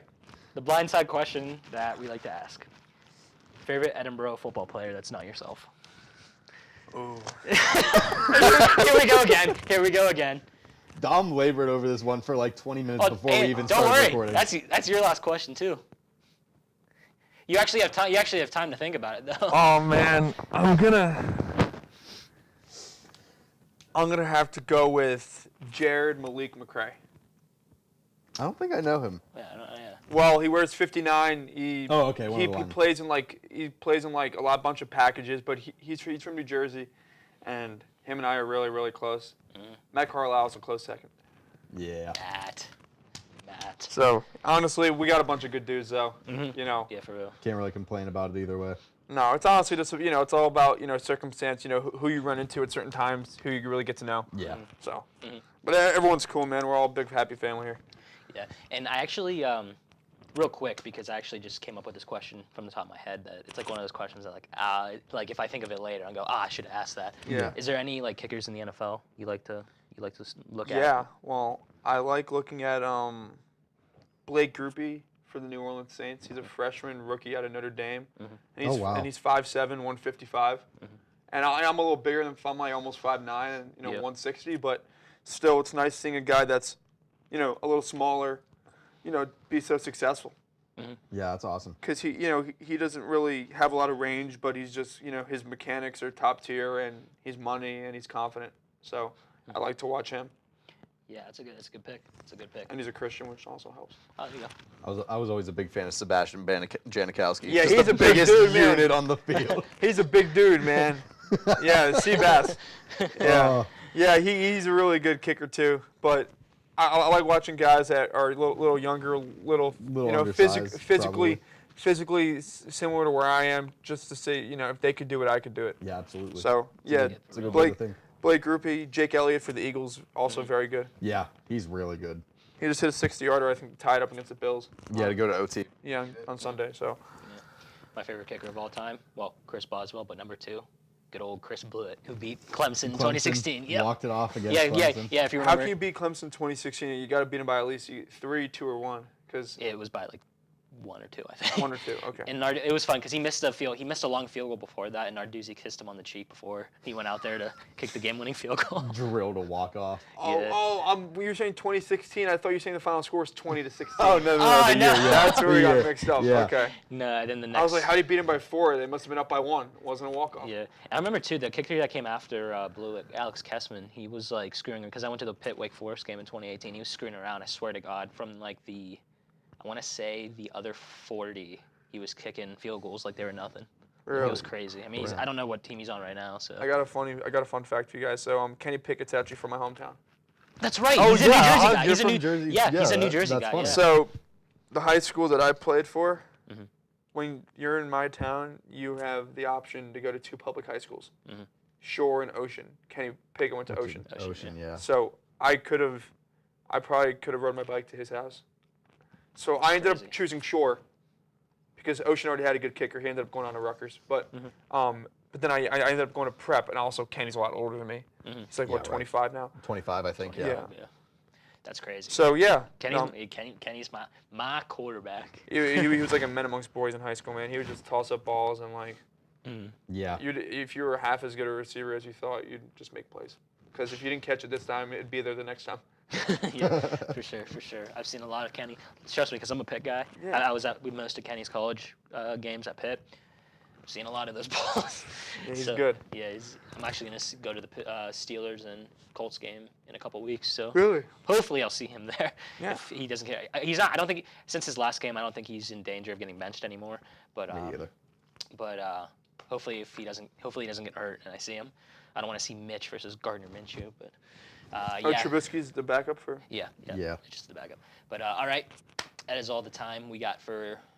Wait, this is technically 64, I think. Yeah. Okay, episode 64. Thank you both for having me thanks on. for having me on. thanks We for forgot coming to on, say yeah. thanks for coming on. I thought his name was Will up until like 10 He minutes did. ago. He called me Will. He looks like a Will, doesn't he? That's another question for the podcast. There we go. Does he look like Will? But yeah, thanks for coming on. Whatever we talked about this episode, hopefully it was a good episode. Oh, wait, we're closing with this, aren't we? Yeah. I need to throw a paper The only ball at reason the the only camera. reason we opened the athlete spotlight with Dom is because we had the little bro glass thing. Oh, yeah. Whatever. Yeah, right there. No, I did not use my middle finger. But yeah, so we will see you guys next week. This is yeah. We'll have one more for this episode. Technically, we got one more studio show, and then it's back to Zoom. Jesus. All Good right. night, America. Good night, America. Welcome back, ladies and gentlemen. Another Athlete Spotlight. I have no idea what episode this is at this point, and I have no idea where it's going in the show. So we're just going to roll with it. Well, for tailgate talk. Oh, for Tailgate Talks, it's Athlete Yeah. Spotlight 2, but this is like probably Which, 8. by the way, at this point. technically, congratulations, you're the first athlete spotlight on This the is channel. such a weird angle, by the way. Oh! This is weird. Oh my this God. This is really weird. Anyway, starting with another Athlete Spotlight today. Annie Weimer, Reed Martin are on the show today. A couple in real life. Reed plays for the football team, and then Annie plays for the soccer team here. We're going to jump right into the bios that, per usual, have absolutely nothing of important value on them. We're just going to run through them anyway. I'm going to take Annie's bio. He's going to take Reed's bio, and then we're just going to kind of bounce back and forth on the questions today. Annie, I think I already showed you your bio, so you probably know most of what this says. Yeah. So in 2021, you appeared in 18 games, started in 11. Most important stat is apparently that you played a career-high 83 minutes against Gannon in a game that doesn't have a date or time on it whatsoever, and you recorded a shot on goal, or maybe just a shot. Again, very vague. And then 2022, you started 17 games, recorded 1 assist, tallied 5 shots, 2 on goal, and that is it. That's it. For the bio writers. Fantastic. By the resounding silence, I would imagine it was probably a pretty poor job, but that's all right. Yeah, good job. Good job. Good job, guys. Yeah. Yeah, you should be proud of yourself. And Give yourself a pat on the back. Go ahead. Burrow. Go ahead. Go Burrow. God damn it. Go ahead. All right, Reed. So in high school, you earned 4 varsity letters at Plum. You're a Plum guy. Yes, sir. All right. Pat McAfee. Yep. Yeah. Yep. 4-time all-conference selection. And then if there's anything wrong, just stop me or whatever. 2021 for Burrow, 26 solo tackles, second team all-PSAC West punter. No shock. 0. Played in 10 games as both a defensive back and a punter. And then it just randomly says recorded after that. Again, don't know why. Just the word And I don't know why I'm looking over here when I should be looking over here. But in 2022, played 11 games as both a defensive back and a punter, averaged 42.7 yards per punt with 19 punts inside the 20-yard line. Damn. You also tallied 80 rushing yards on 3 attempts. I was going to say, man, average like 30 yards a carry on fake punts or something like that. Tallied 40 tackles, 30 solo to go with 8 pass defenses and 1 interception. First team AFCA All-American punter, D2 CCA All Super Region 1 punter and first team All PSAC West punter. God, that's a mouthful. Wow, that is a lot, Reed. That is a lot. Yeah, you want to start with the first question? Yeah, let me jump up on those real quick. Reed, because I know I was at a couple of the Borough football games. You play safety mainly, right? My freshman year I did. Yeah, and you then played like. the last 2 years they switched me to cornerback. Okay. Which I actually came in as a slot wide receiver. Yeah. And then the second day of camp they switched me to defense, which I got on the field, so I was happy. So these are just all going straight down the line, right? Yeah, you can start with the one and then I'll go to one and just go back and forth. Okay, so kind of like we did with I don't know Gillian if these are specific for either. There's only one. Okay, that's one. Look how prepared we are. Yeah, always. So again, this could apply for both of you, or either you can both answer individually. Obviously, you're both collegiate athletes. That's a big deal regardless of what the level is you play at. Just talk about the work that you guys put in to get to this point, get to where you are, and your current status as an athlete here. You want to go first? Sure. Well, my whole life I've played soccer. I started when I was like 4, and then I pretty much played every single sport that there was, obviously minus like football. And soccer was just my love, and I knew that I wanted to play collegiately. But whenever you get to high school, you realize to get to the next level how much work and effort you have to put in. And so for soccer, like I did cup soccer for 4 years. You would travel, you go to different tournaments, and you would have to perform because scouts would come and you had to play under pressure, but I loved every single second of it. And I was just fortunate enough that Gary wanted to recruit me, and I loved him as a coach. I love the university, so that's why I came here. But it's definitely a lot of hard work, but I was willing to put in the effort. Yeah, going off what she said, I played sports a lot growing up, and started off with soccer when I was 3 years old. That's where I got a lot of my kicking abilities from. There you go. Yep. Yep. But I also played football, basketball, baseball, track, cross country, All growing up. And then once you get to high school, it gets a little harder, and everyone wants you to play year-round, and it's definitely a lot of time put into it. So when I got to high school, I just slowed down a little bit, and I wanted to focus on football. And I played baseball 1 year, but I definitely fell in love with football more, and that's why I decided what I wanted to do, because I couldn't play soccer and football anymore. Right, yeah. It's both the same season, so I chose football, and I'm pretty happy with my decision. I think it's all working out, and hopefully one day I can make it to the NFL or the CFL and continue punting and continue my football career. Or the new UFL that's debuting this spring. I'm really excited about that. I mean, we may know one CFL coach. I mean, one. Maybe just one. One really good quarterback coach. Yeah, one quarterback coach for former offensive coordinator. Yeah, in for the NFL. 2022 Grey Cup champions, Toronto Argonauts. Yes. Also, for those of you that don't know, Reed actually broke Pat McAfee's record for the longest field goal in high school. So. I did. Yeah, actually. Actually, the guy that we know went to Plum. Didn't he? Yeah, Mike Miller. Yeah, Mike yep, Miller. that's Yeah, my he went dad's to Plum. buddy. Yep, my dad's buddy Went from to Plum. Pat yep. McAfee went to Plum. Mm-hmm. That's so sick. I mean, my first question for you, Reed, was kind of like what Alex just said anyway. But yeah, I guess let's talk about that. What's it like breaking Pat McAfee's record? Because that's crazy. Knowing where he's at now with his show and everything. That's, he that's just crazy. keeps getting bigger and bigger. But yeah, his record was 48 yards. I think he graduated in the early 2000s. Something like Plum. that, yeah. Mm-hmm. And then Jake Chapla actually was a kicker at Plum. He beat the record first for 51 yards. Oh, dang. And then he ended up going to Slippery Rock. And then I came up and I tied his record for 51 yards. But we both beat Pat McAfee's record, which was pretty cool.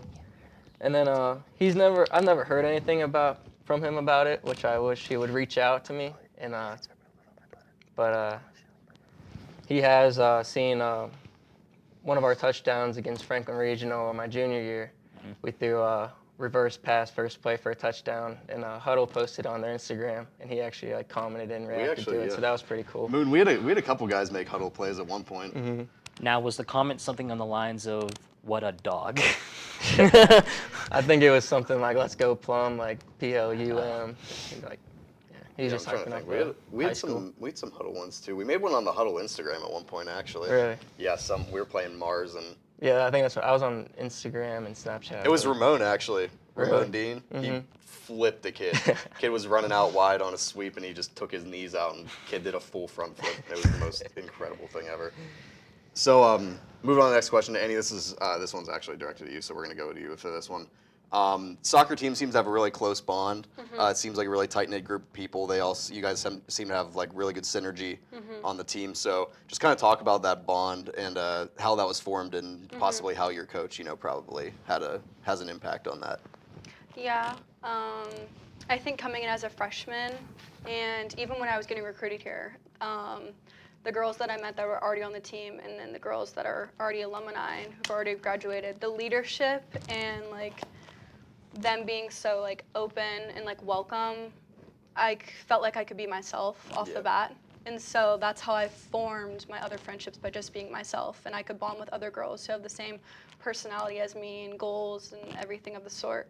And just in general, Gary always preaches that we're a family no matter what. Even if you decide to take a step back from the soccer team, or if you're just taking a break or anything of the sort, like, you're still family. Like, even the girls that are on the sideline and cheer us on, and the girls that are on the field, like, we all feel like family to one another, and everyone matters. So, and we always just try to resolve problems. I mean, we're girls, we have drama, but just making sure we communicate. But the leadership is always like so good, and just the bonds that you make in like your class too. Having like your close friend group too definitely like really helps, because you can go to them, but you can also go to the captains. And then of course Gary's such a character on and off the field. He definitely just wants the best for us. And then Jamie, she is awesome too. She's so supportive, and on the sidelines too. Like, I always go to her. And then so yeah, we're just super close, and that's also why I chose to come to Edinburgh and be on the soccer team. It's important to have a close bond with your teammates, for sure. No doubt. Yeah, for sure. So Reed, so this is like a question we like to ask normally. Like, I think we asked it to, it might have been Spiegs, possibly. I'd have to go back and watch. But what's something that's like unique about the Edinburgh team you're on right now that maybe you didn't really have in the past, either at Plum or like even your freshman year? I feel like something that's different about our team is everyone's mindset. Like, obviously, past 3 years, it's been a little rough, and we haven't had the best record, but I feel like we do have the team to win and beat everyone else in the PSAC. But we just have to put everything together, and everyone has to believe in themselves, put in the work every single day, and we'd be able to win games. But I feel like once we get there, and we're getting there right now, and like, we'll be a completely different team to watch. Like, I feel like every year we've been building, and every game's been getting closer. But I'm really excited for this year, for everyone to get together and play, and I feel like we'll be successful on the field. That's a big thing when finally everyone goes from being a bunch of individuals to finally coming together as a team. That was a problem in high school that we had. Is my sophomore year we were really bad, and we didn't really graduate that many kids after that, but we completely flipped. We went from 2-8 to 8-2 in 1 year, and that's because all those individuals finally became a team and finally bonded. And there's a couple moments. I'm sure you can attest to this, being in football for a long time as well. It's kind of a goosebumps moment almost. You have that moment either at practice or in the weight room or something like that, where you're like, holy shit, this is it. This is the moment right here. Like, you're seeing in real time that moment when everyone becomes that team that you've been working for. So we're excited for you guys too. Obviously, we're not on the Edinburgh channel anymore or anything like that, but we're still excited for everybody, and that's why we continue to have you guys on regardless, because we just have fun with it. Yeah, for sure. This actually segues pretty well. That was unintentional, but I guess that's pretty cool how that works. We were just talking about this before the show started, but talk about like the level of fun. This is another question we've asked other people as well. I think we asked Jill and Dom this question when they were on.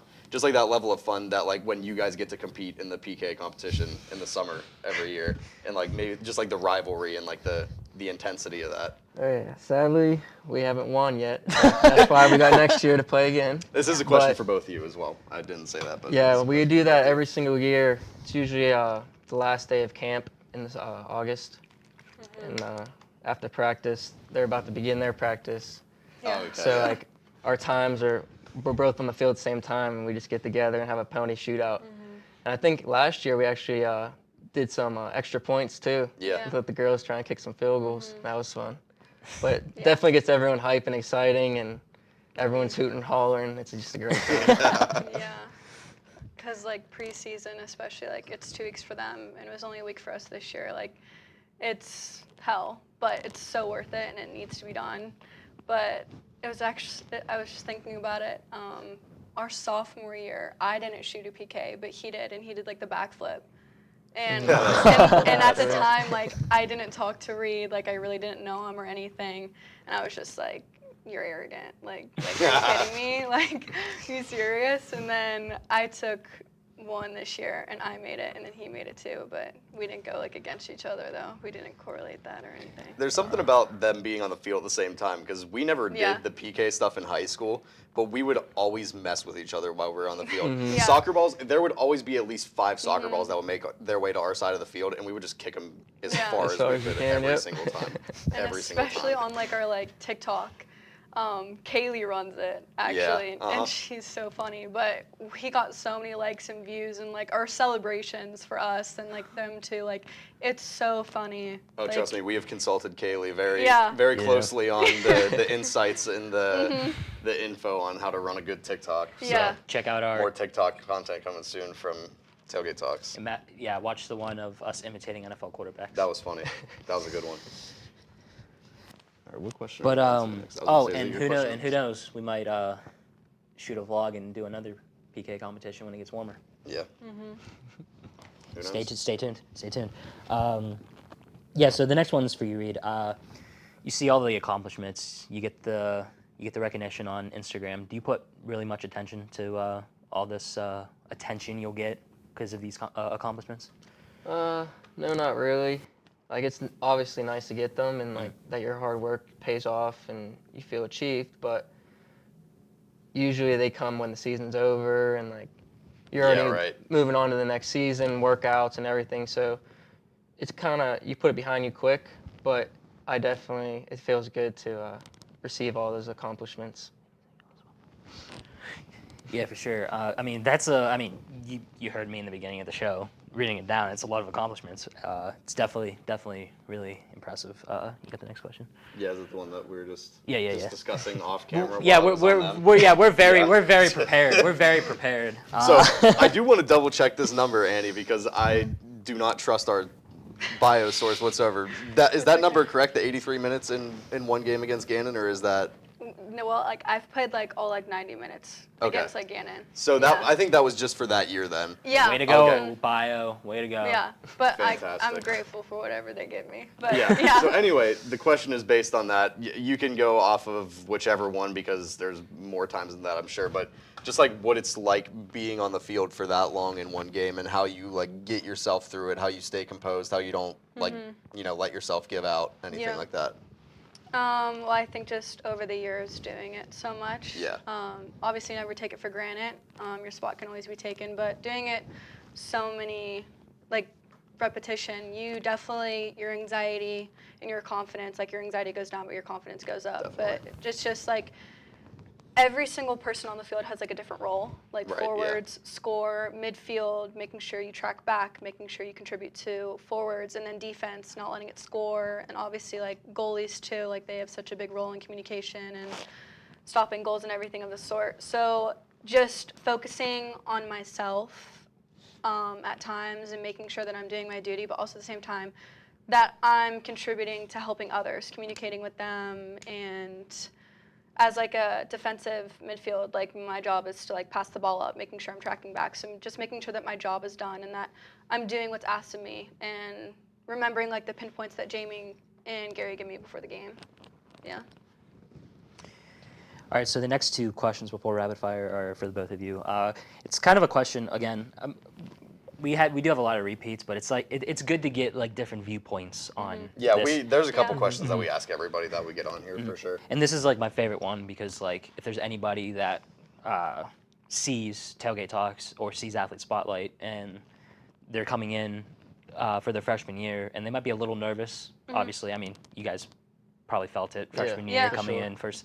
So so what's some advice you can give incoming freshmen these next few years when they come in for their first year?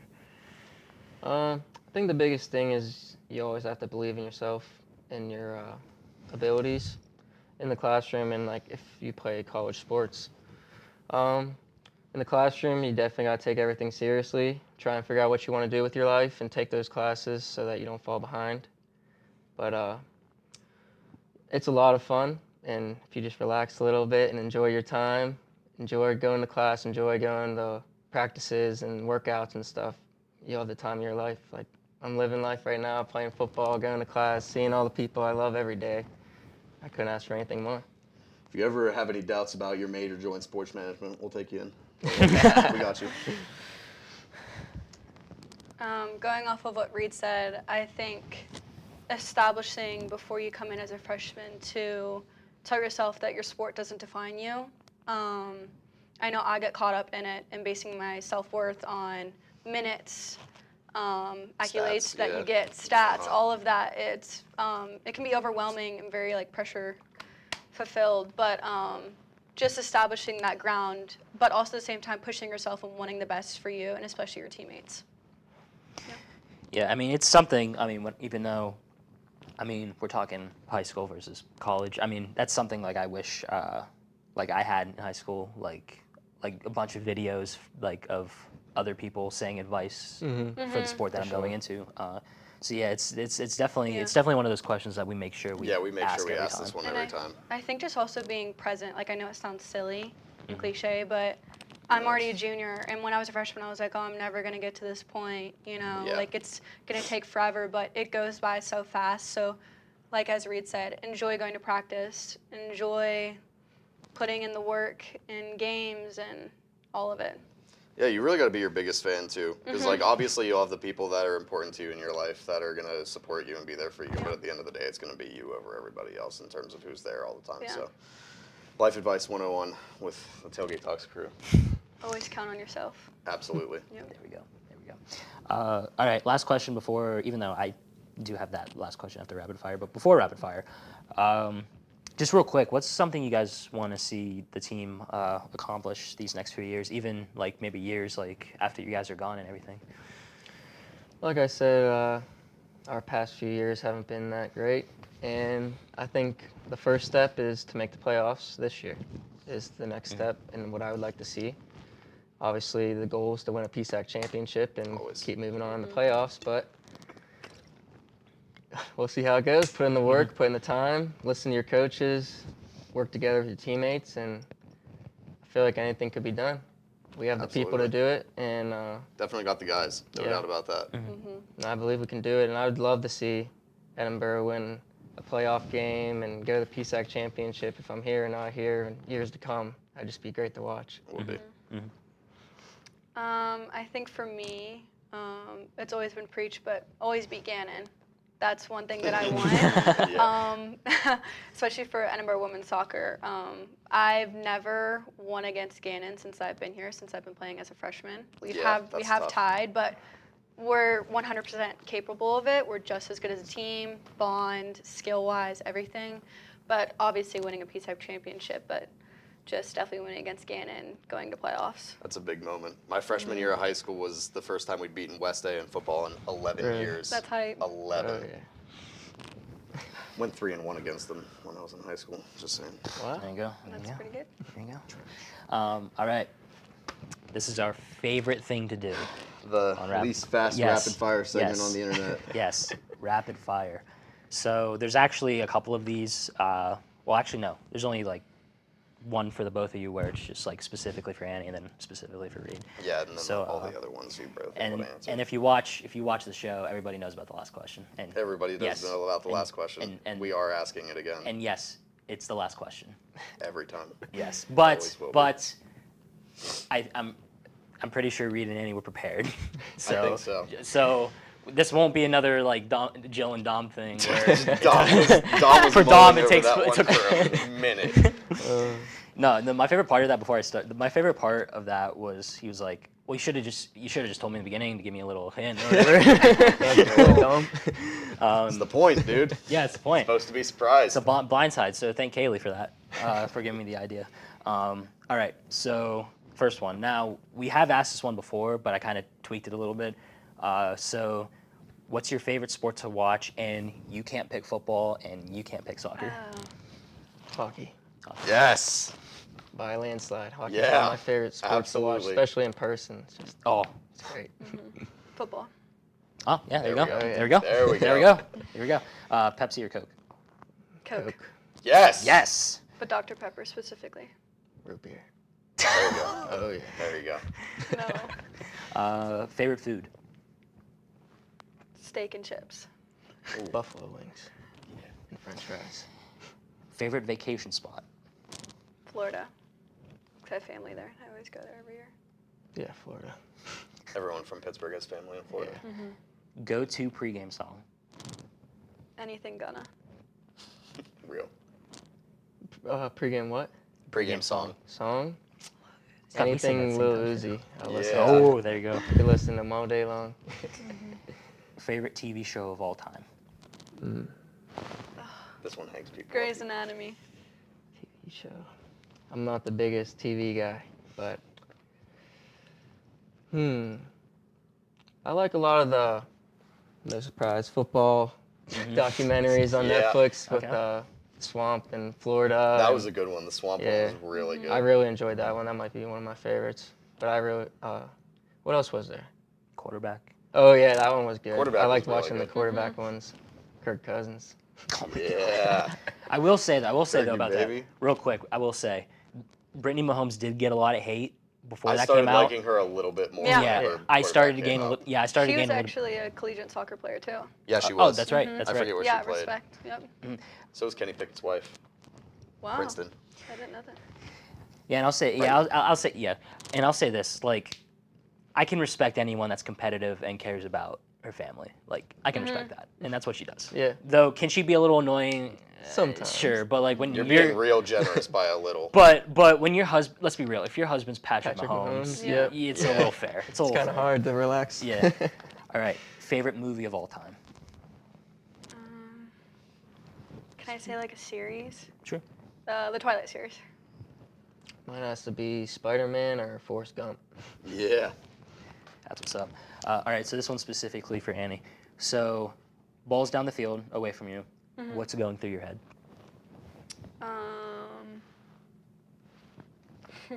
Stay down there.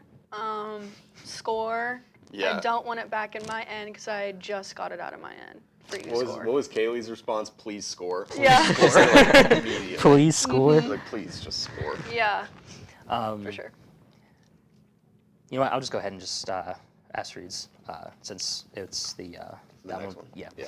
All right. So Reed, you're the offensive coordinator. I love this question. One play left. First and goal on the 5. What's the play? First and goal. First and goal, I'm running the ball right down the middle. Damn. I like that. All right. You got 4 plays to run 5 yards. I'm going right down the gut. like Okay. that. But Okay. I feel like if it was third down, I might be throwing a flat or slant, something quick. Try and get the You ball. gonna play action off of it, or are you just gonna go straight drop? I'm just going straight drop. Yeah. Okay. I like Try that. and get the ball in the quarterback's hand quick. This one's gonna be interesting. Between the two of you, who's the better driver? Yeah. Oh, okay. Oh, princess, passenger all the way.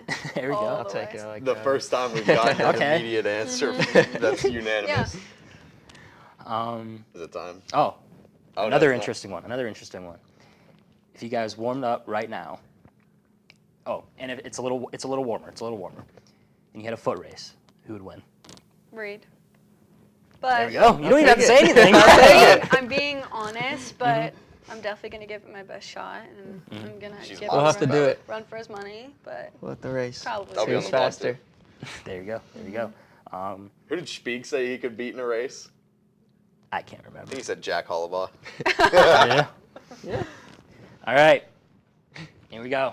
Here's the question. Annie. Favorite Edinburgh women's soccer player? Reed. Favorite Edinburgh football player? Mine has to be Gage Gillespie. We've been best friends since I came up here. Hampton kid. Oh, yeah. Yeah. Whippeal. Beat him in high school. 20-7. You're outnumbered by the Whippeal gang today. 20-7 if you forgot, by the way. But Ooh. yeah, we pretty much do everything together since I got here. We've been roommates every single year, and I could say that he's been my best friend up here for a couple years now. And I would have to go with Gabby Ellsworth. We call her Texas, but I think she's one of the most, and I really do mean this, but one of the most humble, kind individuals I've ever met. And she always wants the best for me and always cheers me on, no matter what. We do kind of play like the same position, but she's always cheering me on. Everyone. She's one of my biggest support systems on the team, and I absolutely love her. Yeah. There we go. That one didn't take 5 minutes. Yeah, no, which is perfect. We're rolling right up on our. But on I do our have. But I did add one more question. Oh, you added one more? Yeah. All right, Yeah. go ahead. So. Ask away. So, if anybody knows me, I'm a big wrestling fan, and there's this podcast I listen to that had this one question that I actually really liked, and I've been wanting to add this to Athlete Spotlight, so I'll add it here today. So, whoever wants to go first, what are 3 things you guys are grateful for? Oh, that's a good one. God, number 1. Family, number 2. And then relating it back to like this podcast, my ability to get to this level and continue to perform. And yeah, I think those are my top 3. Yeah, I'm thankful for my family. They couldn't have been any better to me my whole life and raised me right. And of course, being able to wake up every day and live my life and do the things I love and play football, and I couldn't be any more thankful for that. Then also just being here, I guess, where life took me. Just taking step by step, and we're here at Edinburgh now, and I'm thankful to be here and be with all you guys today. Yeah. There we go. There we go. What are you guys grateful for? Ooh, putting us on the spot. Not him, I can tell you that much. Just kidding, buddy. I almost had to go get the box for a second. Go. Nathaniel's yelling for us to get this the hell You know over what? with. You know what? Go frick yourself. Okay, just name one thing. I'm just grateful for, honestly, just here at Edinburgh, because it's the best thing that could happen to me. Yeah, I was gonna say we've actually said we've expressed our gratitude a ton of times on the show. The people that have been willing to come on the show. Obviously, Mike Miller is a family friend, so that one was a little bit easier to make that connection. Love him. Hope he's doing great. You know, we haven't gotten a chance to catch up recently, so I hope he's doing great. Sean Pebbles, Edinburgh alum, coming on the show. He was a great time. Isaac Petcash, Erie News Now. Which, by the way, amazing, going on TV this Thursday. Yep. It's exciting. So yeah, I think both of us are just incredibly thankful for all the opportunities we've been given here, and hopefully all the future things. There might be a couple things that we haven't really talked about recently, but that may materialize soon. That would be even more content for you guys. So yeah, and with me, I mean, you see the stuff on social media with 2025, and for as much as I want to speed it up and get to 2025, I've learned recently it's about the journey, not the destination. Absolutely. Yeah. It's not going anywhere. I'm happy to be here, so let's keep going. Just keep going. we've made it, counting Edinburgh now, we've made it like over 70 straight weeks on this show 71 now. weeks, at least one of us has been 71 on, weeks yeah. we haven't missed yet. Yep. So Yep. we haven't left a week without content since we started this show. And Nathaniel loves us. Impressive.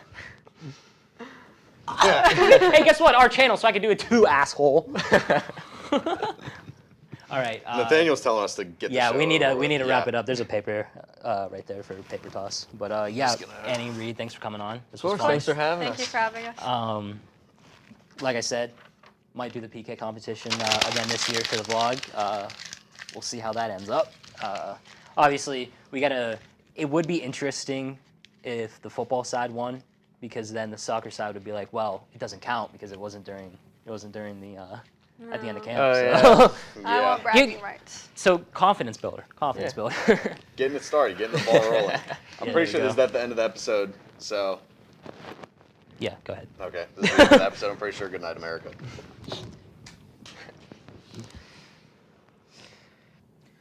All right, ladies and gentlemen, welcome back to Athlete Spotlight number 4, I believe. For tailgate I didn't talks. flub the intro for once, which means that I'm apparently more sharp than usual today. Today, we're actually, for a little bit of behind-the-scenes information, we're actually recording 2 of these today. It's currently Thursday, February 1st. Today, Gillian Fisher, Edinburgh women's basketball team, we have on today. Thank you for coming on, being added to the pool of athletes that we've had on the show. Nathaniel's walking over. Okay, he's telling me that it's all working this time. That's very rare. Yeah, usually he's trying to say something's messed up. Yeah, does the audio sound all right? Okay, that's good. He just gave us the... Thank God. But yeah, Jillian's on today. Which, by the way, you're the first basketball player we've had on.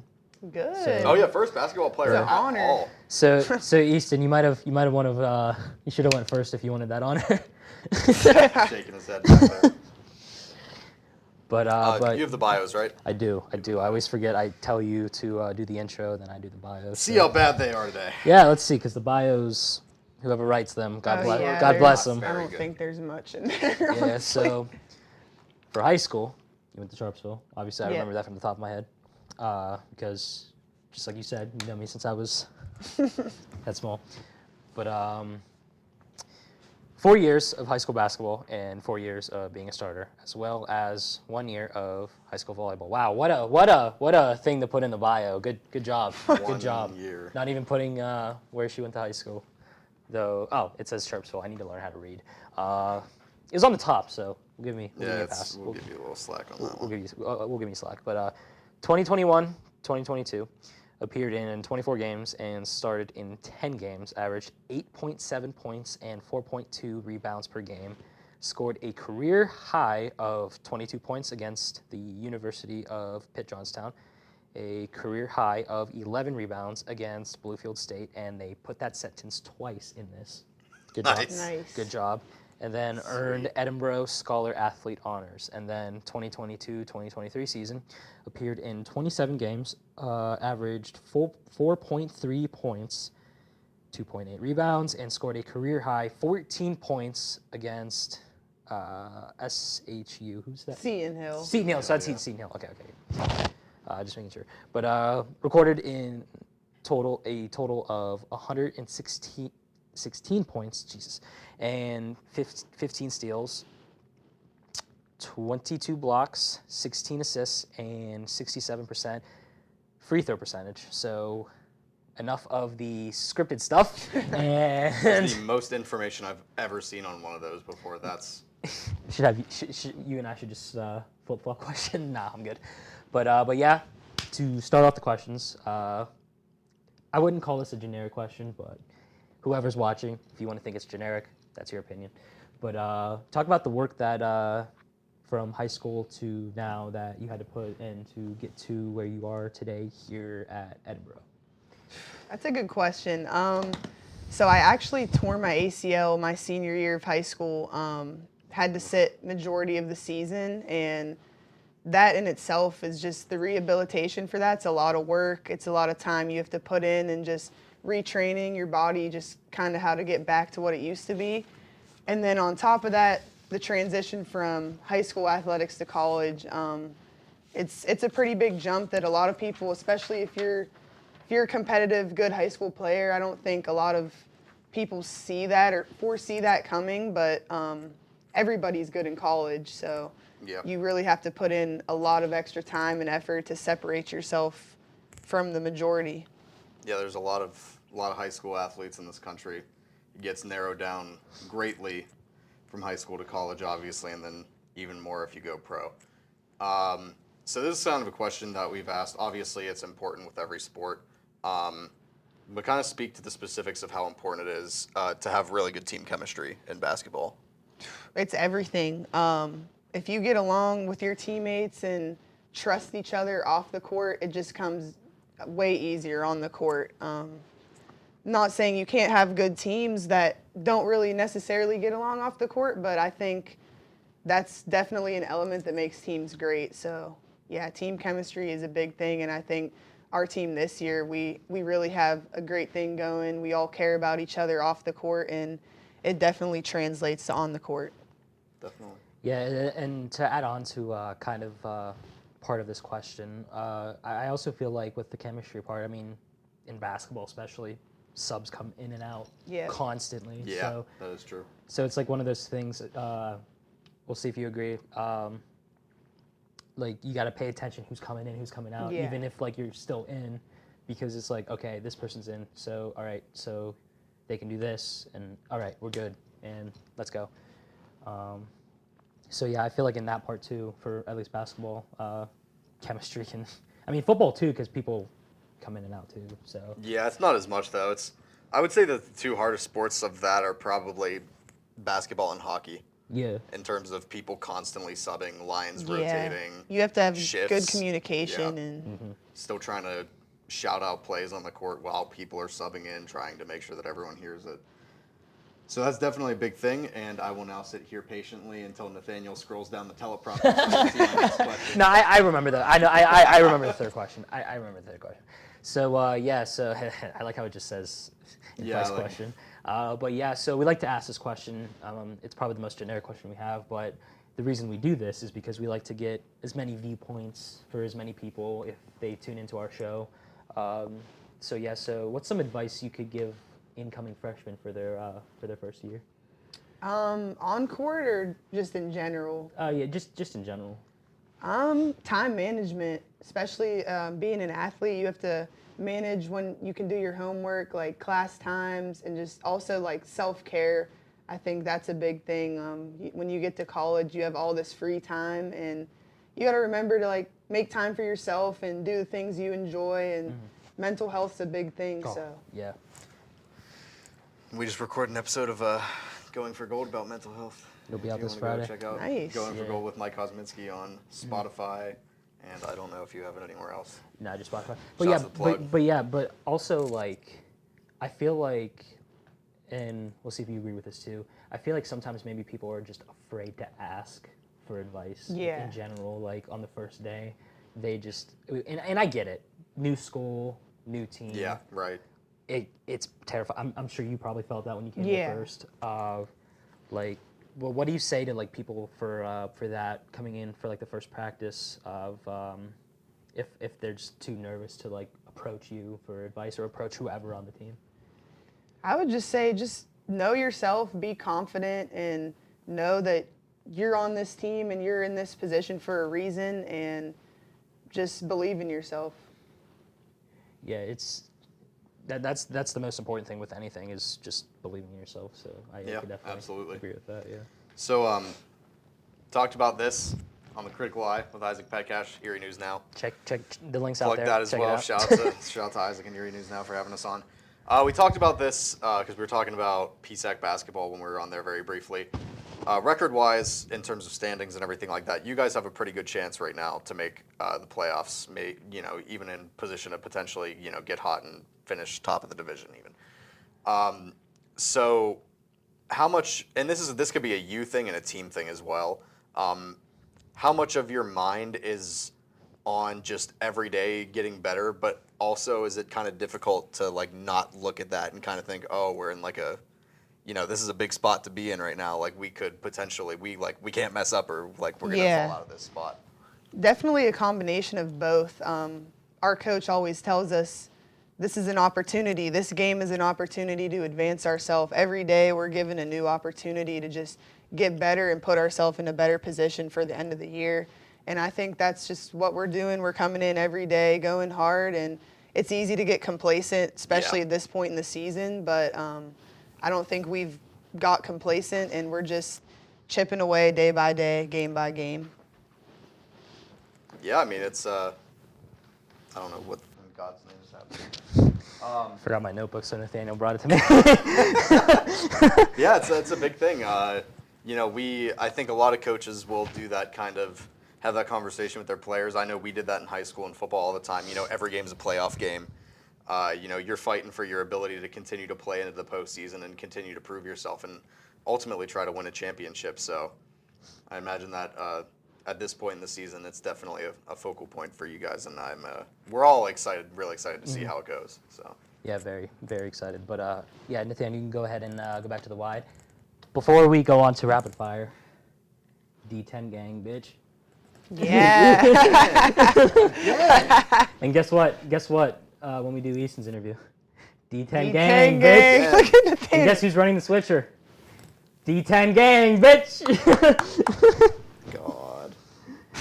All right, that's the last time I say. Shout out to all my Whitfield boys on the football team, by the way. Yeah, that's the last time I'll say bitch, because we need to make money and tone down the swearing. So. Yeah. But yeah, okay. So rapid fire. So 12 questions, quick. Okay. Let the viewers know. I feel a like little I'm bit on about Family Feud right now. There we go. Oh, that's something we should do on the show. Just use the green screen and. Oh yeah, that would be fantastic. Yeah. But yeah. So 11 questions, and if you watch Tailgate Talks, everybody knows what the 12th question is. Oh God, we haven't done this in a while. So go ahead. Go ahead and get myself comfortable here. But all right. Favorite sport to watch other than basketball? Baseball. Oh, yes.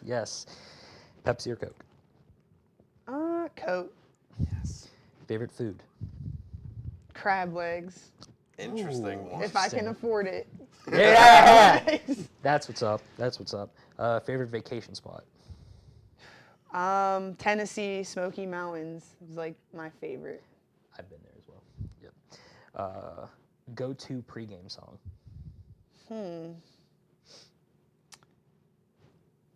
I don't know. I have like a couple different playlists depending on my vibe, but yeah, that's a hard one. I don't know if I can answer that. Favorite TV show? Game of Thrones.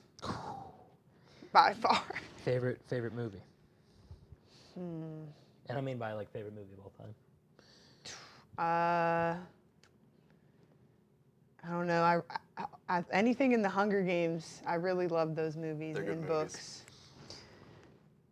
What do you like to watch more, NBA or college basketball? College for sure. LeBron or Jordan? LeBron. Okay, I have one from the top of my head I just came up with right now, Okay. so we're gonna add an extra one. Top 3 NBA players of all time. Oh snap! On the spot. You gotta go Bron, Kobe, Jordan. No, not ranked. Just no specific order. yeah, no specific order. And now Alex knows what I'm about to say. You can only keep one in history. You have to erase 2 of those. Who you gonna erase? You can only keep one of them. We've done this a couple times. I feel like it's disrespectful to get rid of Kobe. Yeah. Oh my goodness. This isn't even the blindside question. No, You know this isn't even the meanest one. I guess we will erase. That is tough. LeBron, Kobe, or oh. Yeah, that's like even I'm thinking making about my that, stomach hurt to answer that one. I don't know. I guess LeBron, because Jordan just did so much for the game, like at an early phase of basketball, I would say, but I really can't answer that fully. That's hard. That's why I didn't write it down, and it came to me on the spot. But okay, back on track here. Favorite basketball moment of your career? Ooh, high school or college? Like Either one, yeah. I would say probably high school. I had a game winner my sophomore year. That's sick. Yeah, it was an and-1 game winner. We beat West Middlesex. I was at Kennedy Catholic at the time, but it was a big region game. And yeah, I'll never forget that one. All right, I'm gonna see what you say for this next one. It's not the blind side yet. And I know, I have a feeling of what you're gonna say. Greenville or Reynolds? Greenville. What's up? For sure. Screw you, Reynolds! I have ties in Greenville. I wanted to do so. that. Shout out Joe Bat, shout out Mike Shout out Blaney, Joe, Mike, Tyler. Those are my guys. Yes, all right. Blind side. Here we go. And this is where Easton actually has the advantage because he gets to hear the blind side. So here we go. Favorite Edinburgh women's basketball player, and it can't be yourself. You can only pick one. Current. On your team. Current. Oh. Favorite teammate. Favorite teammate. Favorite teammate. Yep. Favorite teammate. Jeez. I love this question. I love this question too. Even Easton's he doesn't. At least he gets some time to think about it. Yeah, you got time. You got time. Oh my goodness. I have to go with my roommate Morgan Gentile, number 21. Me and her, like, we're very close. A lot of people say we're like twins, very similar people. So I would have to say her. Have a lot of fun playing with her. I love this question. It's so funny every time. It took Dom Kaiser like 5 minutes to answer it. Oh yeah, Dom took his time. He really mulled over that question. I'd say it took Jill a little bit of less time though in that. We've had some pretty quick responses. I'm pretty sure. Yeah. We had some people that are like, oh, that person. Yeah. And I'm like. And then Dom right away was like, I want to apologize to my teammates. Yeah, like it's hard. I have my own special relationship with all of them, but. Which, by the way, I like how we asked a chemistry question and then the blindside question is that. Right. But yeah, so. All right, so our actual last question, which we like to add this in so we can end on a good note and not the blind side. What are 3 things you are grateful for? 3 things I'm grateful for. So we're just gonna go ahead and ignore that cut because there might have been some mic issues. So, all right, last question. Shocker. What are 3 things you are grateful for? My relationship with God, wouldn't be here without it. My family and my support system, and the game of basketball for everything it's given me and all the places it's taken me, the people I've met through it. There we go. There we go. Yes. No mic issues. No mic There issues. we go. Yeah, we're just one take. One take, gang. Just one take. Well Just like the D10 gang. I knew he was gonna say. What is he doing? What was this? What was this? Were you John Cena or something? Back there? Wait. Do you see anything? I can't see him. I can't see him.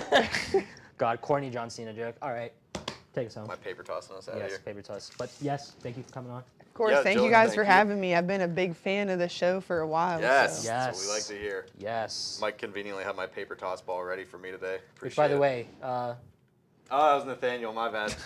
He's whoa! very enthusiastically pointing to me with a couple fingers of. Yeah, a couple of unnecessary fingers. He gave me a thumbs up. You Yeah, couldn't even see yeah, it was that. thumbs up because we're doing a good job. We're doing a good job. Subscribe to Tailgate Talks Official. Yeah. You know what? I'm gonna do a corny YouTube thing real quick before we cut. Did you know that 90% of our viewers are not subscribed? Take a moment and consider to subscribe. Turn on that notification bell. Leave a comment. You know, tell us what you want us to talk about next. Good night, America. Boom. Almost forgot the arrow thing. All right, back to back. Let's see if I can not mess up the intro twice in a row. Athlete Spotlight number 5. It would be really funny if these episodes didn't come out in order and I was just saying random numbers. I mean, I pretty much do that every time I do an intro for one of these anyway. But Edinburgh men's basketball now. Easton Fulmer is on the show with us today again. Hello. Thank you for coming on. We appreciate you. Of course, thanks for having me. Yep. Episode 5 for number 5. Here we go. Oh! snap. I didn't plan that. Yeah. I did not plan that. I did not plan that. G went first. It was 4. I was like, damn, I got lucky. Yeah. You also got lucky for another reason. Yeah. But yeah, just like all athlete spotlights, we're gonna go for your bio first, which by Of course. the way, D10 gang. D10. Yeah, there we go. We rock it in here. But of course, I'm gonna tone down the swearing and not flip Alex off right now. But all right, high school, 4 years of varsity basketball and 3-year starter at Franklin. I'm very familiar with Franklin. Yes, sir. Yes, sir. 2-time District 10 champion, which, by the way, just putting this out That's there, tough. even though I didn't do anything in baseball, I technically have one. Baseball. I have one championship. I'm technically 3-time. I played freshman baseball, but I don't like to add that. I didn't do very much, so we just sweep that under the rug. What years did you play for? My freshman. I played only freshman year. We went to like the state Western finals in state, but I didn't play, so I don't even act like I did anything. So. Wait, were you on the team in 2021? No, I quit my sophomore year. Okay. Pursued basketball full time. There we go. But holds the school record in points with 1,596. Whoa. Back-to-back 500-point seasons with 372 rebounds and 375 assists. District 10 Player of the Year, 2-time first-team All-District Region 4 Player of the Year.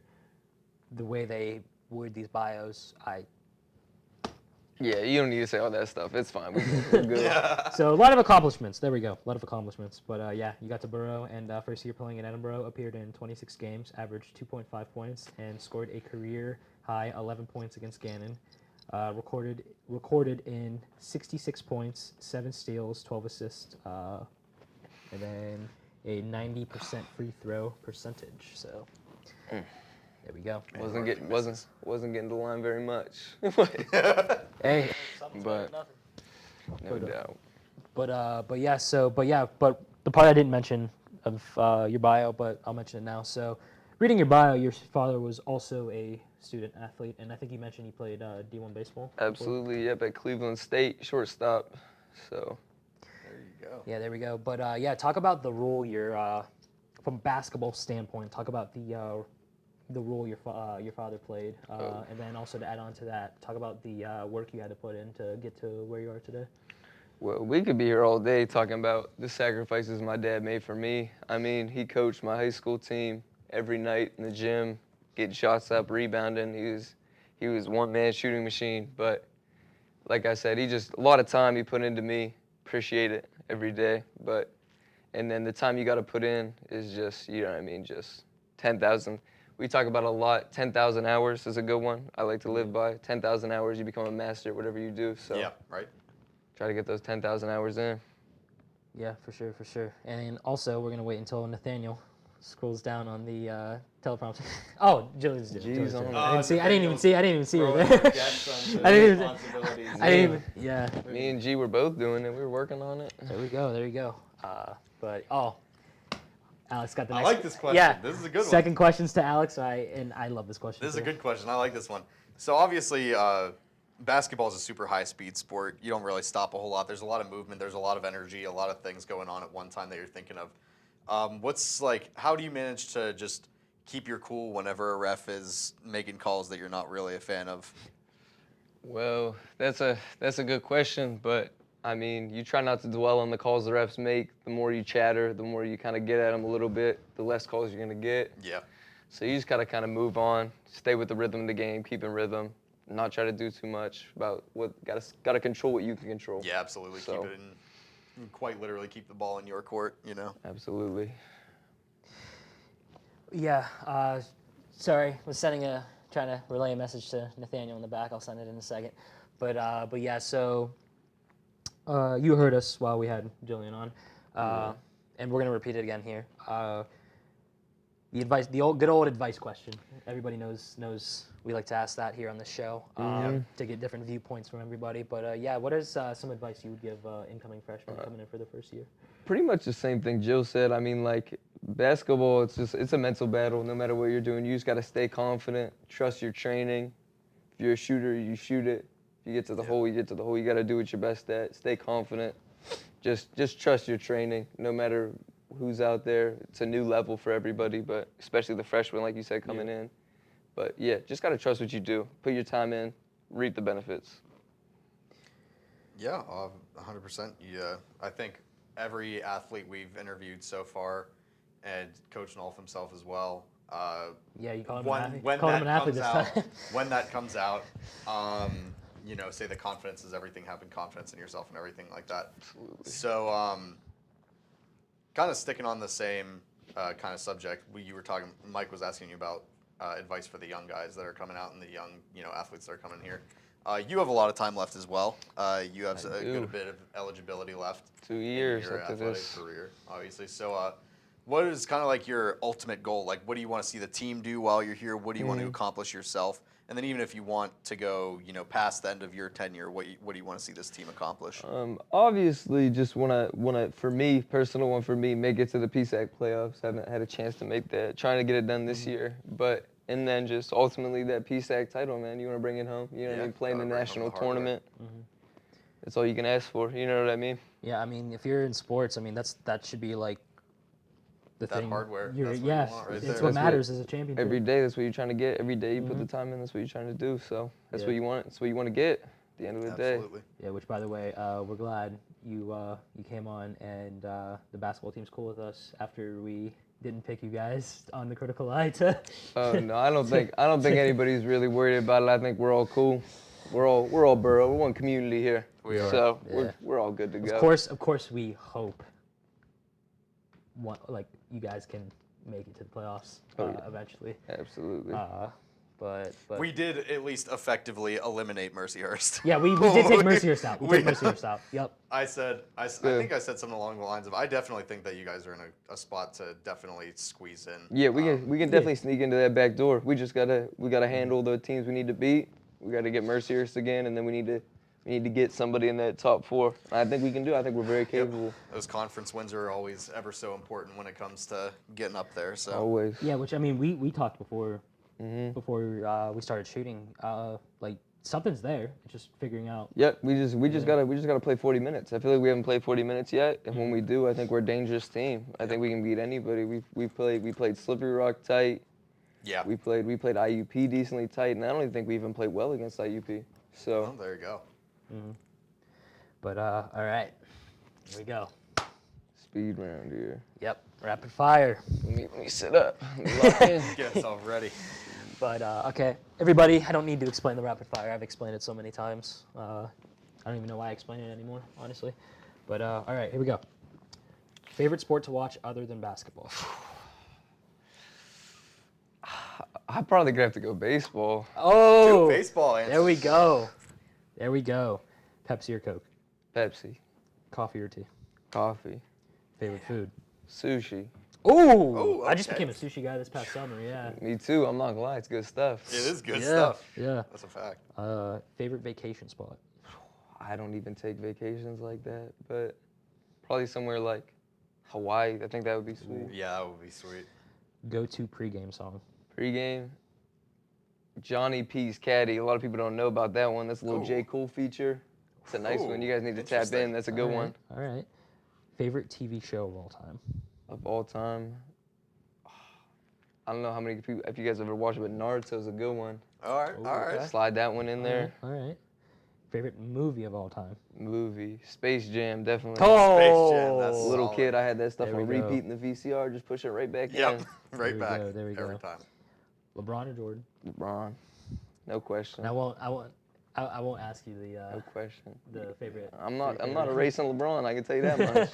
I mean, if you want to name your 3 NBA players and do that, it's up to you.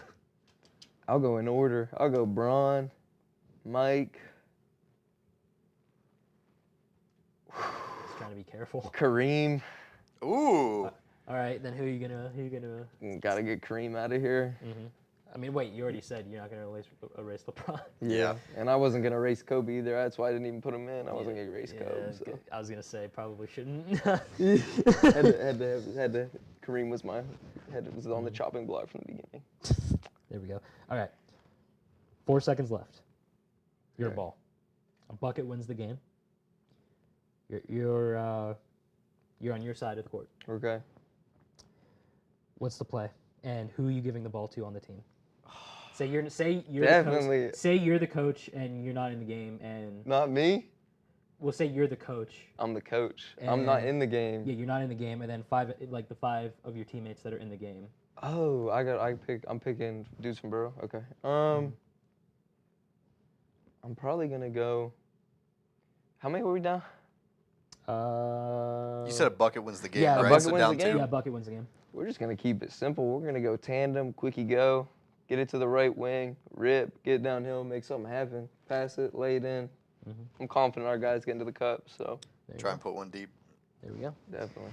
All right. Worst charge you've ever taken?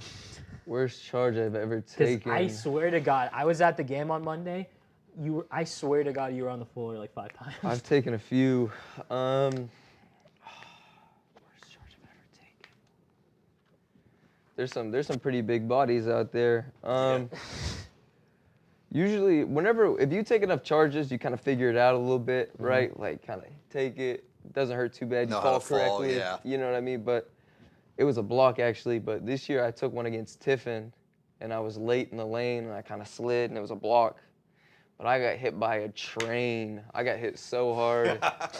Whenever I was sliding, my feet were in the air whenever I took it, so I just got upended, and I just, boom, back, head. It was bad. I got killed. And it was a block. He was shooting free throws. It was horrible. That's terrible. Yeah, it wasn't even a charge. That's the worst part. Oh, It was that a was gonna be block. my next question. He was shooting free throws, and I was sitting there holding my back.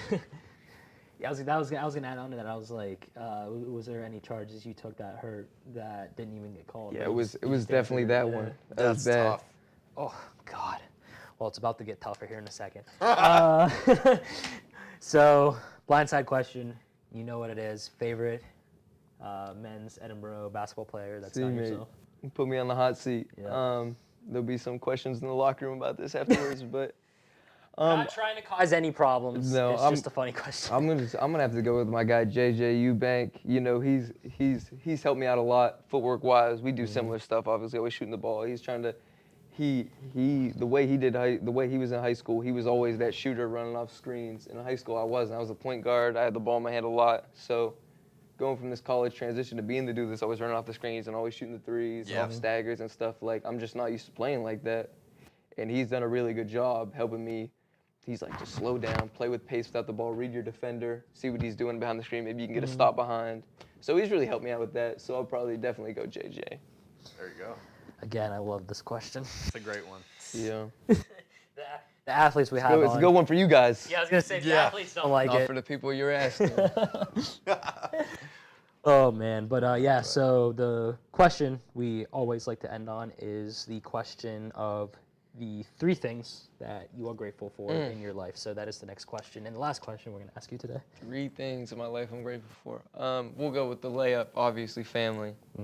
Can't get anywhere without them, especially like I said, the sacrifices my father made, and my mom made the sacrifices too. You know what I mean? Just Dad coached a lot of basketball, wasn't around a lot. You know what I mean? Mom had to take the back seat, but had to hold it down at home, stuff like that. So definitely family. 2, I'd have to say my beautiful girlfriend, Kira. She supports me a lot. You know what I mean? Every day at the games, so much support. Couldn't ask for a better girl. And then I'll have to say Derek Cook, DC, assistant coach. Man, me and him, we go through it. He's just like, he's the shooting machine, man. He's here every morning. Before I got here, I was with him every morning. Yeah, I mean, he's my guy. He really grinds it out with me, and I appreciate everything he does for me. So definitely Derek Cook. It's a great one. For those of you that don't know, he actually has DC on his nameplate outside of his office and everything. He's the man. He's the man. There we go. But yes, Easton, thanks for coming on the show. Thank you guys for having me. Yep. Appreciate it. Always. Yep. And hey, for Gillian too, because she's actually still here. Yeah. She didn't leave yet. Like, if we need insight on NBA, college basketball, hey, we'll be sure to just let us know. To ask you guys to come on. Give it a call. Because I will say, fives will be back. Let's go. Yeah. Let's go. Let's go. You No, we do gotta have you every single time we have a 5 episode, like 15, 25, like and on. And we're at 15 minutes too. 5s, man. I'm gonna be 5 until I leave here. I'm 5 forever. Yeah, It's yeah. the number. Every time there's a 5 in the episode, we gotta have Easton on. Yeah. And then wait, Jillian, what's your number? Wait, you're 5 too? Yeah. That's awesome. That's so crazy. That's awesome. That A is lot of so people tough. don't know we have a secret number 5 handshake that nobody's allowed to see, but. Oh. Dang. Dang. That's All right. sick. Okay. All right. Okay. Oh, dang. Oh, man. Dang, Boy, you got me so excited. You got me so excited. Y'all gotta do that. Well, now you have to come up with one now. That's a Maybe, sick we'll idea see. right there. We'll see. Shout out Jack though. Jack was 5 last year. He went 0. Gave me an opportunity. I appreciate that, Jack. Shout out Jack. Shout out Jack. There we go. But yeah, send it. I'm not gonna do the corny YouTube thing that I did in the last one. So good night, America. Thank you. Thanks for your time, fellas. All right, ladies and gentlemen, welcome back to another segment. Again, I always want to call these athlete spotlights and Yeah, you don't want coaching spotlight. yeah. I mean, we would make the joke of what Coach Nolf said, but it didn't air because the audio was still effed not up. fixed. Anyway, coming on another episode today. We are with Edinburgh women's soccer head coach Gary Kay. He said I could just call him that so I don't have to pronounce his last name. There we go. I'm pretty sure I would have nailed it anyway, but it's all right. So, yeah, welcome on the show. Thank you for coming on. We appreciate it. And I guess we want to jump right in. So we actually, for this entire, I wasn't expecting my close-up to be that close. For this entire interview, we're actually going to be using the teleprompter. Yeah, we are. Yeah. Also, didn't mention anything. One of the longest tenured head coaches at Edinburgh, been here since 1996. So, long tenure. Very long tenure. Longer than that's right. You a lot of coaches in a lot of sports. Yeah. So. Yeah, that's right, Nathaniel. You fixed my close-up. The one and only head coach. Started the program and is still here. Yeah, so. Yeah. Started, just like Alex said, started in 1996, posted a record of 247 wins, and then 211, and then 52. Is that ties? Okay. Yeah. Okay. For a. I'm used to hockey where it's OT hockey, losses. Yeah. And then a 53.529 win percentage. So there we go. So yeah, I'm gonna try to read as much as I can off your bio because it's a novel basically. It is. It's the only extremely detailed bio we've seen so far. So I'm gonna read parts of this. So just like Alex pronounced your name, Gary Kay has earned a South African coaching license, previously had a professional referee license. In addition, has a United States Soccer Federation National B license, and has his NSCAA national license. He has become heavily involved in the administration side of the sport. He serves as the NCAA Atlantic Region Chair, as well as being on the NCAA National Championships Committee. He also serves as the United Soccer Coaches National Division II Women's Soccer, National and Atlantic Region Chairs. He also serves as the PSAC representative for the Coaches Connection for Division II Women's Soccer. Give me a second to breathe. And then we're going to scroll up a little bit here, and then we'll thanks to 5 wins in its final 7 contests, Edinburgh posted its first winning season in 2000, going 10-8-1. The Fighting Scots had a 4-game win streak in which it held opponents scoreless for 500 minutes. Wow. Whew. 500 minutes. That's a long time. That's a lot of minutes. Yeah, but we'll start off. First question: what made you decide to become a coach, and why have you stayed at Edinburgh so long? I mean, you have been successful here, and so you could have moved somewhere else. But what is it about Edinburgh that made you want to stay here for this long? So, first of all, thanks for the invitation to come and talk to you guys. Absolutely. Yep. Secondly, some of those things in my resume are changed. I'm just the national chair now for the ranking committee for the United Soccer Coaches. I gave up the Atlantic Regional Chair. My assistant is now the chair for the Atlantic Region. It's just a lot of work, and then the Coaches Connection thing rotates, so after 4 years, I had to get off and somebody else got on. That just expired last year. So a little bit of my resume changed. I better get it done before they redo mine. But to be honest, it's a bunch of stuff that really you've done in the past, and it really doesn't matter, right? So everything as you look at going forward, and I'm always planning on where we're going, and hopefully we'll be better in the future, et cetera, et cetera. Your question is a good one. I came in 1996, and I was going to be here for a year or two and then leave. And I had no program. I got signed August 3rd, and first day of preseason was August 13th. We didn't even have a full team. We had 8 kids. And so we struggled through the first couple of years. And then after the 4th year, we kind of had something together because we had actually recruited some players and we had a successful season. But during those 4 years, you get to meet the people that are here. And the part that makes Edinburgh, Edinburgh, and you can ask anybody that's been here as a student and now works here, Edinburgh is unique in the sense of you get into it, and then it just doesn't let you go. And the people are what make it, right? Mostly hardworking, blue-collar people that really care about this facility and about this place. And I'm sure as you guys move on, somewhere you'll feel a tie to the university itself, and you'll come back and year after year and enjoy and remember all the years that you've had here. So I've only applied to 2 other jobs in my 28 years here. And both of them were to move closer to family. Both were. One was in Memphis, one was in Nashville, and I didn't get the job, so I didn't have to make that decision. But I love it here. I love the people. I love the program. I love my kids. You know, I've made some good friends in administration. Faculty is awesome. People are great, and why would you leave if you're happy, right? So yeah. Yeah, there you go.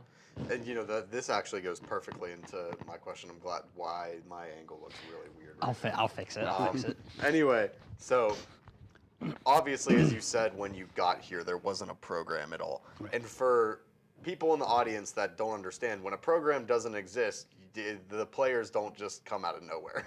I mean, they don't just appear. So what was it like those first couple years? Obviously, like you said, you got here 10 days before the preseason your first year. So what was it like just recruiting, trying to get people, and then building a program that, as you had said, within the first 4 or 5 years was pretty successful? So when you're starting a program, you don't really think of what is going to happen, right? I was excited for the opportunity. I was assistant at Gannon before. I played professionally. I kind of had some licensing. I'd been pretty successful in coaching, so I was kind of excited for the opportunity. And then they told me 30 kids were coming. 8 showed up. Yeah. Then we had getting people out of the cafeteria. And by the way, we played 7 nationally ranked teams my first year. Wow. So Bloomsburg was like number 7 in the country. Oakland was number 2 in the country. West Virginia Wesleyan was 3 in the country. Ashland was 20 in the country. I mean, and we go on and on. Lock Haven was number 10 in the country. So, and we got our butts kicked, right? We really did. But the kids persevered. They had a good season. I mean, in the sense, a good experience. Yeah, right. And I think there's a lot to be said about providing a good experience for the kids in the sense you play as hard as you can. Be realistic about your goals and expectations. Yeah. And then the following year, you just reset your goals and start again, right? So I didn't know what I was getting into. The AD left right after the first year. So then we got Bruce to be the AD. That kind of changed a lot of dynamics. And then, but since that happened to me, we brought on lacrosse, and they got a year to recruit before they got, okay, you know what I mean? So we kind of also learned through that experience too, right? Yeah. So it's a long time ago, but at least it helped in some way. Yeah, because again, like I said at the beginning of the question, I mean, when you're building a program, especially in that short of a timeline, you're basically just fielding a team of walk-ons. You know, they're, like you said, they're kids that, you know, just showed up and they were there to play because they're people that aren't playing, obviously, because they're here and the program didn't exist. So it's essentially people who are walk-ons. It's amazing. Pizza party, ice cream socials will get you anything. Yeah. food will get free you food in. to get people in. Food will get you every day. It always works. It always works. But yeah, so switching gears here, I'm sure you have a lot of favorite moments in your coaching career. But if you had to pick one, what has been your favorite moment in your coaching career, and why is it coaching Baylee? I have to tell you, Baylee is a pretty special kid. She has so much energy, and she's phenomenal. I added that one in just for Baylee. She really is a special kid. I wish I could say it was just one thing, but it really isn't. We've had a lot of success, irrespective of our funding, which is not ideal. But I think when you get good character kids who really like each other, who really play hard, it becomes special, right? So, and to be fair, there's only one team that wins a national championship.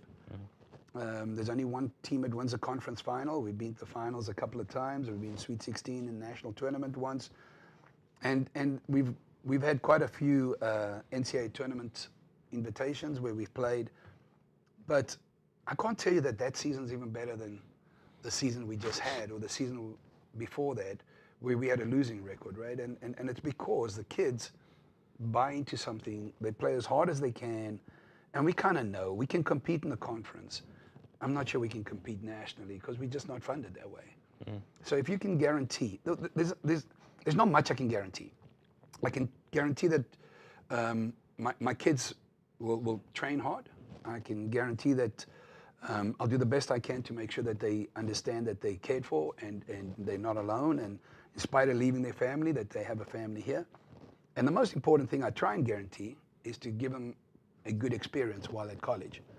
And if I can guarantee those things, I want to win. I'm obsessed with winning. I love winning.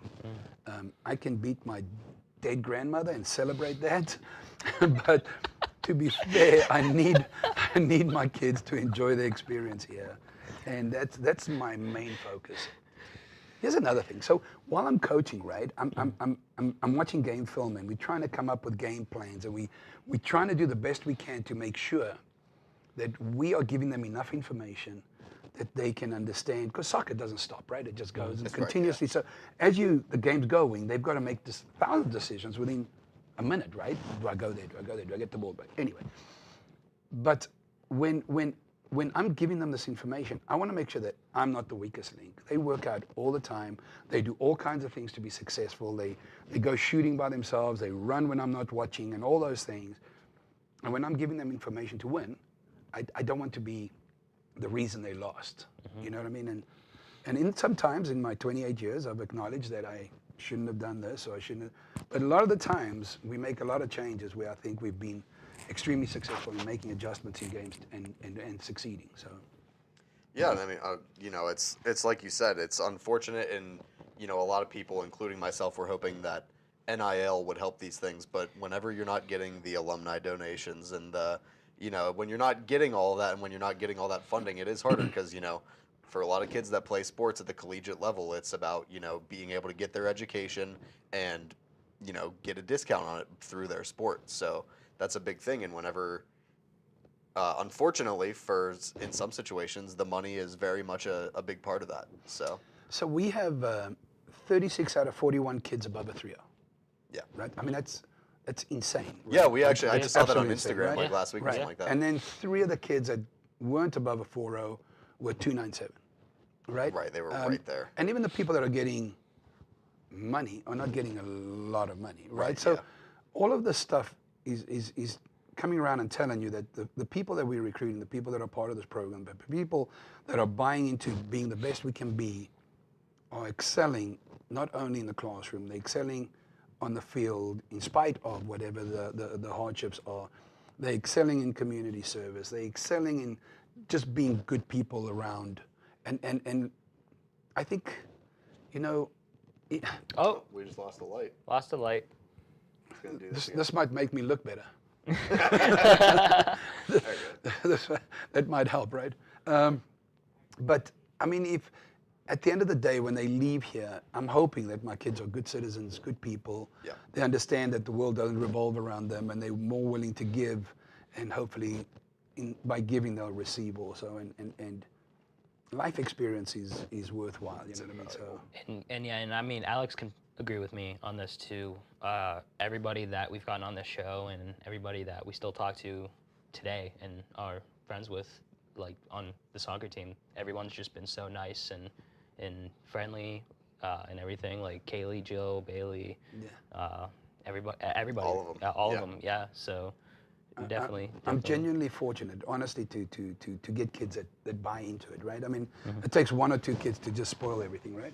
Yep, it really is all it takes. So it's we're fortunate we have a great team, and I hope with that it gives them that experience that we keep talking about, right? So sticking on the track of players and personnel and that kind of stuff, past 2 years have been a little bit down. Obviously, there have been some pretty big graduating classes recently. A huge one for a lot of college sports teams in general is you're now losing those seniors that had that extra year of eligibility from COVID. So what's your plan moving forward? You're a pretty young team compared to the rest of the PSAC and in your division and stuff like that. So what's your plan moving forward with that? So with 41 kids, we are fortunate that we have kids to take their place. Yeah. And so we we kind of in a position, so you don't necessarily prepare for 1 year, so you're kind of preparing for 2-3 years. Right now we're recruiting 2025s. Right, yeah. We're getting 2026s, and sometimes even 2027s. We're not actively on 2027s. Yeah, as much as you can. Obviously, Right. there's some restrictions in Right. recruiting. So our 2025s now are coming in that we kind of understand that we will get 1 year of them at least playing without all the pressures of starting and being. That doesn't mean that freshmen don't start. Right. The best players will start. But what it does mean is that it allows us to have some kids that can develop for a year. Yeah. And then we can be ready. Yeah, because look, if we had the money to go out and get the best players to start, that would be one thing.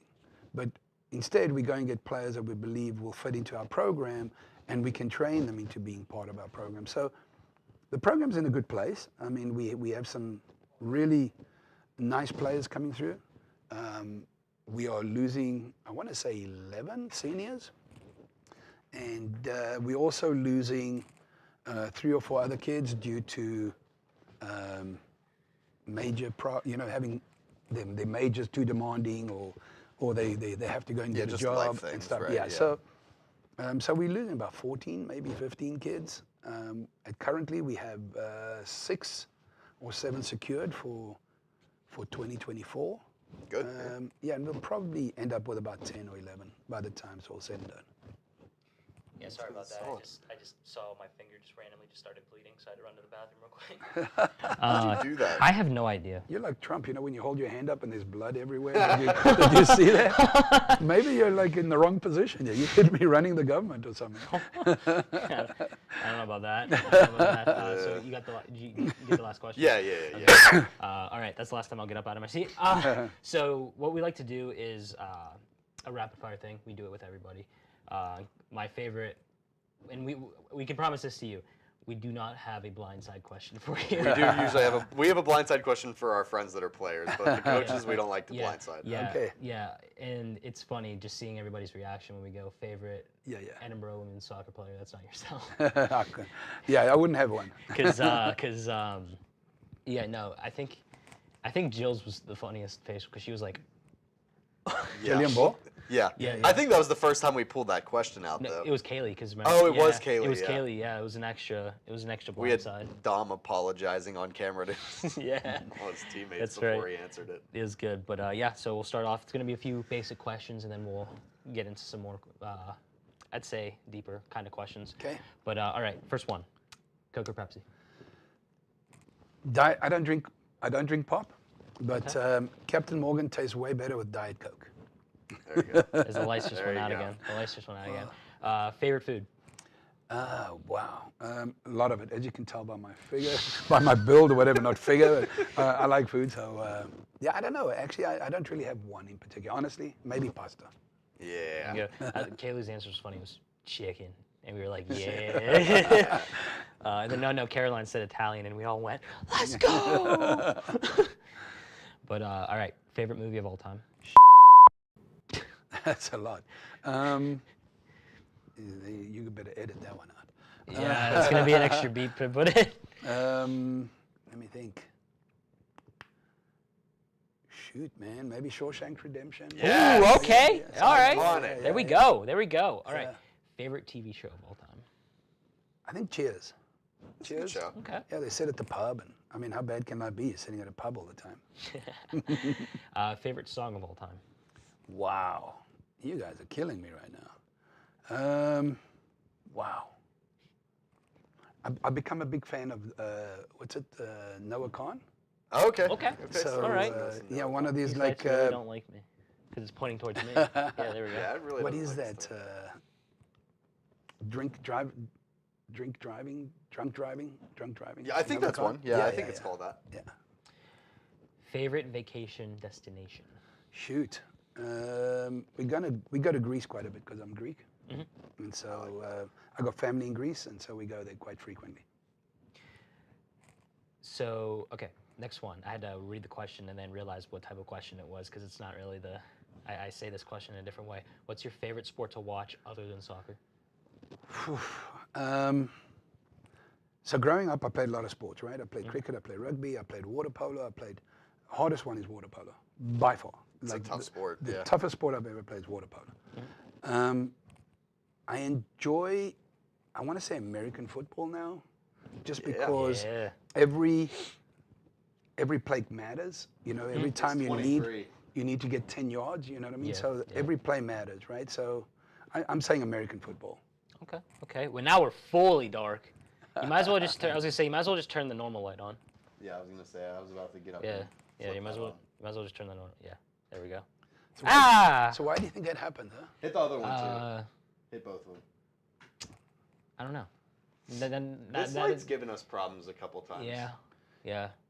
Maybe Nathaniel can fix it. Or maybe I'm just bad luck today. I'm bleeding and then the light's going on. Yeah, you're having a bad day. Yeah, then the close-ups are way too close. All right, next one. Who's your favorite football club? I'm a Gunners fan. I'm an Arsenal fan. I've been since 1971. I was 6 years old. It's a long story affiliated with that, and you need a couple of beers for that. But big Arsenal fan. They play in the EPL in Britain. There you go. English Premier League, yeah. Yeah, my brot's unfortunately a Manchester United fan. Everybody's a freaking Manchester United fan. Everybody that just hears Manchester United love them. My brother's a Man United fan too. So. Okay, yeah. He always tries to get me hooked on Manchester United. I'm like, Gunners, man. I don't know about that. You're an Arsenal fan. All right, so we're just gonna say this now. Yeah. Just real quick. We did not write this question. We don't know how. We don't know how it got into the prompter. But we're like Ron Burgundy. We read whatever's on the prompter. So, who is your favorite soccer player of all time, and why is it Baylee Welling? You know, I actually didn't know. I'm sure Baylee wrote the question. She is a pretty special kid. She's, we have a lot of special kids, but Baylee may be more special than special. Look, I like Baylee because she's always happy.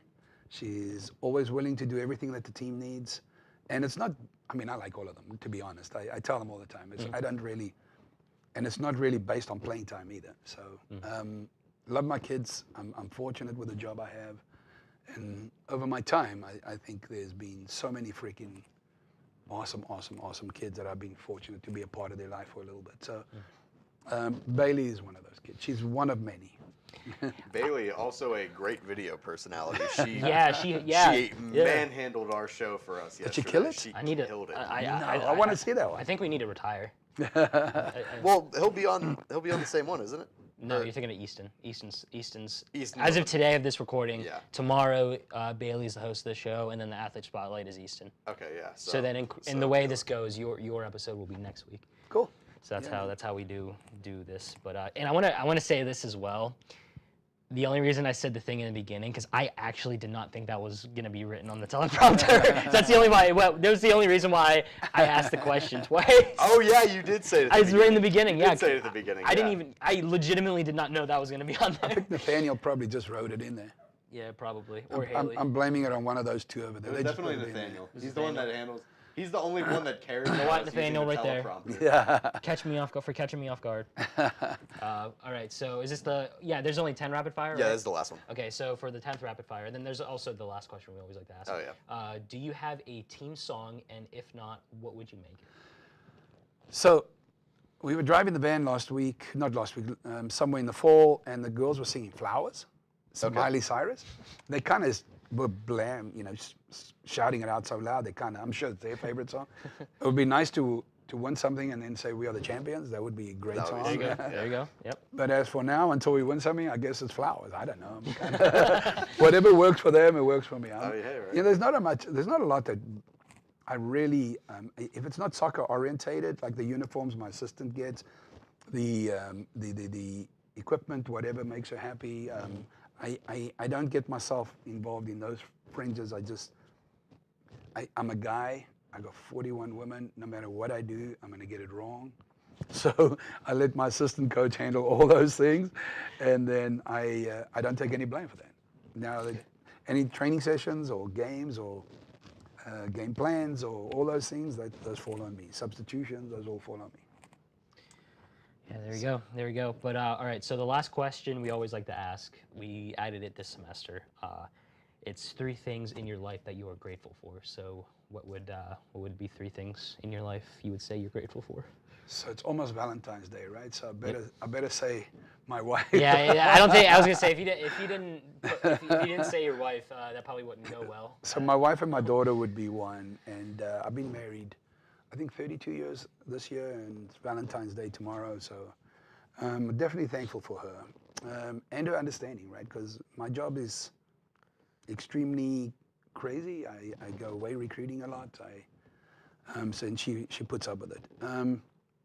I'm really thankful for all the kids that I've met throughout all my lifetime here, right? And if I have the opportunity to change anybody's life, then I'm lucky to have that ability to do that.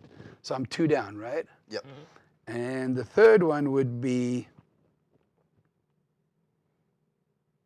I don't know, I'd probably say all the people that I've worked with over the years here, right? So, and I actually even know Bob Wallace. I was telling the thing. Oh, yeah. Wow. I used to coach his kid, to be honest. Oh, wow. Yeah, that's a long time ago. That's pretty crazy. Yeah, we'll get our plaque below, Mr.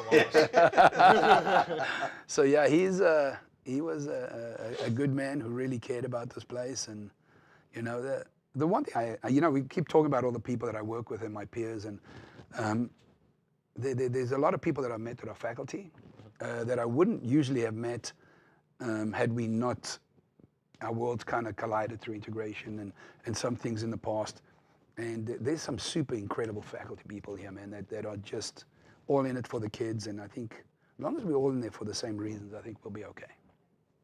Yeah, absolutely. There we go. Yeah, we. Do I get to ask you guys questions now? we made it onto a school email though, right? That means we're probably like halfway to a plaque in here. I think that sounds about right. We got for going on the Critical Eye on TV. We were on live TV. We got an article. We got an article written by Penn West, and we got in the school email.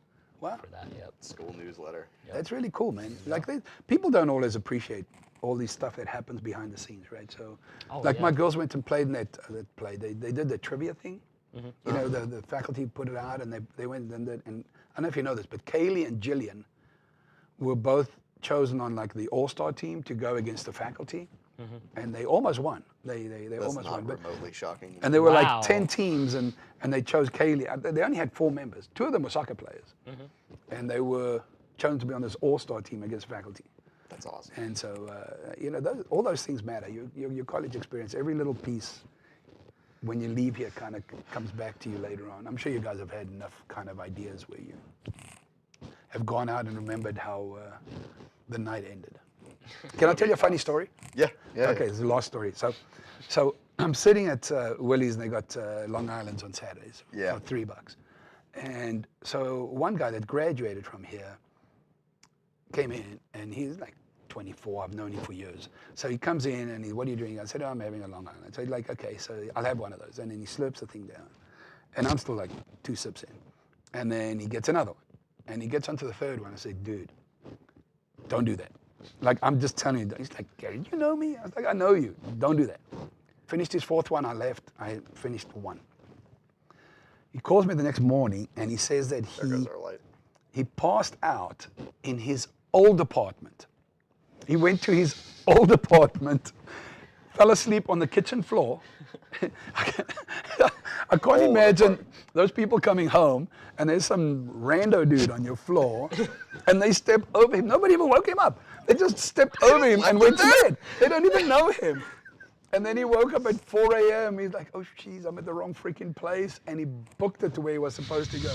But that is a classic. That is an absolute classic. That's a testament to this town, though. It's like everyone in this town is just like so relaxed. Right. Like, where in this day and age does someone pass out on your apartment floor and you're just like... And nobody cares, right? That is freaking awesome. Anyway, I'm sure you guys... Oh, never mind. He has one. I'm always prepared. He's always prepared. But yeah, Gary, thank you so much for coming on. Yeah, it was a great episode. Even though I had to leave. And for now our lights back on again. But this will be going at the end of next episode, right? So this would be episode 6, I think. Yeah. So this will be the end of episode 6. Yeah, we'll have to come up in the summer. He might already be up here. we might have to come up there in the summer at the end of camp and interview you and a few other You people. mean end of preseason? Yeah. For sure. Sure. So, You can get all the girls in there. It'll be fantastic. yeah, we'll get everyone in. Yeah. They're pretty cute too, so it's not like. Look at Nathaniel. He's like, whoa. I think he's blushing right now. He's telling us to wrap it up. Nathaniel, you're cute too. Yeah, Nathaniel, you're cute. You're cute. I'm just kidding. Great episode. Good night, America. Boom. Back on Spotlight. Microphone's not working. It's totally There we the go. second attempt at this intro. Yeah. But Spotlight's back. Spotlight's Yeah, back. Athlete This Spotlight is is episode. back. Well, this is actually episode 12 because we just recorded episode 11. So There you go. whoever advanced in the tournament, yay! If Duke advanced, boo! It wasn't Pitt. And Mike's still at the bottom of the challenge, bro. Most likely. No, it's gonna. Mike's gonna be sitting at a smooth 290. Anyway, another Do the Athlete intro. Spotlight back with PSAC champion sprinter Berna Zukina today. We got a very accomplished athlete today, so thank you for coming on the show. It totally hasn't been forever and a half since we recorded one of these. So this is funny because the blind side is here. It's in the rapid fire. It's a tradition. The person that got it was the person that was in the most shambles during it was this guy. So Yeah, would you like to repeat what you told Berna before we started recording? Just the advice. Just lock in, prepare for the worst. Lock in. I guess it's not that bad. You made it sound worse earlier. Once we get to it, you'll understand why it was worse for me. Okay. Once we get there, you'll understand why. Yeah. It was particularly bad for Dom. Yeah. Yeah. It was. I think that was the debut of that question. Well, oh no, it was Kaylee was the debut of that question. Yeah, even Kaylee was like, "What?" Yeah. But yeah. So just like any normal spotlight, not like we would know because we haven't done it in a while. I'm gonna throw this thing across the room. Yeah, Alex is checking his mic again. So we're not gonna. I'm gonna go get new batteries. Alex just made history. Jesus Christ! Alex just made history. The first penalty box On Athlete Spotlight. On Athlete Spotlight. It's incredible. Yeah. So here we go. So we're gonna start off by reading your bio. Everybody knows the famous bios for this. So. Just don't read mine. Yeah. So hometown, North Huntington, PA. Which. Whitfield. What? Hey, you know what? No. Shout out Jill. Shout out Bryce. Shout out Landon. D10 gang all the way. We're from here. We're from Erie County. Well, I'm from Granville, unfortunately, but Yeah, he's not from Erie County. Yeah. But still. but still though. District 10. District not, 10. District 10. Not Whitfield. And we did beat Jill's high school when I got my first D10 medal. So. But Solid. here we go. So starting off with high school, 4 years of varsity track and field, 3 years of varsity swimming, 1 year of high school cross country, and earned freshman of the year awards. A lot of letters. Jeez. USTFCCCA All Academic Honor, as well as Scholar Athlete Honor. Does that sound right? Yeah. Okay, sweet. 2022-2023 indoor. Third team all PSAC in 400 meter dash with a time of 58.66. Wow. Outdoor third team all PSAC in 400 meter dash. The letters I just a lot of letters thing. All academic athlete earned PSAC Scholar Athlete honor. So. Good work. Thanks for being on the show. Yes, thanks for being on.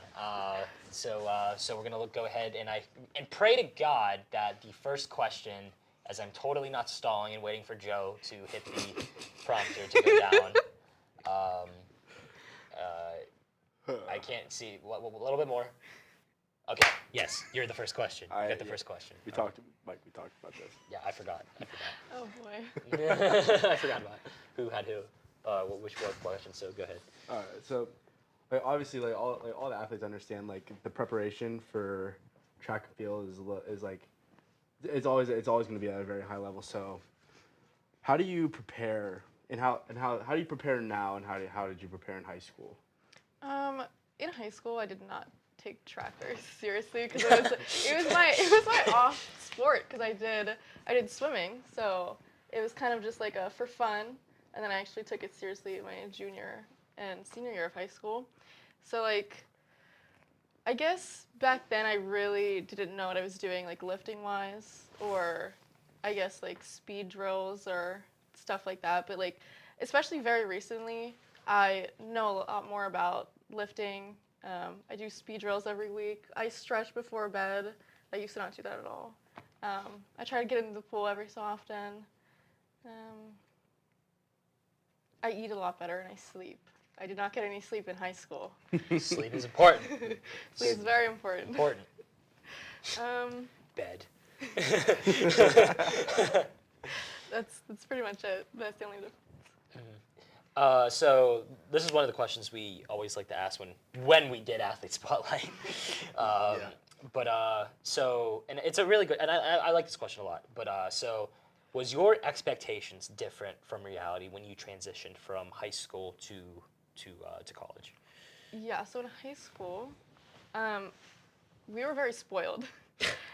We had track coaches for everything, like every jumping event, every throwing event, every sprinting event. I went to a big school and we didn't even have that. Because I had my own long sprint coach, like specifically like 400-meter coach, and then I came to college. Jesus. And I mean, last year we had a multi-coach who was able to coach like pretty much everything, but like sprints were kind of lacking in my opinion, because sometimes it was kind of like she kind of forgot about sprints and we were just kind of over there. And like this year, for the fall, I was pretty much coaching myself, and like we were all like just doing our own thing pretty much based off of last year. So I guess I expected college to still have my little like individual like coach for my event, which was not accurate at all. I've even come to learn after like asking or like talking to all of my college friends that ran in high school with me, that they don't have that experience either. Or like, they're like, yeah, we were so spoiled. Like our sprint coach in high school was so much better than what they have now in college, which I guess is kind of a common theme since I came from a pretty good. I was gonna say, what high school did you go to again? Norwin. Oh, okay, gotcha. Our football team's terrible. Yeah, you guys. Let's just ignore that. Their stadium is used for games that they don't play in. Pretty decent hockey team though, right? Yeah, Norwin hockey. Pretty decent hockey team. Moon hockey still thrashed them. I thrashed on Moon hockey, so. Hey, PIHL state championship, Norwin, it was like 6-1. The only reason I didn't win the PIHL state championship was because I didn't play in the PIHL. Oh yeah, you didn't play in. Yeah. I played in Cleveland, but we'd make some trips down to Pittsburgh. Yeah. Just for a little tune-up game. Yeah. Yeah. He just got so pissed. Depending on what year, that's fair actually. If it was before like 2019, then that's false. But if it was after that, then yeah. He brought facts. Listen, all I'm going to say is my senior year, our hockey team averaged like 30 penalty minutes per game. So. I'm just saying I've never gone to Pittsburgh to play hockey and lost. I'm just saying. Shots fired. I mean, reflects right now. That's an exception. Reflects that's right now. An exception. Next question. Anyways. Oh, I haven't even read my questions actually because I was getting batteries. Good thing you only got one. Yeah. So obviously you're an accomplished athlete already. You've done some great things. Is there anything else on top of what you already done that you would like to do, like defend title or, continue legacy, anything like that? I would like to defend my title, obviously. There are some people that are graduating, like Caroline Mastria, who I've found a lot of like inspiration from since I kind of really don't have anyone to run with during practice. So. I don't know, I would like to beat her during outdoor. And then last year, for outdoor PSACs, I got third again. So it's like, I would like to either place second or first, because I don't really know how like everything's gonna go since there haven't been a lot of outdoor meets yet. But I would like to try to win, or I don't know. I have a goal time in mind, but I'm not. I was gonna say it for a second, but it's secret, just in case. Secret. Top secret. Top secret. Top secret. Just You in at case. least gotta tell us after, because we're gonna be curious. Okay, after. We're gonna get the scoops that we're not gonna release. After we totally turn the cameras off. Yeah. By my senior year, I would like to like place or do something in the 200, or maybe the 8. Cause I'm not a 200 meter runner, so like maybe I'll pick up the 800 outside. Ew. Terrible. Hey, but no, Alex, you wanna know what's funny? She finished her story before Cody.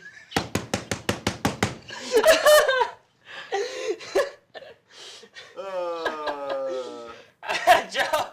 I might finish my story before Cody Rhodes. I can't say what yet, but I might finish my story before Cody. Okay, at that point, it's just sad if I do. But oh God, that's funny. All right, Dom. You got a last one before. Okay.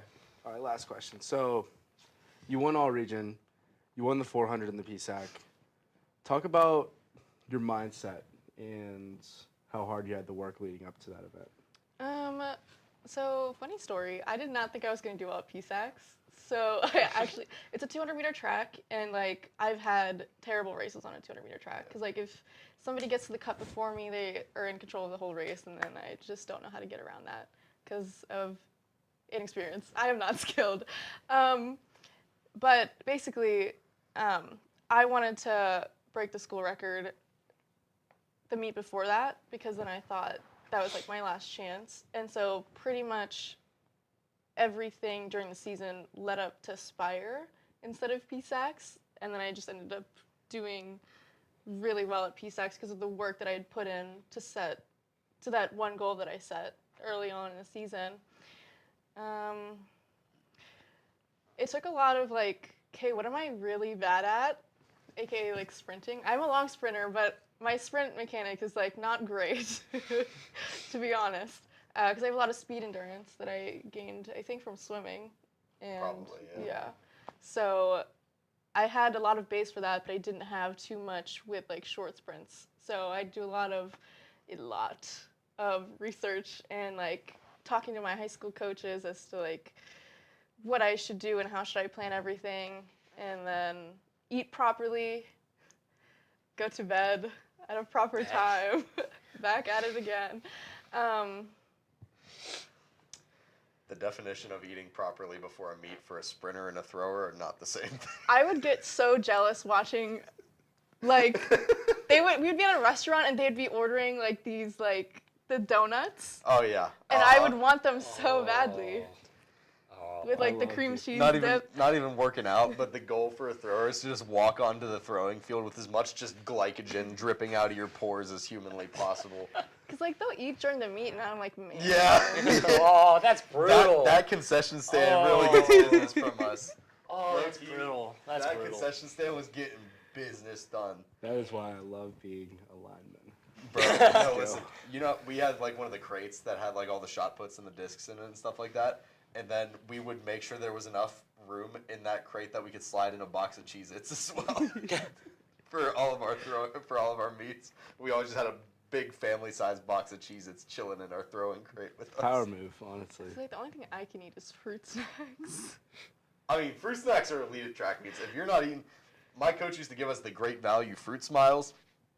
Them Johns hit different. Oh, Haley agrees. Nobody gets it. That, no one else gets it. Those Scooby snacks.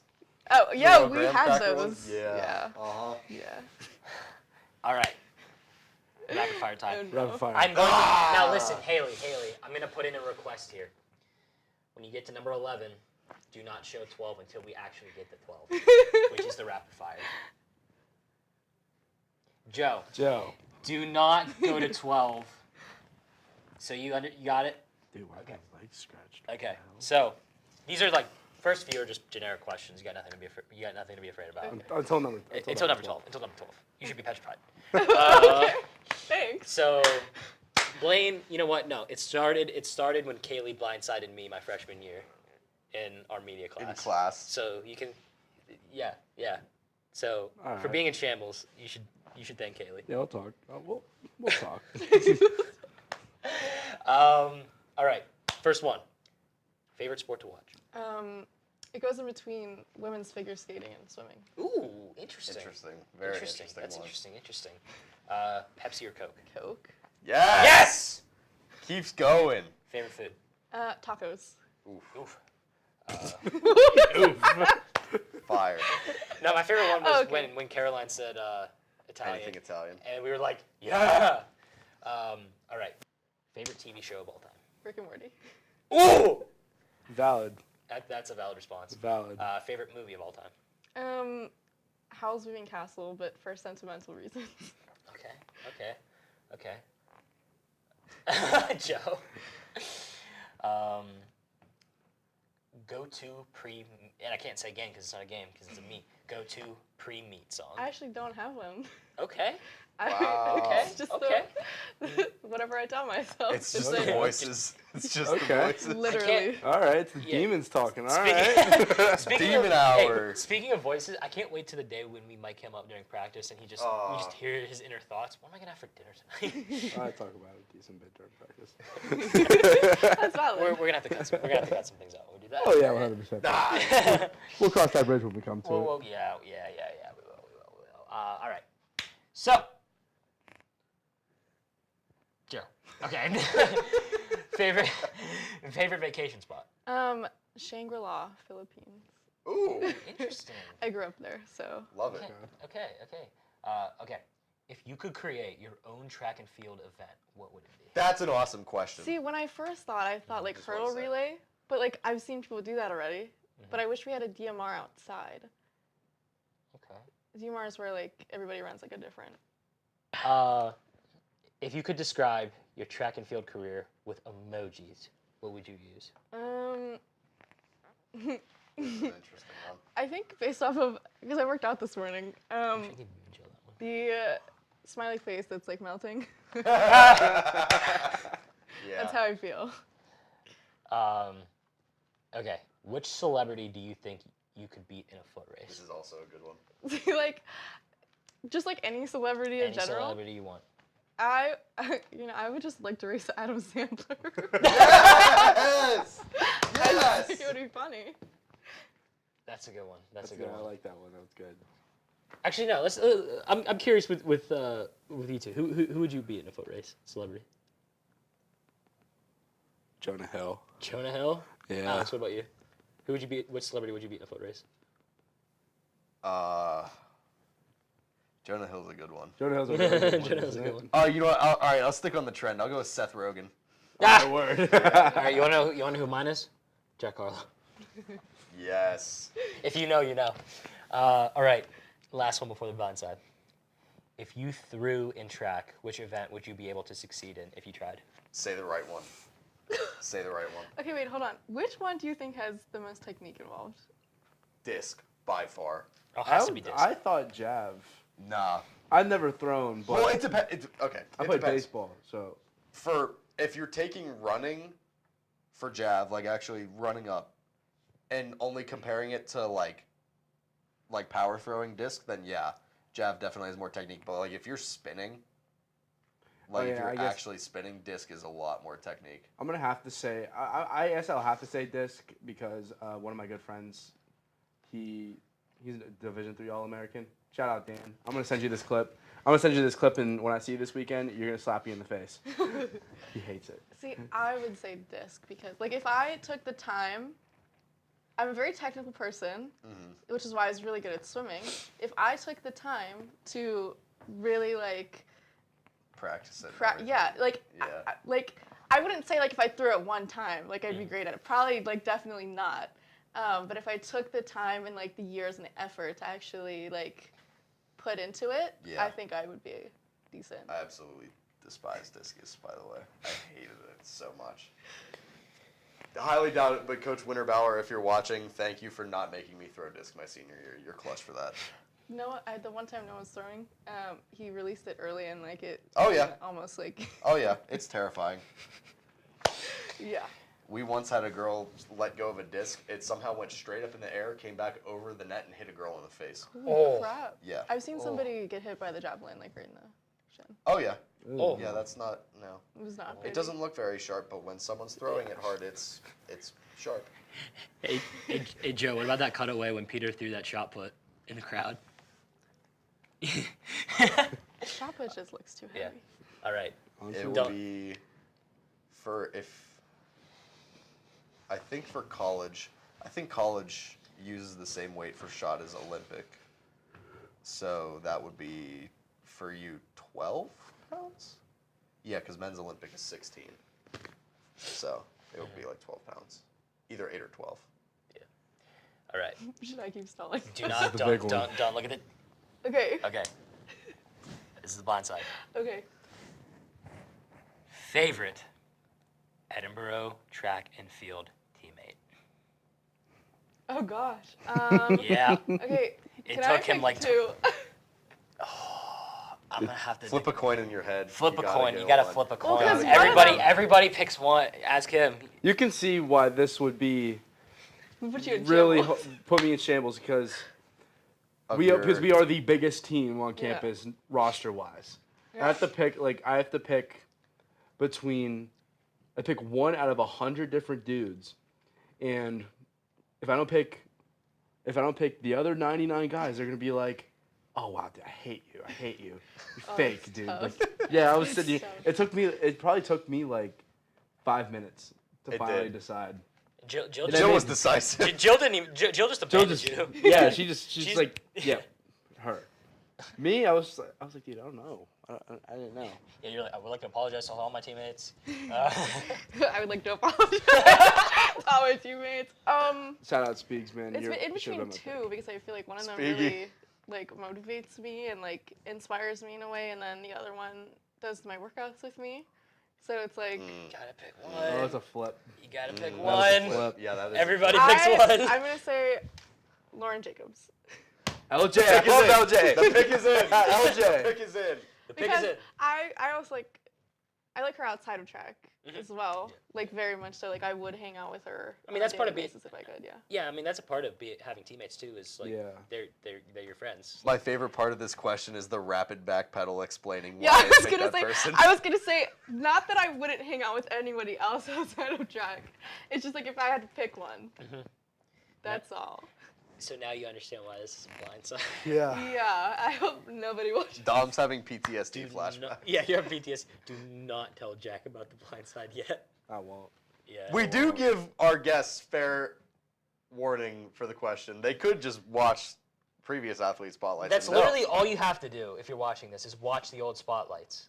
Oh, Then we just you- gave up the secret. We gotta cut Well, no, that I out did now. watch. I watched one when I was lifting this morning.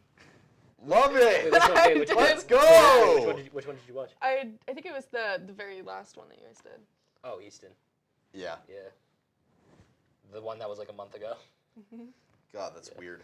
No, LJ's cool. I like LJ. I don't even remember how I met LJ, but I feel like that's everybody's experience. I have no idea how I met her, honestly. I remember we were at one of our coaches' house on Halloween giving out candy, and she was running by. Typical She was- collegiate athlete activity right there. She was running by with somebody, and my coach, like, I don't even know what I was doing. My coach was, she like overheard them say like, "Oh, is that Dom?" And they were like halfway down the street already. And he's like, "Yep, that's Dom," and they came running back. Who was it? Huh? Do you remember what coach it It was? was our tongue. Oh, It was our tongue.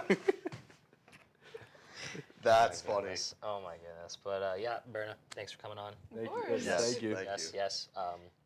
Even though we interrupted you like 500 No, times. it's okay. Uh, I've hung out with you guys before. I know. That's right. That's right. That's right. Yeah. Kaylee just has the look on her face. She's like, yeah. I deal with them every week. Everybody that is in the studio right now understands that She has to, like, interruptions turn happen you all down the time. every time you scream. Oh, I wasn't even on screen. That's amazing. Yeah, that's awesome. But yeah, thank you for coming on. This is episode 12 of Tailgate Talks. I almost said Burrow for some reason. I said it in my head. I said Burrow. Well, because I'm uploading the old ones right now. So. Oh, that too, yeah. I'm almost done, by the way. But yeah, so subscribe, do all that fun stuff, hit the notification. let us make money, get us to 500. Mike's in dead last. Shut up. Shut up. That's actually pretty funny. Alex, send it. I got a good one for the end of the last thing that we recorded, so we'll see if I get another good one for this on the paper toss. Okay. Good night, America. Nah, not as good. Not as good. All right, ladies and gentlemen, welcome back to Athlete Spotlight. Whatever the hell number this one is. Whatever. Yeah. Do not know what number it is, but back on it, recording another one. We haven't recorded one since we recorded with Berna, I'm pretty sure. That was a couple weeks ago. I think that was the last time Dom was on. Yeah, it might be. Anyway, back with another Borough football player today. The second of the 3 Borough football quarterbacks that we plan on interviewing at some point. Bo, that means you're next. Isaac Bernard is on the show today. Yeah, thanks for coming on, Isaac. Yes, thank you. Yeah, no problem. Fun fact, Matt was the very first Athlete Spotlight. He was. So, that is true. We were planning on getting all the quarterbacks in. It was just a matter of when. But yes, so bio. This is a very long bio. I was going to say, usually we have pretty good stat tracking for the football team. So I believe the high school is below. Richie, double check. Go down. Yeah, so it goes down. Yeah, so it goes down and then it goes down and up. Here, keep going down. All right, there we go. So you're a Florida guy. Yeah. Big Florida guy. Yeah. So this is from the bio. The Miami, Florida native played football and basketball at Somerset High School. He tossed 25 passing touchdowns and 1,850 yards. He was a second-team All-Dade. Yeah. County selection. So no, go up. Yep, we're doing a little awkward. Yeah, we gotta. Yeah, it goes. Okay. Little fun fact that I know outside of this: not born in Florida, actually a Really? Michigan-born native. Yeah. Michigan. Moved all to right. Florida after being born in Michigan. Okay. We can get into that a little bit. So in 8 games for the Scots, don't know why it just says H. Yeah, that's freshman year. Yeah, 2021. Completed 91 passes for 882 yards with 8 touchdowns. He also rushed 30 times for 15 yards. Go up. In 11 games, Bernard completed 219 passes for 2,120 yards with 11 touchdowns. So I believe that was 2022. Yeah, that was sophomore year. That was 2022, and then they don't have anything up for 2023. Okay. So all right, yeah. So get those on the fly. So Alex, I'll get 1 and 3. You get 2 and 4. Okay. So all right, first question. So talk about the move. Like obviously you just mentioned you were born in Michigan. Yeah. But obviously you played football in Florida as we just mentioned. Yeah. But talk about the move from Florida to PA. Were there adjustments that you needed to make, and how was the weather change for you? Because going from sunny Florida to this. Yeah. Well, like he said, I was actually born in Michigan, and I moved to Florida for my freshman year. So in terms of the weather, like I didn't really have to adjust that much because where I'm from, I'm like Marquette, Michigan is like the top. Yeah. It's right next to Canada. It's freezing over there, so I didn't really have to adjust that much to the weather. And I don't mind the weather here. I kind of like it actually. Until it like snows like really crazy, and then we can't move our cars, and then it's just a long day. I mean, it gets at a certain point. It's like, all right, go away. But I like it when it first comes, like all the snow. Like if I'm not doing anything, I don't mind it. Mhm. But like when I have to go somewhere, Yeah, I hate you it. gotta wake up. Yeah. Uncover your car. Yeah. Yeah, it's crazy. It's crazy. But Alex, I believe you got the next question. Yeah. Actually, real quick before we continue with the questions, I don't know why they weren't on the website, but I just managed to pull the stats from 2023 for you. Oh, really? Really? Oh, yeah. go ahead. 137 for 226, 1,400 yards, 9 touchdowns, 4 picks. That sound about accurate? Yeah. Okay. Yeah. So I was gonna say, I know that there was kind of a Matt getting hurt at points, and like you guys kind of went back and forth. So I know that's not like a full season's worth of stats, but I did remember you playing some significant time in some games. So there you go. Those are the stats that they were missing. Question number 2. I'm just gonna lean this way because my camera's. Yeah, I'll get to here. I'll get to you. Get the last 2. Okay. So as a quarterback, prep is definitely key. Yeah. Absolutely key. What is your pregame prep usually like when you wake up and then head to the field, mentally and physically? Well, yeah, obviously practice. I take practice extremely important throughout the week, and then Friday, how I prepare mentally. I usually after practice, I go home. I get a script. I read over the script. I do mental reps in my head of the script, make sure I'm comfortable with everything, and then I get in bed, and then I take my phone out and I just watch film for hours until I go to sleep, and then I wake up. I go to the field. I do my hip mobility routine, and yeah, I warm up. I take one more last look at the playbook, at the script, and yeah, and then I'm ready. Yeah, I mean, did you get the chance to check out the documentary series Quarterback? Yes. Did you I watched the whole thing. I really liked it. Yeah. It's just like the amount of preparation for quarterbacks I would in my honest opinion, it's the most prep out of any of the positions. Yeah. Like on the team. Yeah, I feel like Kirk Cousins impressed me the most with his prep. Oh, he yeah, had with I was just the gonna say that. neurological stuff. That was crazy. Yeah, I was just gonna say that. But like, yeah, see, because like, there's so much that obviously goes in of being a quarterback. You got to make sure you're in shape. You got to remember the plays. You got to remember all of that stuff. Reads, check, line, exactly. Calls, yeah, everything. Yeah, and honestly, not just even in football. I think position-wise in any sport, like prep-wise, quarterback is the hardest. It's the hardest. It is the absolute. absolute. It's absolutely like, the hardest. I have never played a snap of football in my life, and I can double down by saying that the quarterback position is the hardest position in the world. It's so taxing. Yeah. So, I've actually, I mean, we've been here, I think all of us, about the same amount of time. So, obviously that we've seen some of these situations where this is the case, but when it's a close game and you, say, have a shot to win a game, make a game-winning drive or something like that, what do you do to try and keep your nerves down and keep yourself calm in those situations when you know that the pressure's on? Well, I try not to, I try to think of the plays, I try to, as next play mentality, it's just, don't try to put too much thought into it, because when you do that, then you try to do too much. Right. And you throw a ball into triple coverage trying to make a play.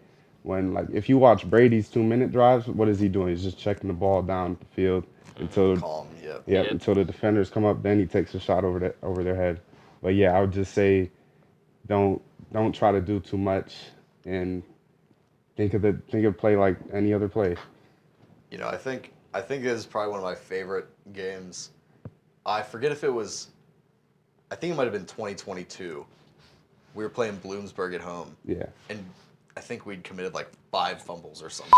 It was crazy. Oh wow, thanks. Crazy how many times we'd fumbled the ball. And that game went to overtime, and we ended up holding them to a field goal. And I believe it was you that took him down the field. I think it was Wildcat or something like that. Yeah, on the game-winning play, but I got him down to 2, and then we put in Barge. Yeah, that's what it was. Yeah, but that's one of my favorite ones. Thinking of game-winning plays and game-winning drives, because it was just I remember sitting there, and it was every time I looked up, either we fumbled or they fumbled, and it was I don't know I genuinely, one of those moments where I did not know who was going to win that football game. I think I had it because I was helping run the stream that game. That's right. You were doing statistician stuff or something like that, or doing the stream. I had the stat. I had the sheet of the stats. Mm-hmm. The amount of turnovers. Yeah. Good Lord. That's a grit game right there. You know, no matter how many mistakes you make, that's just a grit game. Trying to get it done, and we got it done in that one. Yeah, and I mean, we always like to ask the advice question. Honestly, that is just another way of asking the advice question. Because I feel like, and maybe you disagree with this, but I feel like one of the things that up and coming quarterbacks think about is pressure. Yeah. What do I do? How do I? Because maybe they feel like they would crack under pressure, or they would just get nervous, and then it just wouldn't work out. Yeah. So I feel like that's just another another way of asking the advice question of okay, this is what you do. Maybe you can apply that to yourself, and maybe it can work. Yeah. Maybe it can work. So So going into the last, the big question we go into before we go rapid fire. Obviously, we were talking about the amount of time that we've all been here. You have another year left of eligibility to play. What do you want to see the team accomplish this season? And even what do you want to set out for yourself to accomplish? Obviously, I want a PSAC championship, get into the playoffs. the whole team has been stressing that, talking about that, and I feel like since I've been here, my 4 years here, we're closer than ever. Yeah. There's no like cancers on the team. Everybody's bought into the program, so it's good to see. And like especially our spring game, we went down there and we dominated. So yeah, physically, just mentally, everything. It was fun. It was a really fun time. Yeah, I want a championship for myself, first team all PSAC. And yeah, I'm 7th right now, 7th all time on the passing list, and I want to get that up to like top 5, top 3. Yeah, I like that. Yeah, there we go. There we go. Which obviously, I mean, I can cut this out if you want me to. If everybody didn't know, you do help out with the football team. Yeah, I've said that before. Oh, you have? You have? I wasn't sure. When I was talking about the student assistant sign up form and everything. Oh, that's right. That's right. No, yeah. Right. And what was the thing you said before we started recording? You didn't even recognize the jersey numbers. You just knew. Oh yeah, I was talking about charting film and how I just look at the 3 quarterbacks during practice and just look at their throwing motions, and I just don't even bother looking at the jersey number half the time, unless it's obviously visible, because sometimes the camera angles are hard to see the jersey numbers. But yeah. Yes. All right. So, rapid fire. All right. I warned you. All right. I'm ready. I warned you, but to see, this is pressure. Mm-hmm. We know what you do for pressure. Let's see. But we'll ask 11, actually no, more like 6 like generic questions, and then a couple more not so generic questions. Depends how you see it. Yeah. But it's basically just like about you and everything. Okay. I got this from when Big Ben had Kenny Pickett on. So yeah, here we go. All right, Pepsi or Coke? Coke. All right, there we go. Favorite food? Mac and cheese. Ooh. Yes. All right. We got to get a list going of how many people have said Pepsi and how many people have said Coke, because I'm telling you, it is disproportionately on the side of Coke, and I'm all for it. And there's one Dr. Pepper. There is one Dr. Pepper in there too. Did somebody say something else too? Someone else said something. I can't remember what it was. I'd have to rewatch. Most people are wrong. Joe. All right. Favorite movie of all time? Forrest Gump. Yeah. Ooh. Favorite TV show of all time? One Tree Hill. Okay, I think somebody else has said that. Someone else has said that. I haven't heard that show in a while. Yeah. Oh, Haley likes that. All right. Go-to pregame song. Any Kodak. Anything Kodak. All right. Favorite vacation spot? Hawaii. Ooh. Okay. All right. Well, normally this question is like easy, but like I saw you also play basketball, so I don't know what you're gonna say. But I think I have a good feeling of what you could say. Favorite sport to watch? Well, it was college basketball, but my team's going through it right now, so it's college football. I'm a huge Michigan fan. Oh, okay. So. There we go. Yeah, where's Dom? The other Michigan guy. Yeah, that's why I wanted him here. He's a Michigan guy. All right. Jordan or LeBron? Kobe. Nah, Jordan. You can say Kobe. All right. You can say Kobe. That's my favorite player of all time. Because didn't Caroline say Steph Curry? I think so. I think she said Steph. And then I looked at the camera and I just zoomed in on my face when I edited it. All right, favorite quarterback of all time? Brady. So that one coming. It's hard to bet against him. Yeah. All right. You're the OC. 1 play left. First and goal at the 5. What's the call? I'm calling stick up. I don't know if I should explain it to you guys. Do you know what it is? I know the concept. Yeah. I like that. Mm-hmm. All right. Well, we can add on to this. Say you're the OC for Edinburgh. Who's getting the ball, receiving wise? I mean, I got to read it out. You got to read it out? Yeah, all right, I can't just. I mean, if I want to take a one-on-one, I'm going Jacob Coburn outside. I wasn't going to say it, but yeah, I was going to say. All right. All right. And to clarify this, because the last time we asked this, Matt asked if, with no warm-up, yes, you can stretch. If you did the 40-yard dash right now, what would your time be?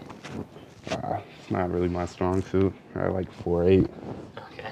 All right. Still respectable. Tom Brady ran like a 5.1. Nah, I'm faster than Brady. Yeah. Faster Brady. Oh! I was going to say. Tom Brady, you're not watching this. All right. Here we go. It's not even labeled on here. It's just called Blindside. Yeah, because I don't want anybody reading it. I may have hinted at it to which I'm gonna give this out right now. If you are an Edinburgh athlete watching this and whatever, You can watch the old episodes to see what the blindside question is. You can absolutely prepare yourself. Just nobody does it. Most people in good faith like to come on and be surprised, Yeah. but you can absolutely spoil it if you want. Yeah, I think Gabe was gonna do it, so I just told him what it was, so he has time to prepare. And Easton, before we recorded Gillian's, Easton had time to prepare, but when he came in, he was like, "That question's crazy." Yeah, because he was sitting on there while we were recording hers. Yeah. All right, are you ready? Yeah. Favorite Edinburgh football player that's not yourself?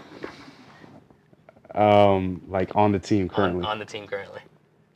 Wow, this is gonna. I don't want to. Like, people are gonna take this personal. So this is why it took Dom 5 minutes. Let me think. Everybody stumbles on this question. I love it. You know, didn't Coach Null say he loves this question? Yeah, he did. He said he loves it. I know Gary said he loves it too. I'm gonna go downtown Teagan Brown. Yeah, Teague. I like that answer. That's a good one. We have a lot of experience together, so yeah. Yeah. Would you like to apologize to your teammates like Dom did? I apologize to everybody. Dom was very nervous after answering that question. Yeah. Who did Dom pick? I don't even remember who he picked. Clay. Oh, okay. He did pick Clay. Okay, I'm gonna wait. Hold on. I'm gonna try to remember this. Matt got off easy. Mm-hmm. Which, you know what? When we do the quarterback thing, we're gonna get him. Wait, you guys didn't ask him? Yeah, we didn't, because we didn't come up with the question yet. Oh, okay. Because originally, so the backstory behind it is, so I had a class with Kaylee Lauriel who plays soccer. Yeah. My freshman year, and we did a assignment where we interviewed each other, and she hit me with a blindside question, and it stumbled me. Mm-hmm. So before we interviewed her, I was like, "Hey, do you remember the blindside question you asked me years ago?" Yeah. And she said, "Yeah, it was this." I was like, "I might have one of my own too." And the first time we asked it, she was like, "What?" And I was like, "Yeah, this question needs to stick." What was her blindside the gorilla question? Well, we also I had to give her that one. She knew that. She knew that one was she knew that one was coming. But there's that. So I'm gonna try to remember from like the football side because we don't have time to say everybody of who said who. So who's the first other than Matt? Who's the first one? Oh, Dom. He picked Clay. Richie, I don't remember. Ant picked Spiegs. Spiegs picked Ant. Yeah. Reed picked Gage, I think. Yeah. I love Gator. Who else from the football side did we interview? If I forget anybody, I apologize. Yeah, we've done a lot of them actually. Yeah, we've done a lot. The soccer one was funny because like Kaylee picked Baylee, Baylee picked Kaylee, and then Jill picked Kaylee. Yeah. And then I remember when Jill asked who did Kaylee pick, and she knew right away it was not her. Yeah. But yeah. So the last question we always like to ask people, we did forget to ask Berna. I was like, crap when I realized that. We talked a lot in hers though. Yeah. So and interrupted her a lot. But yeah. So the last question is 3 things in your life that you are grateful for. God, family, football. There we go. Can't get much easier than that. Yeah. There we go. Yep. But yep, Isaac, thanks for coming on. Yep. Thanks for having me. Yeah, like I said, we'll have to do the quarterback ideas sometime this week, next week. I'll keep in touch. But but yeah, so we'll have to maybe ask like Elo or somebody to catch or whatever. So yep. So thanks for watching. Yeah, this was Beyond This Week, episode 15. I believe so. I think. We don't even know. Subscribe, turn on notification, do all that fun stuff. Follow us, Tailgate Talks Official, on everything. We're just Tailgate Talks Official, literally on everything. Yeah, actually, just everything is Tailgate Talks Official. Yeah. So. Next Thursday, watch us on the Critical Eye. Me, Alex, and Dom will go on. We're going back on with Isaac Petcash. It will be on the CW. If you go here, they will have it on the TVs at Pogue. If not, if you want to stay in your room. You could probably tune in that way to local cable too. Yeah, local cable, but you can also go on earnewsnow.com. Hopefully the stream actually works this time. But yes, live TV.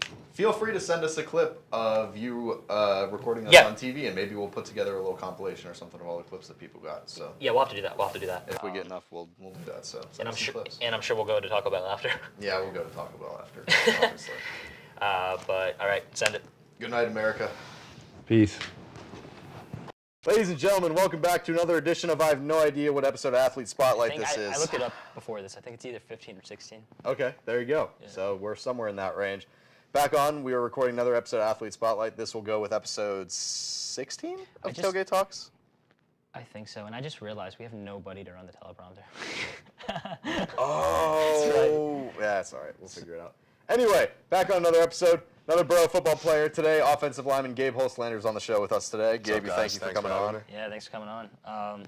So it looks like I'm going to have to go off of my phone and then probably share my phone with Dom. Because behind the scenes, legitimately, there is nobody in the booth to nobody do is anything here right now. Which is why it is going to stay on the wide shot for the entire segment.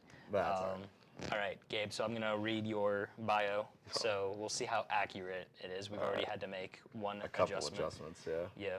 All right, so high school.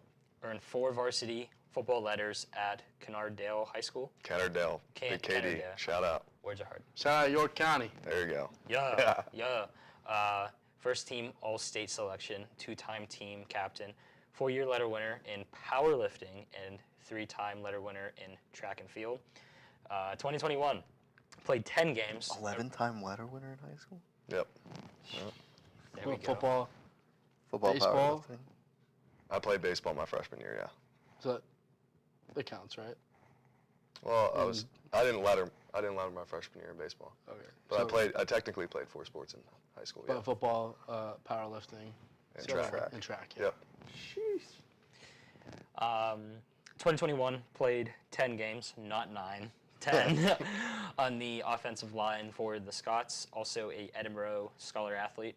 And in 2022, second team All-PSAC West offensive lineman, started 11 games for the Scots at left tackle. So there we go. Yeah. That's the bio. Thanks. Big old bio. Yeah. Big old bio. All right, I got the first question. So obviously, looking at your accomplishments in high school, multi-sport athlete, takes a lot of work to get to where you are today. So I guess just talk about the work you had to put into then in high school, and then the work you continually had to put in to get to where you are today. Yeah, I mean, we talked about it. I participated in 4 sports, dropped baseball my freshman year, but really played 3 sports my career in high school. And it got me used to, especially it translates coming here to Edinburgh, just about the time commitment that one sport in college takes, because I'm going all year round, just constantly training. I think it really helped me with how my high school was set up. You know, I played football and then was right into the winter powerlifting season, but we were working out during football, and my dad was closely giving he was my powerlifting coach in high school. He was giving our football team the workouts, so it was a lot of cohesion there. So I think that just played right into it, and I had a lot of fun doing that. You know, powerlifting is what I came up doing. You know, learned from my dad. That's what I've been doing my whole life. And then track was just like, I guess we could call it escape. You know, finally just get to let loose and just have some fun. Not saying that I didn't have fun powerlifting or football, but it was definitely a lot less pressure. Just being an individual sport, just going out there and just having fun every day. Did you throw? Yeah, I threw. Yeah, I was the same way. I threw and then ran the 4x1. So. Yeah. Boy, let's go. Attaboy. Let's go. Yep. So ended up having some success in track field throwing. Had a lot of fun, but yeah, it was my main takeaway from doing all those things in high school is just it really helped me compartmentalize the work it takes just to play one sport in college. So. Absolutely. Yeah, absolutely. Dom, I believe you got the next question. Yeah, I do. And so, Alex, the docs and yeah. So you're good. Hold up. All right, go ahead. So they asked Isaac yesterday, talk about your preparation from on game day, from the time you wake up till the time we're out warming up on the field. Yeah. So the time the game starts. Okay.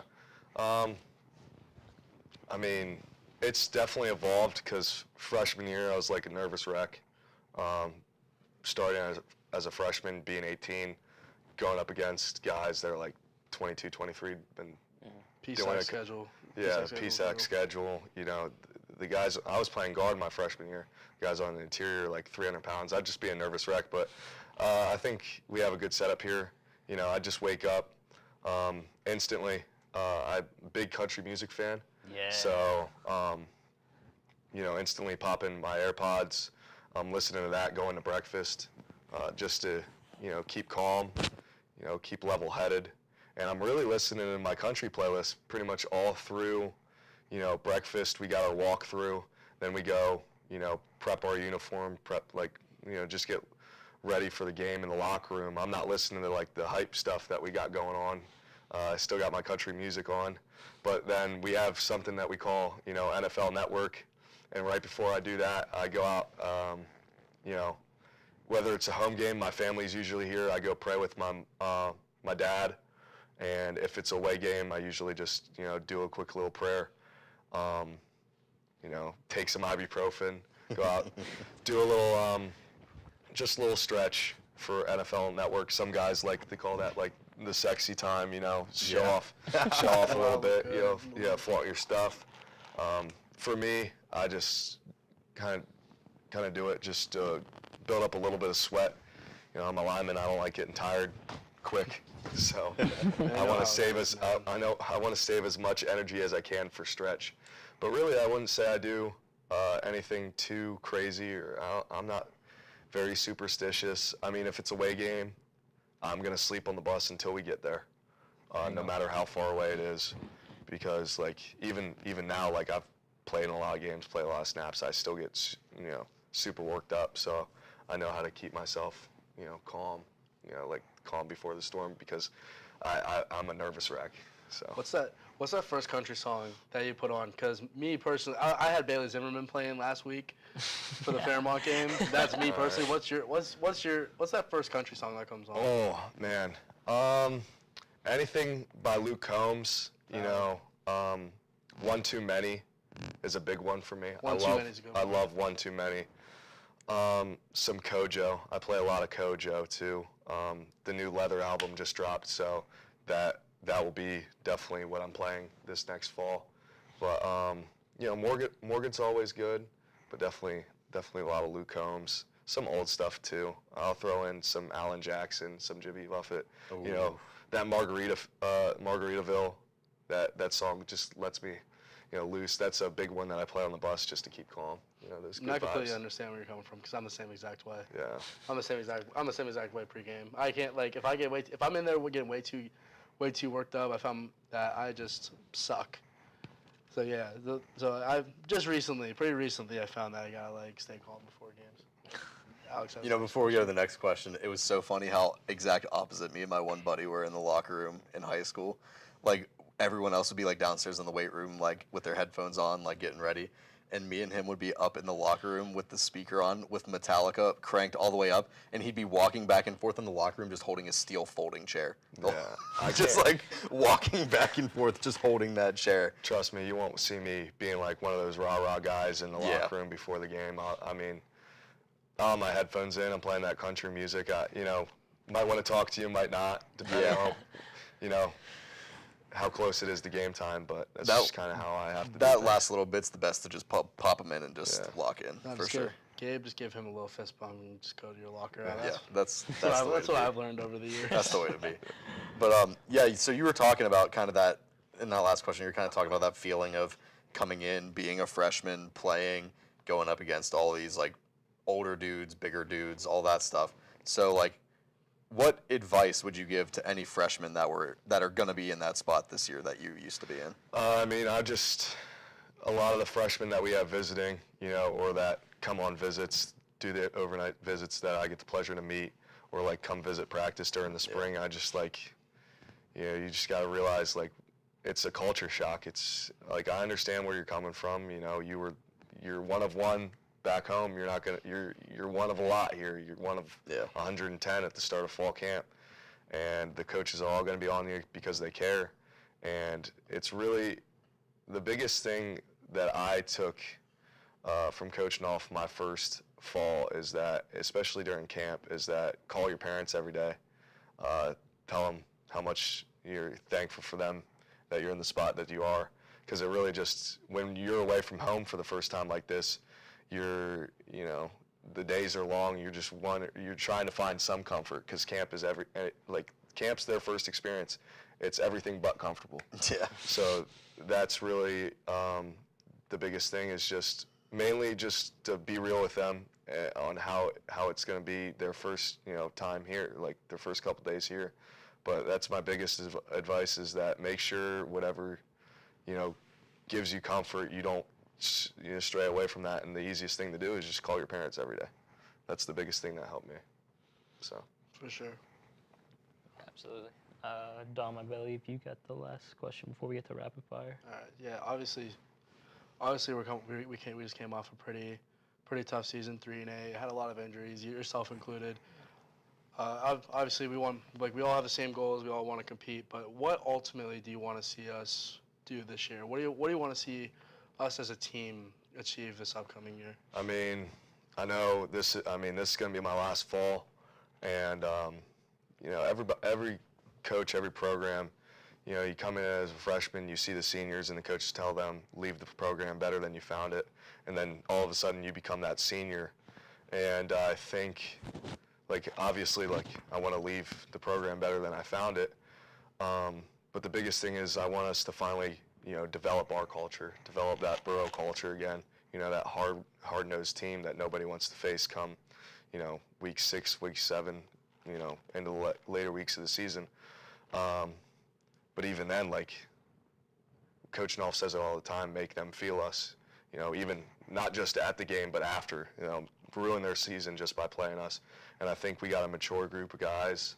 Finally, we're not dealing with, playing the youth frequently as much as we have been. We've had a lot of young guys play a lot of snaps for us the past couple of years, but we're finally mature. And, the culture has been the most, wanting to build that culture, a successful culture here has been the most important thing to me. So. Absolutely. Yeah, for sure. All right, rapid fire. So Gabe is actually aware of what the blindside question is. So dumb. Dom's so mad. I did my research. Listen. We've said on many episodes, you future Athlete Spotlight members. I did my research. To do your research. Yeah, because here's the thing. Correct me if I'm wrong, Alex. Dom didn't really get the chance to do that because it was Kaylee, and then if it went right into. Dude, so dumb. It's whatever. It was Kaylee, and then it was a good thing I did my research because my answer would be different. It was if it was past and current. But shout out Lumpy Luchinsky. Love you. You see, listen, Dom. While we're doing this, if you can come up with a blind side of your own on the spot. I won't. I honestly won't. I'm excited if you do, though. I'll say that. Oh boy. All right. I have a second blindside question I'm gonna hit him with. Okay. All right. First Dom, one. are you wearing a Michigan Barstool hoodie? Oh yeah. That's disgusting. Shout out. I'm not even gonna show you guys what's on the back of it. Yeah, okay. Oh, you're gonna have to show me after the episode. I want to see. It's just a picture. West Virginia, baby. Give him the extra word. Yes, sir. Damn it. All right. Wait, who didn't make the tournament? Who didn't make this tournament? Oh, was it the So do you want that team in Oakland, dude. That team. Oakland did make it though. Oakland made it. Not the right Oakland though. Oh, the other Oakland. The other Oakland. Oh, Pitt. The Pitt Panthers. Yeah. I can't even say anything because I'm outnumbered because every single one of these guys except for me is on the Borough football team because he's helping out and obviously they play. I'm outnumbered. No, Gabe, I will say my second favorite college team is Texas. So okay, we got a little animosity there, but no. Boomer sooner. All right, rapid fire. Pepsi or Coke? Coke. Let's go. That's another one. Let's go. Favorite food? Buffalo wings. Ooh. Favorite movie of all time? Rocky IV. Ooh, okay. Valid. Great. Yeah. That might be the best one. Favorite TV show of all time? South Park. Yes. Oh. Shout out Randy Marsh. That's good. Favorite sport to watch? Football. Yeah. I believe you already said it. Go-to pregame song? Go-to pregame song? Yeah, One Too Many, Luke Combs. Favorite vacation spot? Oof. Chesapeake Bay, Maryland. Yeah, that's a nice one. Favorite football player of all time? Oh, man. Jason Kelsey for sure. Yeah. Yes. There we go. Favorite baseball player of all time, because you were a big baseball player. Yep, Darren O'Day. There we go. Prime Darren O'Day. Get that submarine untouchable. There we go. All right. You're the OC. 1 play left to win the game. First and goal at the 5. What's the call? Oh, I'm probably going to run. Man, I wish we ran this play still. But no, I'm running A-gap power, and we're going to run. We're going to run a lookie off of it. I love that. Just a simple lookie, right off of it. That was my favorite play at guard. Just everybody's double teaming backside. I'm just skip pulling right around the center, leading up for the Mike linebacker. It's beauty. Hey, no more skip pulling though. No more skip pulling. Shout out Coach Plug. I love that. That's probably my favorite answer that I've heard so far. It's valid, yeah. That's what you get when you ask an O-lineman that question. We're gonna run the ball. Oh! Just giving this guy work, you know what I'm saying? Just bleep it out. Just bleep it out. I told Alex. He's I a was like, guest. He what? doesn't get it. We made a rule. Guests can say as many F-bombs as they want. Oh, yeah. But that is in light with the concept that Coach Pap's going to be on the show at some point. No, so we do a thing where if we drop an F-bomb, we go into the penalty box for 2 minutes, for 2 but since you're a guest, you get a free pass. Yeah, you get a pass. Okay, that rule was passed with the thought that Coach Pap's going to be on this show at some point, and it's going to be physically impossible to put him in the penalty box. So anybody that is a future guest on the show, make as much work for him as you want. No, I'm editing that out. If you're a guest on the show, the penalty box does apply to you.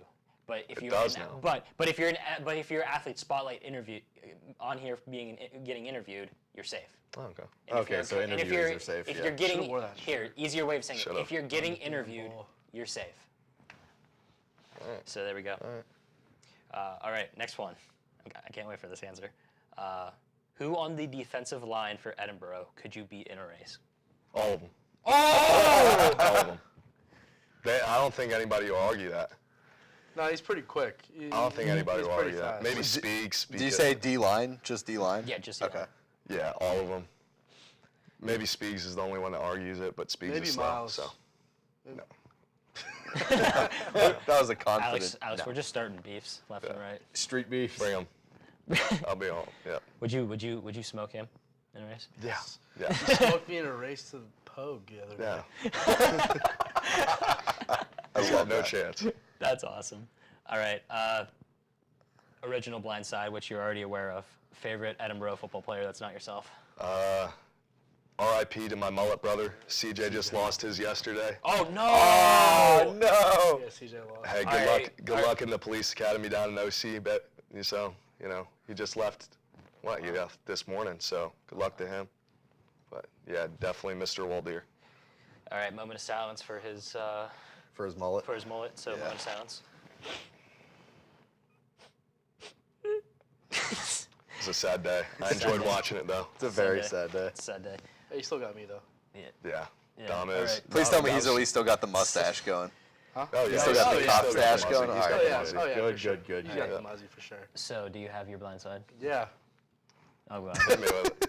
Who's your favorite teammate in the room? In the room? In the room, yeah. Oh, wait, on the O-line? Yeah. It's tough. I probably have to go. Shouldn't it be that tough? You said on the O-line in the room? Yeah, in the room. Oh, no. Should I like zoom in just to them? Yeah. I don't know. And you can't. Yeah, get this, because this is going to be funny. And you can't pick D-Mac. Oh, it's favorite O-lineman. And okay. you can't pick D-Mac. Favorite O-lineman. You can't pick D-Mac. Wow. Favorite O-lineman. He's just giving him a test. This is thumbnail right here. Yeah, this probably will be the thumbnail. I don't even think we're going to be on it, because I think there's a thumbnail you're not even on. Yeah. Yeah, I'm making the executive decision. This is the thumbnail. So look up for a second. That's the thumbnail. Favorite O-lineman. This is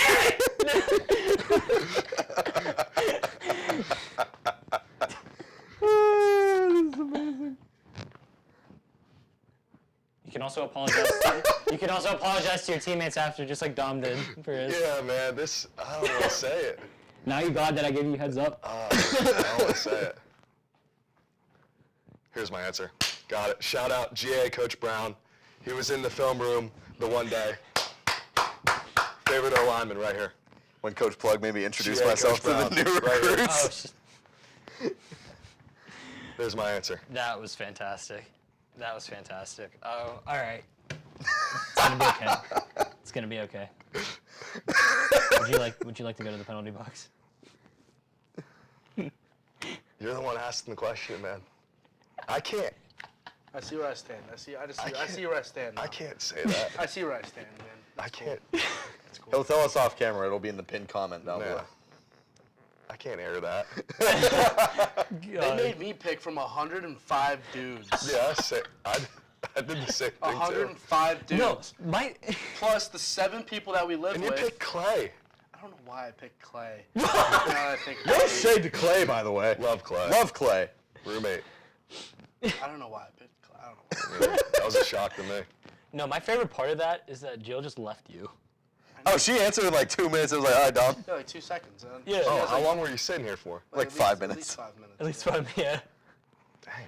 No, the best one was Just when... think about it. Just think about the position that puts me in. Yeah. I had to pick 1 out of 110 Mr. guys, Homecoming King here. including Mr. Edinburgh. Hey, Team including and campus the celebrity. 7 other guys that I live with in the same house. Whatever. God. You made no, the the choice, best. man. No, the I best made my is, choice. No, the best is when we pranked him the second time when we came back this spring. Alex and I Oh, that said was amazing. we went to the penalty box at the same time. We just left him by himself. The prompter wasn't on. We didn't tell him what to talk about. Where's the penalty box at? We just go, We just go off off camera and they mute our mics. Yeah. Past Edinburgh football player, shout out Tariq Smith. Shout out Anthony Mendocino. Yep. Shout out Pasternak. Big Brinson? Leaving Big Brinson off? Shout out Big Brinson. Honestly, shout out everybody from the 2021 Edinburgh Fighting Scots. That team was so much fun. Nobody knew who I was at that time. 2020. I can't say 2020. I can't really say 2022 because it's a lot of the same guys. I guess I could. You could. 2022. Yeah, a lot of the same guys. But difference. Oh no, I got one answer. It's Lumpy. Yeah, it's we all Lumpy. know it's Lumpy. Shout out Lumpy. You owe me $100, by the way. Hey, not the next tailgate, but the tailgate after for Zoom. We should get just like everybody. Like I won't even be on that one. Just everybody on the Edinburgh football team to do tailgate and just hit record. Just see what happens. Dude, I don't know if you like that. That can't go on the internet. Yeah, that surely can't go on the internet. I don't know if Coach Knopf would want that. How about this? You guys pick whoever you want on. I'd bring him. Yeah. I'd pick him. You can put Matt and Spiegs on. Put Matt and Spiegs on. Yeah. Definitely CJ. No doubt. Yeah. Should I ask the last question before if we keep rambling? Yeah. All right. Last question. We always like to ask everybody 3 things in your life that you are grateful for. I mean, obviously, number one, my support system. You know, family, friends. There you go. You know, there you go. Made some relationships that I would never trade for anything in the world by coming here, and then obviously got the fam holding it down. Definitely, you know, God wouldn't be here without him. Number 3, man. Buffets. Shout out buffets, man. Best answer. Definitely Shout top out 3. buffets. What's wrong with a little family, little religion, and some food? You know what I'm Let's saying? go. That's valid. That's what I'm talking about. Let's go. Yeah. It's the best answer we've gotten so far. That is what's Shout up. out Ocean. Shout out Ocean, Shout man. out I was gonna say, that's the first thing I thought as soon as you said that was Ocean SNS Buffet. holding it down, man. Oh my god. Oh, SNS is so elite, bro. It's so. All right. We'll talk about it later. Gabe, thanks for coming on. Yeah, appreciate you guys having me. We'll have to Been have you awesome. on since you're a baseball guy. We'll have to have you on in the summer For sure. Because Big O's fan. Big O's fan. Yeah, because somebody here doesn't talk about baseball or likes baseball. Honestly, when we talk baseball segments on the show, you can take Alex's spot. Me You and want Mike, me and Mike were going on for like 15 minutes. We can do that. Alex is just. Yeah, I was sitting here on my phone. I was literally just like. This was Alex. Just hate baseball. No, I actually don't. It's just like The Pirates are winning. Some of the things when they talk about the Pirates went from the best to You know, When they talk about the Pirates, I can at least chime. chime in a little bit, but some of the stuff they're talking about baseball-wise, I don't know. So I have no comment whatsoever. So I know we asked you the last question, but Mike asked me this yesterday. I want to get your input on it. Okay. Do you think Mike Trout is a Hall of Famer? I mean, Did you ask me this yesterday? Yeah. I think he's gonna be. I think he has to be. But the thing that sucks is I just like. He just doesn't have a team. Yeah, I mean, everybody loves Mike Trout. I don't think there's one person that'd say they don't like Mike Trout. Like genuinely, it's just the Angels suck. Yeah. He's just in a bad position. Yeah, He's just I in a mean, they bad should position. have traded Shohei. They had no business signing Shohei in the first place. I mean, yeah. When I was saying Mike, because Mike brought in the fact that Mike Trout is literally the J.J. Watt of baseball. Literally. Oh, I like that. It's the J.J. I- Watt of yeah, baseball. that's actually So now you understand it. That's a really good comp, though. Like, actually Jim understanding. Or Jim. I mean, Oh, there you go. The thing is, Jim Kelly lost more of his prime because of just choosing not to play for Buffalo. Mike Trout lost a couple years from injury. J.J. Watt lost a couple years from injury. yeah. You know. Because Mike brought this MVP, up too. DPOY, you Yeah, know. insane. Because Mike brought this up. Team, but is like the only reason I'm sure that they JJ have got a fan couple interest. MVP votes at some point, too, actually. Because Mike brought it up, he said, like, even without him, because we were talking about rings. Yeah. With me, it's rings. If he finishes his career without a ring, which is honestly, because he's never gonna leave Los Angeles, they're never gonna let him go. Does he still make the Hall of Fame without a ring? Yeah, I mean, yeah. I really don't. There's because honestly, I think it's not like we his set teams are the over. precedent anywhere. You know, like Dan Marino's a Hall of Famer. He has no rings. Yeah. I made that argument like 2 weeks ago, even about like I think Lamar will end up being a Hall of Famer regardless. He's He's gonna win a he's ring. two league He's gotta win a MVPs. ring. He's gonna win a ring. Yeah, he's gonna win a ring Shout out anyway. Baltimore, man. But like Yeah. 2 league MVPs, Shout one out of them's a Delaware unanimous. All the wins Shout that he out to stacked up Liberty in the regular Flames. season. If you get it, you get it. Like I mean, all I of it. understand the rings argument. Yeah, definitely. But the thing is, you can't be the GOAT if you don't got rings. That's the argument. Yeah, So. That's a good take. But yep, Gabe, once again, thanks for coming on. Awesome. Thanks, guys. This is great. This week, watch myself, Dom, and Alex on the Critical Eye. With Isaac Gabe actually was on before Alex and I were even on Critical Eye. Gabe Great guy. Yeah, it was an awesome opportunity. So shout out.